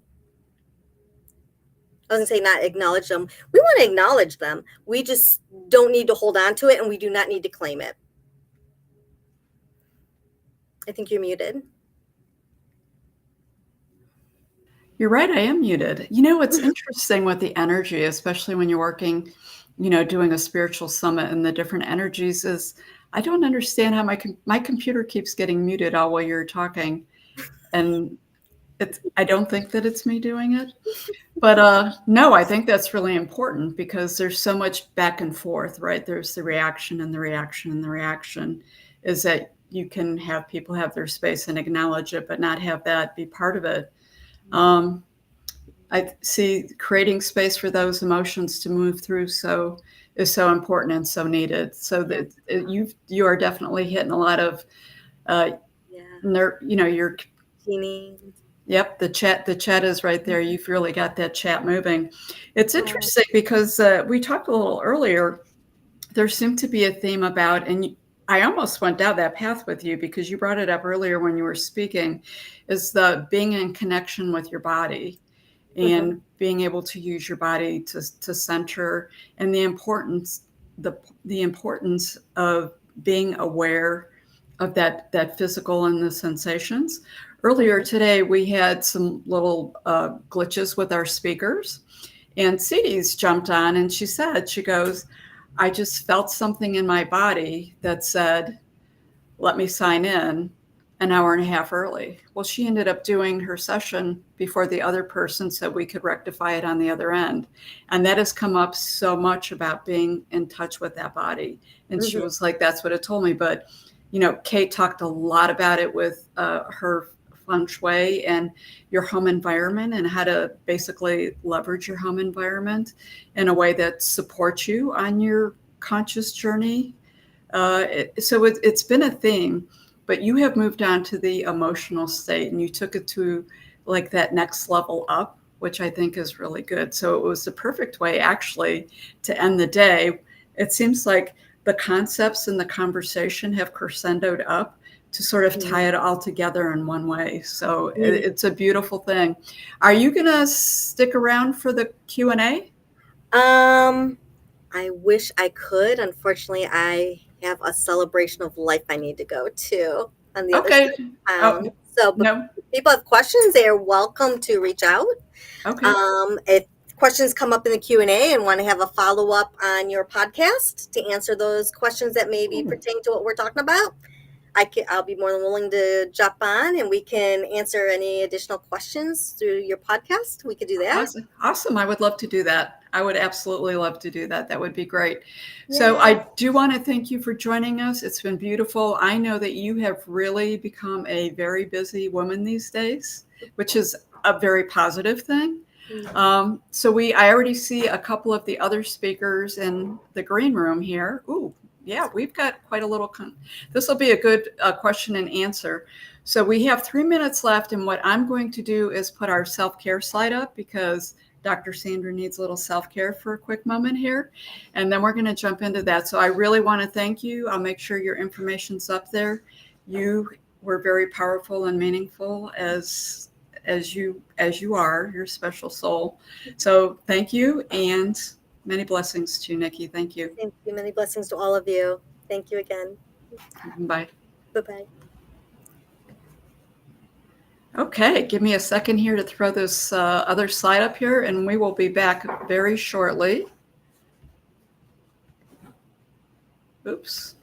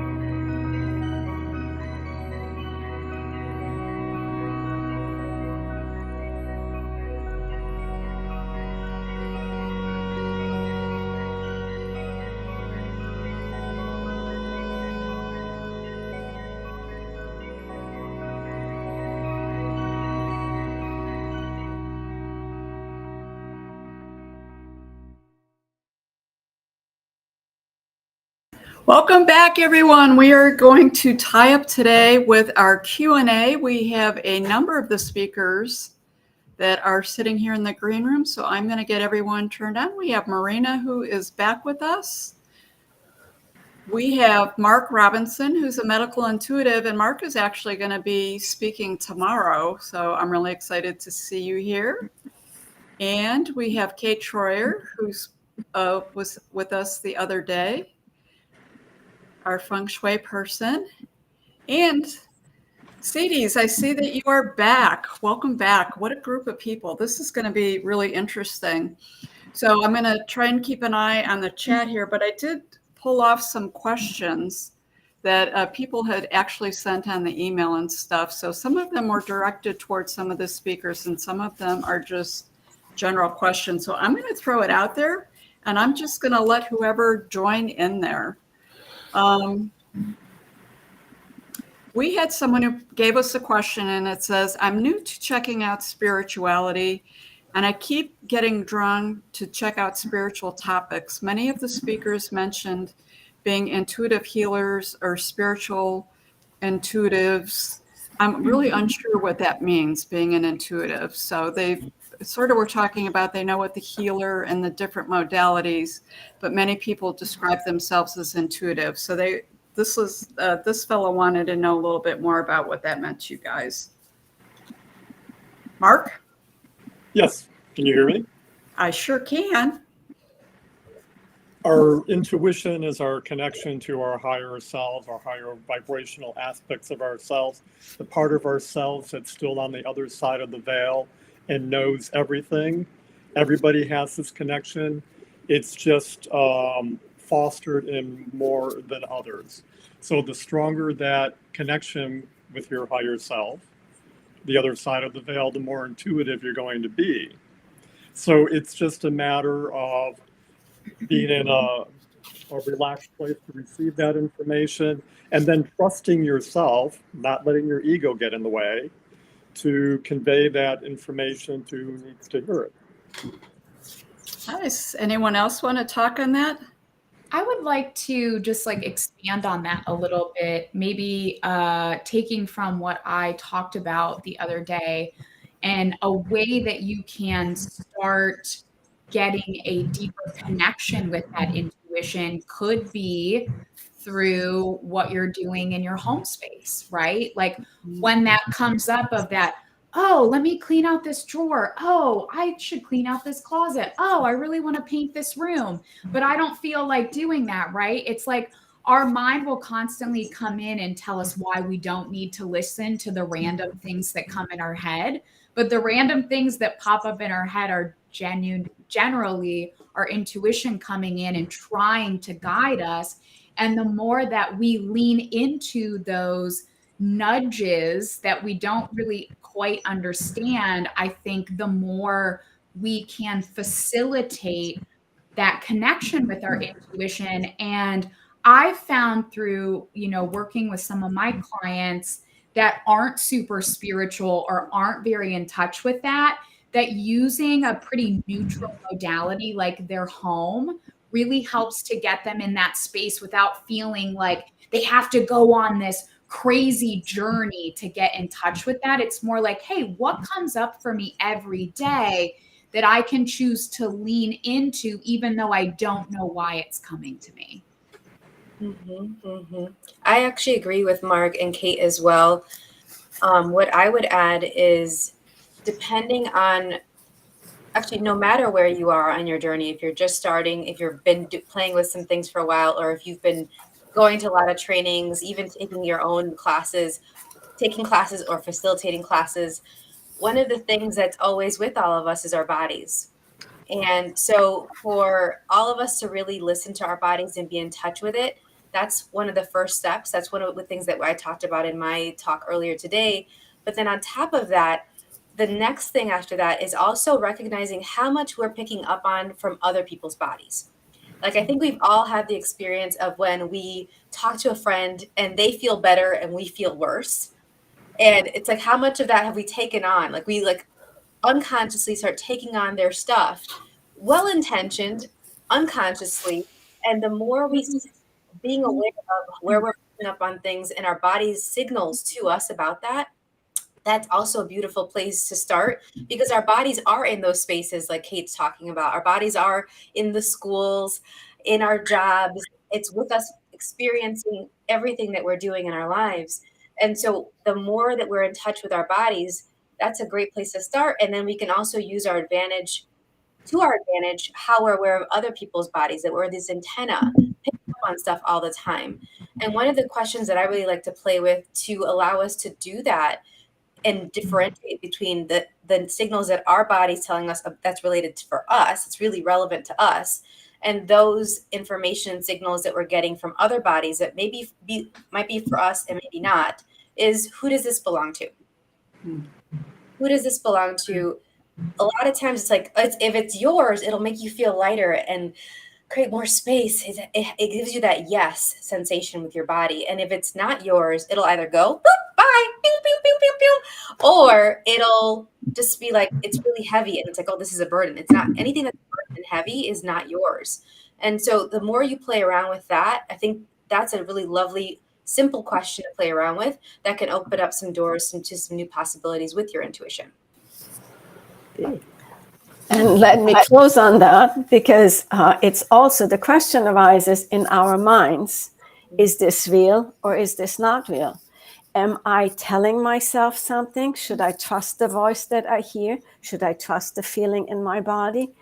And in order to learn to trust it, we have to establish a connection with our deepest understanding, with our higher self, and learning to recognize when something, as you said, it is part of us and something is not, because the same is with thoughts. Not every thought has to be our own thought. It can be a thought that has been coming our way, and I notice it when I think certain thoughts and I go, I know that's not me. And I personally hit myself on the head and go, enough already. Really, enough. So, but then we have to recognize, and often in times of trouble, we go, it can't be so. When we hear something good, we go, it can't be so. Oh, forget it. That's unbelievable. But when it's bad, we go, oh, yeah, of course, it has to be so. Why? We reverse it. And for anyone that starts this path, this journey, the more we read, the more we connect, the more we meditate, the more aware we become in this journey. It's a long journey. It will never end. The more intuitive we become, and the higher we go, and the lighter, as you just said, our bodies feel lighter, our minds feel lighter, and that's a clear sign. Yeah. And I would love, my personal mission is to have kids have this information.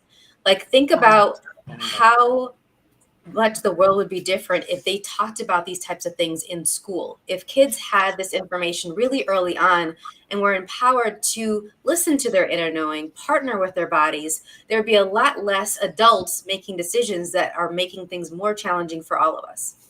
Oh, absolutely. Mark? As Nikki stated in the last hour, that, we get indoctrinated into our families and our societies from the moment we're born. And that gets stifled from the get-go. We're not encouraged to be in a place of self-love. We're not encouraged to have a spiritual connection.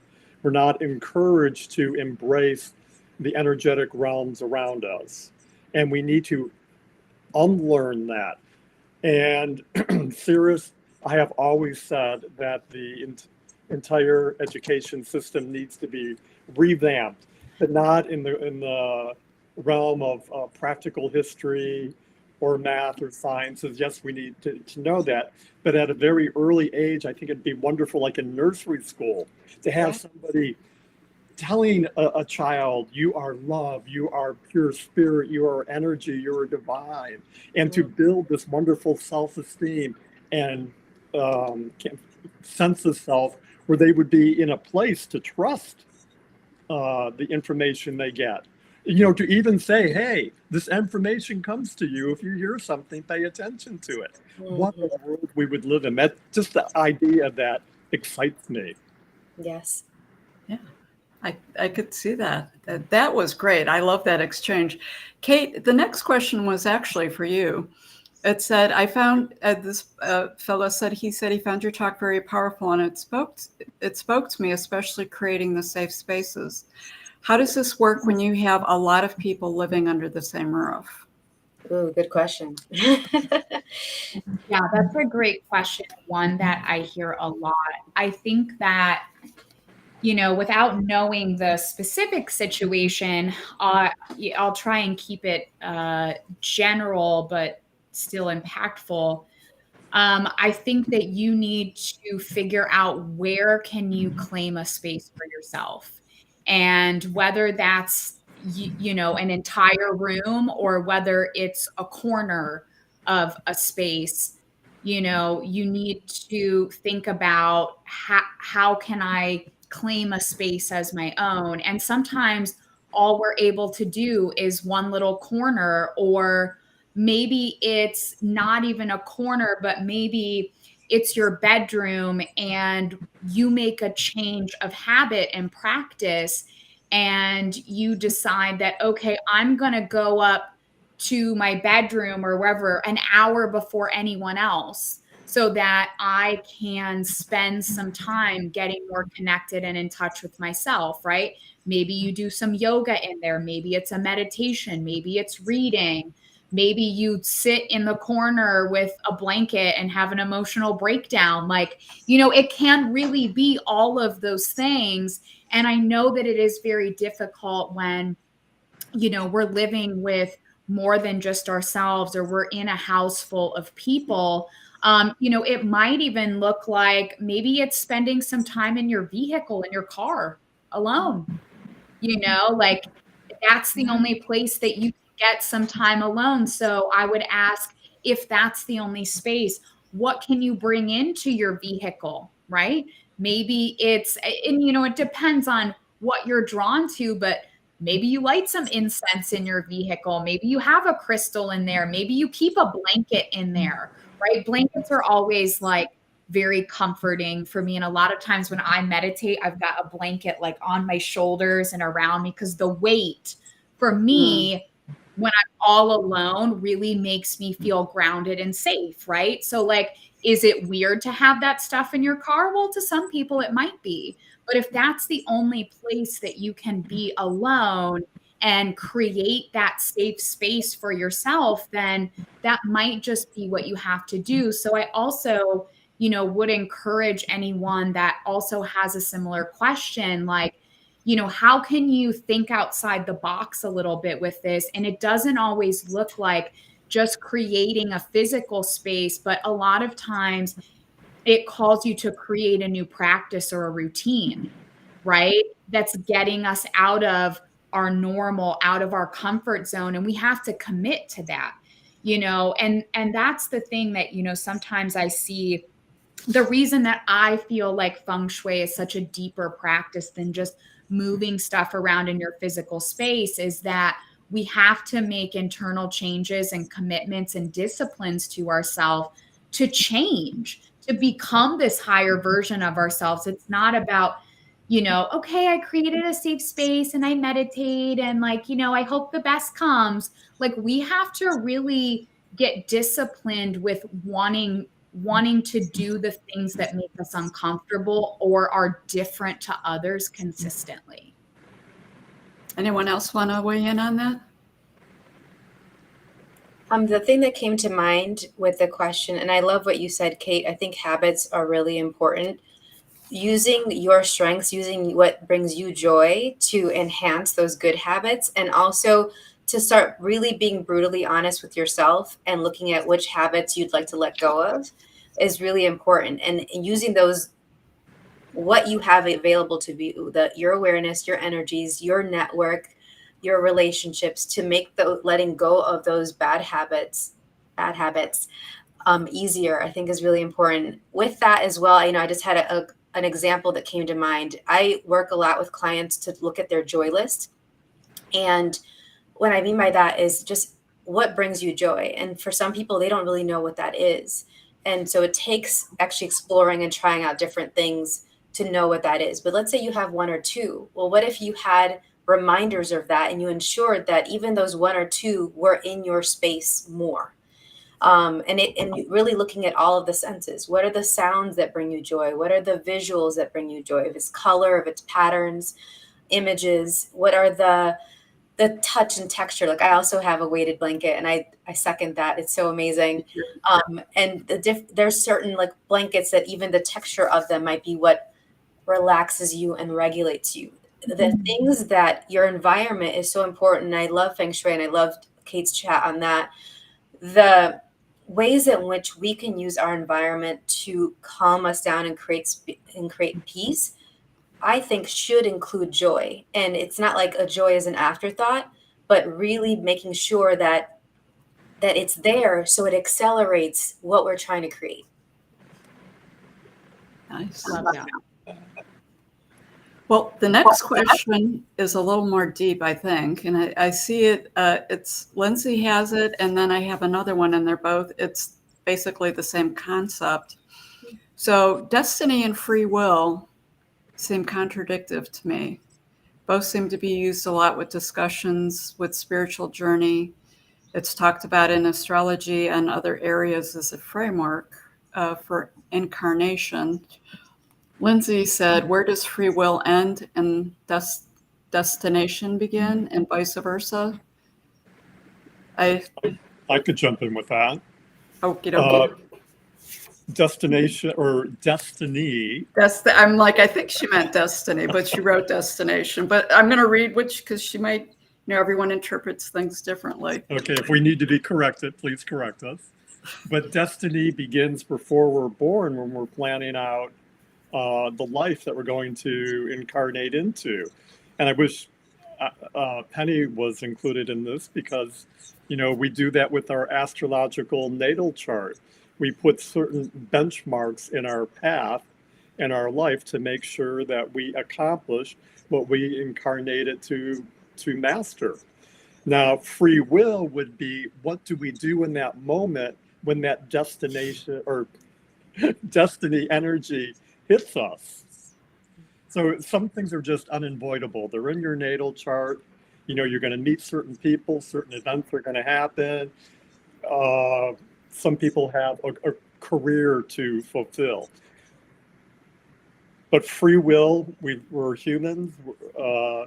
We always have a choice of what to do with that and the directions to go into it. So that would be the difference between destiny and free will, for me. So are things predestined then? And if they're predestined, I think everything is. Then what's the purpose of your life? I'm not sure that Because everything it's is. giving you an opportunity to use your free will to make a choice in that destiny moment. Well, What are you going to do with that destiny? Let's hear what Marina has to say. Okay. I agree that there is a certain, we're writing like a play, we're writing beforehand what we're going to have, like an outline. I see it as an outline. However, the details can, because it's like in moving action, it's something that is progressing as we go along. There are times that we can, based on our free will, that we can change the direction. One wonders afterwards if that was the script, or did we change the script? I don't know the answer to that. But in the end, I believe that it is our free will, and always free will. And sometimes we don't like that we have so much free will. We wish somebody would take us by the hand and do it already. Like, come on. And we have to make these choices, which is both exciting, and at times, as we spoke earlier, that fear and excitement are very closely related. We get both that fear and the excitement all at the same time, but the decision is always ours, and we can choose not to accept the mission. However, I do believe that we come back, we will be given the same mission again, because we may need that mission to accomplish, be it this life or next life. Okay, I'm going to add, every moment is ripe with infinite possibility. I love it. We are making decisions in every moment, but in our foreplanning, we account for that. Okay, we get to point A and we have to make a decision, C, B, or D. Well, there's an outcome already mapped out for each one of those choices, but we use that free will in that moment to go in the direction. And that just, it's continually branching off into infinity. It's hard for my earthly mind to conceive of how intricate all these energies are and how they play out together. Because not only are we dealing with our own free will and our own destiny, or, everybody around us has that energy too, that's interplaying with it, that factors into it. It blows my mind when I try and take it all in and picture what it looks like. Yep. So would you say there's a place where one begins and one ends? I think they layer on each other, and it's like a dance. They keep swirling and layering on each other in any given moment. I'm very visual. What sense don't I use, right? But let's play with the visual for a moment. And I liked what Marina was saying about the outline. For me, I love, my dad is an artist. He's a surrealist painter. And I think about when he starts sketching things out on the canvas before he starts going at it. And I think that as he's going through his process, those are, for me, those moments in our lives. Like, he has this outline, and with each choice of the color, what stroke, what image he does, we get to see more and more of the picture. And I don't think that the picture ever ends, just like we all know of artists where they have a picture and then they put another one on it. That might be an example of a life over another life over another life, perhaps. But for some people, they never really finish their picture in one life, and they need to keep adding more paint to the next one. I like the idea of having people have a picture and a painting that is as bright and vibrant and as joyful as possible. And I think, unfortunately, a lot of people are really leaving it at the sketch mark, at the black and white, at kind of it being really blurry. And I think that that's part of what's so powerful about embracing our wild, intuitive selves is we don't have to use the palette of this reality. We don't only have to use the palette of this reality. We can use the palette of everything that's beyond this reality, in addition to this earthly, beautiful planet that we're on. Wow, I like that. Oh my God, that's so good. Yeah, I love that. Yeah, I would just maybe piggybacking or maybe like wrapping up everything. I think we're kind of all on the same page from slightly different perspectives. I feel like we do plan out what we're coming here to achieve, but that doesn't mean that we have to achieve it, right? Like, we can choose to look the other way and say, I don't want to deal with this lesson, so I'm going to go this way. Even though our destiny is to do this, this, and this, we have the free will to go along with that. And I think that, that's also why sometimes you see people that go through those lessons in a powerful, life-changing way early on. And it takes some people longer in their lives. Like, when are we ready to look in the mirror and realize that we're responsible and we actually do have the power of free will, and we do have the power to make choices? Life is not happening to us, right? Like, we're the ones impacting what happens, for us. And we also know people that choose to never make a decision and just let life happen to them the whole, So like Marina said, it's like, well, if you're that person that just lets everything happen to you and you never make a choice or a decision, you don't act upon your free will, you're probably going to be coming back and learning a lot of the same lessons, and that's just, it is like they're very intertwined yet very separate. And I always looked at the, leaving everything up to destiny or God's plan for us was our way of really like denouncing our power and responsibility for our own lives. And that's something that we have to come to terms with is, I am the one that's responsible. I am the one that really is in power. It's not up to something outside of myself, even if higher self me planned out a roadmap, before I got here. And I think that one of the things that I'm perceiving with this question, and, y'all let me know if you're perceiving this as well, is what if events are happening to you that were really unpleasant, that were horrific or traumatic? And so it's like, how do you wrap your brain around that if that was destined? Like, it's like, I've worked with a lot of people that have experienced trauma. I worked very actively as a rape advocate. The energy right now. I'm just going to expand through it as I'm talking about this, y'all. And so I want anyone that's hearing this, that needs to hear this, to know that just because something happened to you doesn't mean that you're being punished, like that your destiny in this life was to experience punishment in some way. And I like that Kate a moment ago made the distinction between something that happened to you versus for you. As someone who has been sexually assaulted and raped and has experienced all different kinds of abuse, one of the greatest gifts I gave to myself is to start looking at those events as, what was in this for me? How did this happen for me instead of to me? To, like everyone's been saying, to really take my power back. Yep. And to look at the gift in it, even if it's something that's really beyond imagining as to why it would be the case. Because unfortunately, we get into the why, and that's a quick trap to disempower us. We go, why and why and why? Like the 2-year-olds I work with, why and why? There's no answer you can come up with that will satisfy a why. There's nothing that will explain somebody doing something like that to you. One of the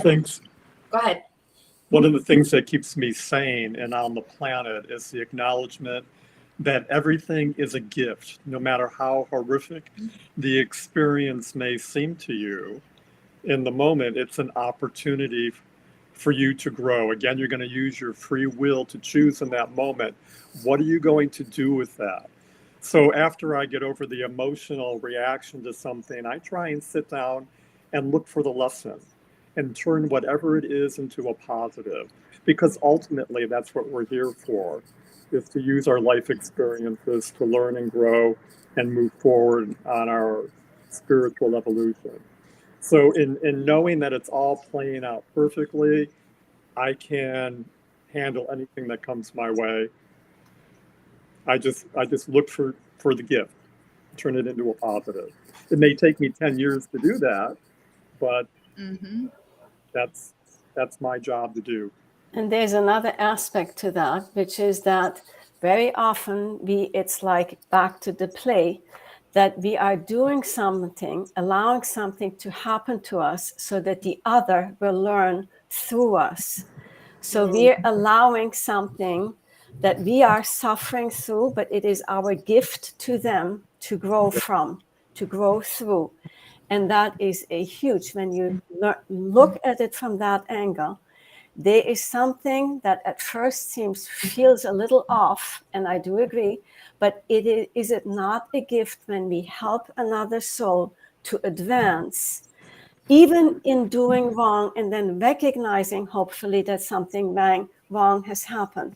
So that is spiritual advancement and evolution. Yes, absolutely. Thank you for that. Great question. Another great question. That was a great question. I'm hoping that we answered it for folks. Kim's not here. Kim talked, all of your perspectives were so helpful for me. Thank you. Kim talked about getting answers for soul awakening questions. She's not here, but this question actually went out to the group after they listened to her talk. And it said that, Kim, you talked about the big question, why am I here? What is my purpose? That is such a big question and one of those big soul awakening questions. Can you help? Can the group help me with that? So the question is, your big soul awakening question is, why am I here? What is my purpose? Help me move forward with that. I would really like to expand upon this because, Sandra, this is something you and I spoke about just a week or so ago. Yes, it was. And I love this question because it's a question I asked myself for years, and it felt so daunting and like overwhelming to be like, what's this one thing that's my purpose?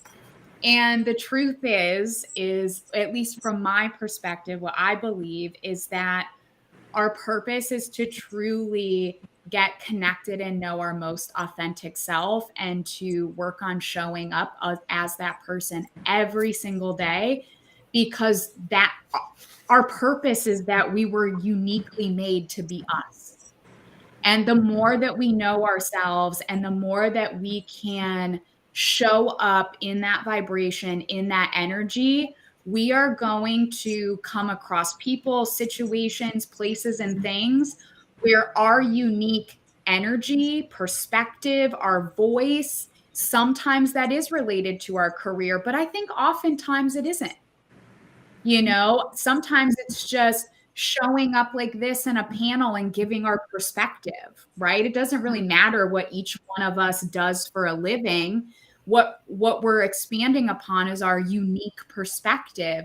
And certain people will hear it, and my perspective will resonate with someone, and Mark's perspective will resonate with someone else, and so on and so forth. And our ego tells us that we need to know how and who we've impacted. But the truth is, we impact so many people and we're never aware of it. Like, we could be having a conversation with a friend at a cafe, and there's someone sitting in the booth behind us listening to part of our conversation, and it changes their whole day, or it changes their perspective on life, or it gives them the puzzle piece that they feel like they've been missing, and we'll never be aware of that.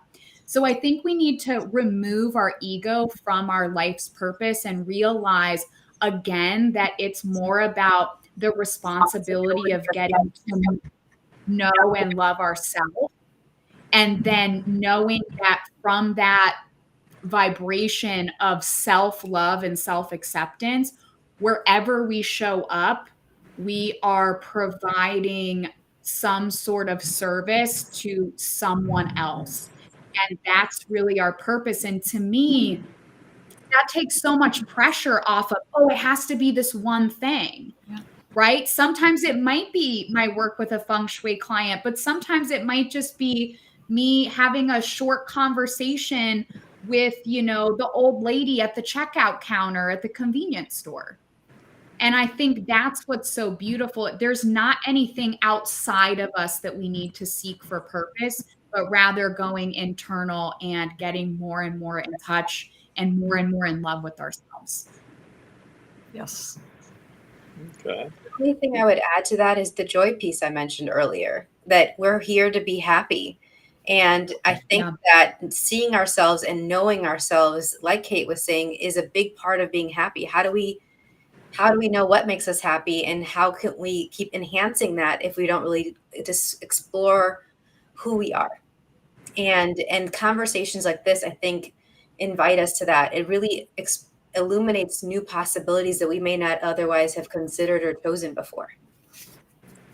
I'm going to take it into the macro. In the big picture, we are going through a major transition on this planet. And Sandra, I heard you earlier talking about the Piscean age and the Aquarian age and the energies associated. And I am so impressed that, that you've become so knowledgeable about astrology. But, this is a huge moment in the human race's evolution. And a lot of energy, a lot of souls have intentionally incarnated in this moment in time to be a part of it in one way or another. I was listening to a channel a few years ago, and he said something so simplistic. And of course, that's always what captures my attention when they make it easy. I am somebody who's kind of drifted through life. I've done this, I've done that, never really achieving greatness on any one level, and that our ego-driven world is, what's your purpose? What's your purpose? What's your purpose? And I'm like, I don't know what my purpose is. But this Chandler said, what if your purpose was just to be a point of love and light in this moment? And I thought, Chills. bingo, that is why I am here. I got goosebumps. I was just going to say I had chills as you said that. Thank you. Yeah, I certainly agree with that. And there's really a life purpose and a soul purpose. Our life purpose is clearly to make the bagels and find joy in making those bagels. But our deeper purpose is truly to experience, to grow, and to expand. And that is really done as a soul and as a soul incarnated into the physical. It becomes a lot more difficult because it's more difficult down here. And so for us, I agree with you, Mark, that we have chosen to come here at this point because this is a critical time in our evolution. And when I look out into this world and I see what is going on, so much the planet is reflecting what we are feeling within our hearts, within our homes, within our countries, and that is reflecting in the world. And it is a time where we truly are going to show our colors. And because I see so many spirit guides coming, and like us, I'm referring to us, I'm not referring to us as guiding others to become the light, to be the light, to understand the light, and to therefore enlighten our world into that higher dimension. Yeah. Somebody said earlier, a day or two ago, about coming out of the spiritual closet. I think we all come from a place where it wasn't something that we've shared freely with people because we were definitely out of step with most of the society around us. And in the past few years, I'm going to put 5 on that for me, the energy is hit for me where I recognize my power as a spiritual being, my purpose of being here, and I will share that freely. No, I don't, get up on my soapbox on the street corner and start preaching. But if somebody asks or if a situation presents itself, I will freely share what knowledge that I have about whatever it is in question and be that point of love and light to help that person come to a new understanding of what they're experiencing. Yeah. And we do that every day. Like the person sitting in the cafe, we don't know that they're hearing what we're saying, but we impact everybody on a daily basis without even knowing it. So if you continue to be that point of love and light and be that new earth energy and hold that, people will see that. It gets noticed. And it does facilitate change in other people's lives. Nice. This next question is for Sarah, but it seems I'm going to just ask this because I think it's a thread of what we just got through talking about.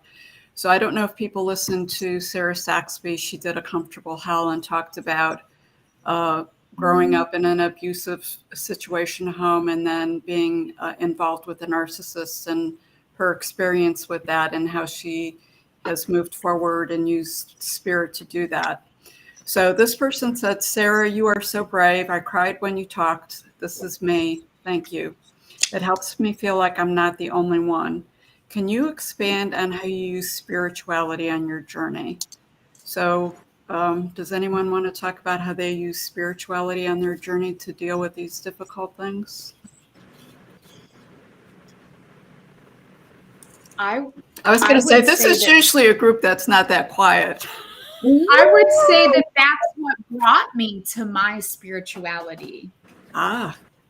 Was and I unfortunately didn't get to listen to Sarah's chat, but I will say, just from based on what you said, without needing to really go into detail, I grew up in a very extremely narcissistic home. And it's something that I struggled with for most of a lot of my life. And it's that I had this moment within the last year at some point where I said, oh my God, I'm so happy that these things happened to me, because if they wouldn't have, I wouldn't have kind of segued off over here and became different and questioned things and asked why and went down all these rabbit holes. I'd be a lot like I'd be a lot like the majority of society, because I wouldn't have had these messed up things that happened in my life to make me go, wait a minute, like I need to come over here and figure out what life means for me. And so in a lot of ways, I feel like those things were what allowed a more spiritual life and occurrences to come to me. And then, and then that spirituality also gave me this different set of tools to work with to heal from that childhood, from my teenage years, from a lot of the abuse and things that happened to me. I was able to now actually turn around and face those things because I had this level of spirituality that I don't think I would have had without it, which is, so it's like, I feel I can say now at this point in my life that those things deepened my path and have made it so that I can connect with others and hold space for them when it's hard, when, maybe it's hard for them to talk to other people because other people don't understand. Right. And they're so uncomfortable with this story that you have because they have no point of reference for it. They cannot hold space for you because they're just like, oh my God, I can't even imagine. But someone who's been through those rough experiences and has come out on the other side of it. And I think the only way that you can really face those things and heal through them is with a level of spirituality under your belt. And through that healing process, it deepens that within you as well. And then you're not only able to, work through that yourself, but now you're this vessel that can hold space for others that previously have never felt like they could share with anyone because they're looked at with pity or confusion or, hey, can you just be quiet because you're making me uncomfortable? And so I think it's kind of this like 360 kind of full circle. I'm not sure if that answers the question, but I think it does. It gave a reference to it. For me, I'm going to mention something that I mentioned a little bit earlier, and it's this piece about the kids. My work with kids, I started off working as a speech-language pathologist and learning behavioral specialist and feeding therapist. And like what Mark was saying, I used to keep this weird woo-woo energy stuff over here and this very evidence-based, this reality stuff over here, not really recognizing how much I was using this woo-woo stuff while I was doing this. I was worried that they were going to take the kids from me, that they were going to take my license away, all these different things. And now I recognize that all of that's a lie. And a lot of people are asking for this. And if they would like to have all this melded together, they find me now, which is wonderful. A lot of the kiddos I work with are nonverbal. They have autism. They have different chromosomal disorders. They have different things going on that don't allow them to communicate in the way this reality says it's more valuable. But because I'm aware of energy and bodies, I can invite the parents to recognize how much they are picking up on their child's messages and the communications beyond the verbal. Instead of only focusing on that, we're not going to give up on it. But what are the other ways that they're letting you know that that they're hungry, that they need their diaper changed, that they're frustrated, all those things. And then when they start to recognize that and how they've already been doing it with their kids, they recognize, wait, how am I actually picking up on that with other bodies that are saying something to me? But maybe what they're saying matches what's underneath, what I'm aware of energetically, or does it match? And so it opens the door to so many more possibilities when we start to look at the unseen, when we start to acknowledge how we're picking up on things, even in a whisper, instead of waiting for it to be a sledgehammer over our heads. And I needed a lot of sledgehammers. I'm very stubborn. Okay. But now I try to catch it at maybe like a room level, an inside voice versus an outside voice. Like I talk to my kids about.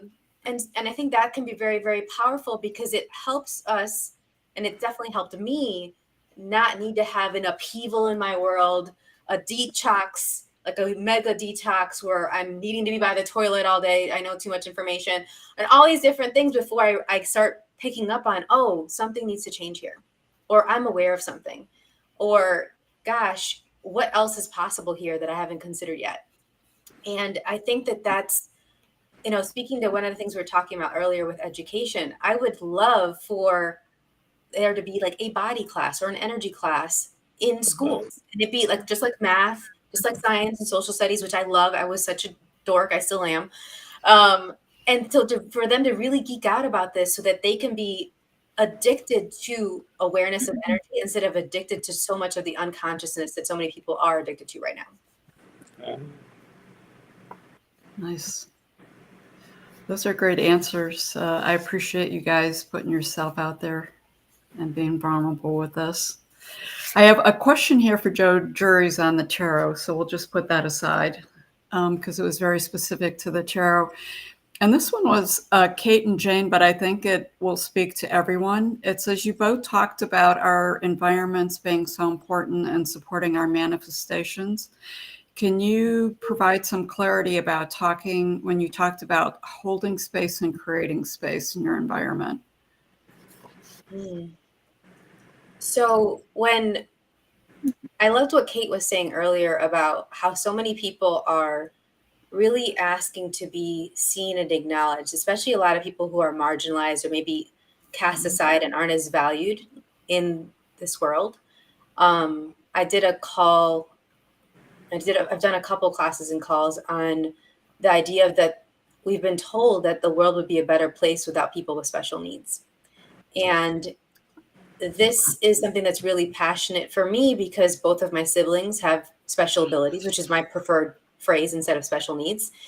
And on top of that, it doesn't just apply to people with special needs. I think a world for many of us, we were told that healers, givers, caregivers, energy workers, that the world would be better without us because this wasn't valued as much. And so now I'm wondering if when we're being space, what that gift can be to people. And an example that comes to mind that pops in my head right now is when I would be a rape advocate and someone was getting examined by the nurse, most of the times they didn't want you to say anything. Maybe if I could move the energy enough using energy work quietly, I would do that. I would be as spacious as I could because there's so much solid and dense and just being rocketed in their world that me being contracted and worried about them was not going to help at all. If anything, it would exacerbate things. They're already expecting to be judged. So the more expanded I could be in my being, expanding in all directions spherically, beyond the examination room, beyond the hospital, beyond the city, the country, just right? Notice how the energy just changed for all of us just in those few seconds. Yeah. Think about what the world would be like if we all could have this more times than not and be this space more times than not for ourselves and for the people we love and are connected to. And I also recognize that if we are being this for ourselves, it's a lot clearer for us to know what's going to work for us, what is needed in the situation, and for us to then take action with certainty instead of being like, I guess I'm going to shoot this out in the dark and see where it lands. It's like, oh no, yeah, this is going to work. This is congruent with what I'm picking up on right now. But when we're really contracted and tight, when we're dealing with a lot of dysregulation, it's a lot harder to do that. Nice. Thank you. Anyone else? Nope, it's been said. I have to tell you this question and answer has been really, really powerful, and I appreciate you guys being on the panel. So we're going to wind up here. That was, I don't see any more questions in the chat here either. I want to thank everyone for today. And I would say to all the viewers out there and the people who are going to listen to this on the replay, please either send your questions in the chats, or you can send them over on the website, wildsoulsgathering.com, or to my email, sandra@wildsoulsgathering.com. We're going to do another Q&A tomorrow at 3 o'clock. It's the last day of the summit. Again, I'm really excited. We have a wonderful list of people who are going to be speaking and presenting, very similar to the last 3 days, all talking about spiritual things, coming from a unique perspective, different tools, different modalities. Again, I'm going to say what Elise said on day one. She was the first person to present. She said there's 16 sessions here. There's 15 or 16 different speakers. One of them will resonate with you on some level. Everyone's not going to resonate with you, but at least one of them will. And please take that and embrace that. So enjoy the rest of your day. I can't wait till tomorrow. I'm super excited to share with you. And thanks everyone for the summit. Thank you. It was wonderful meeting you all, and I hope to spend more time with you. Same here. Ditto.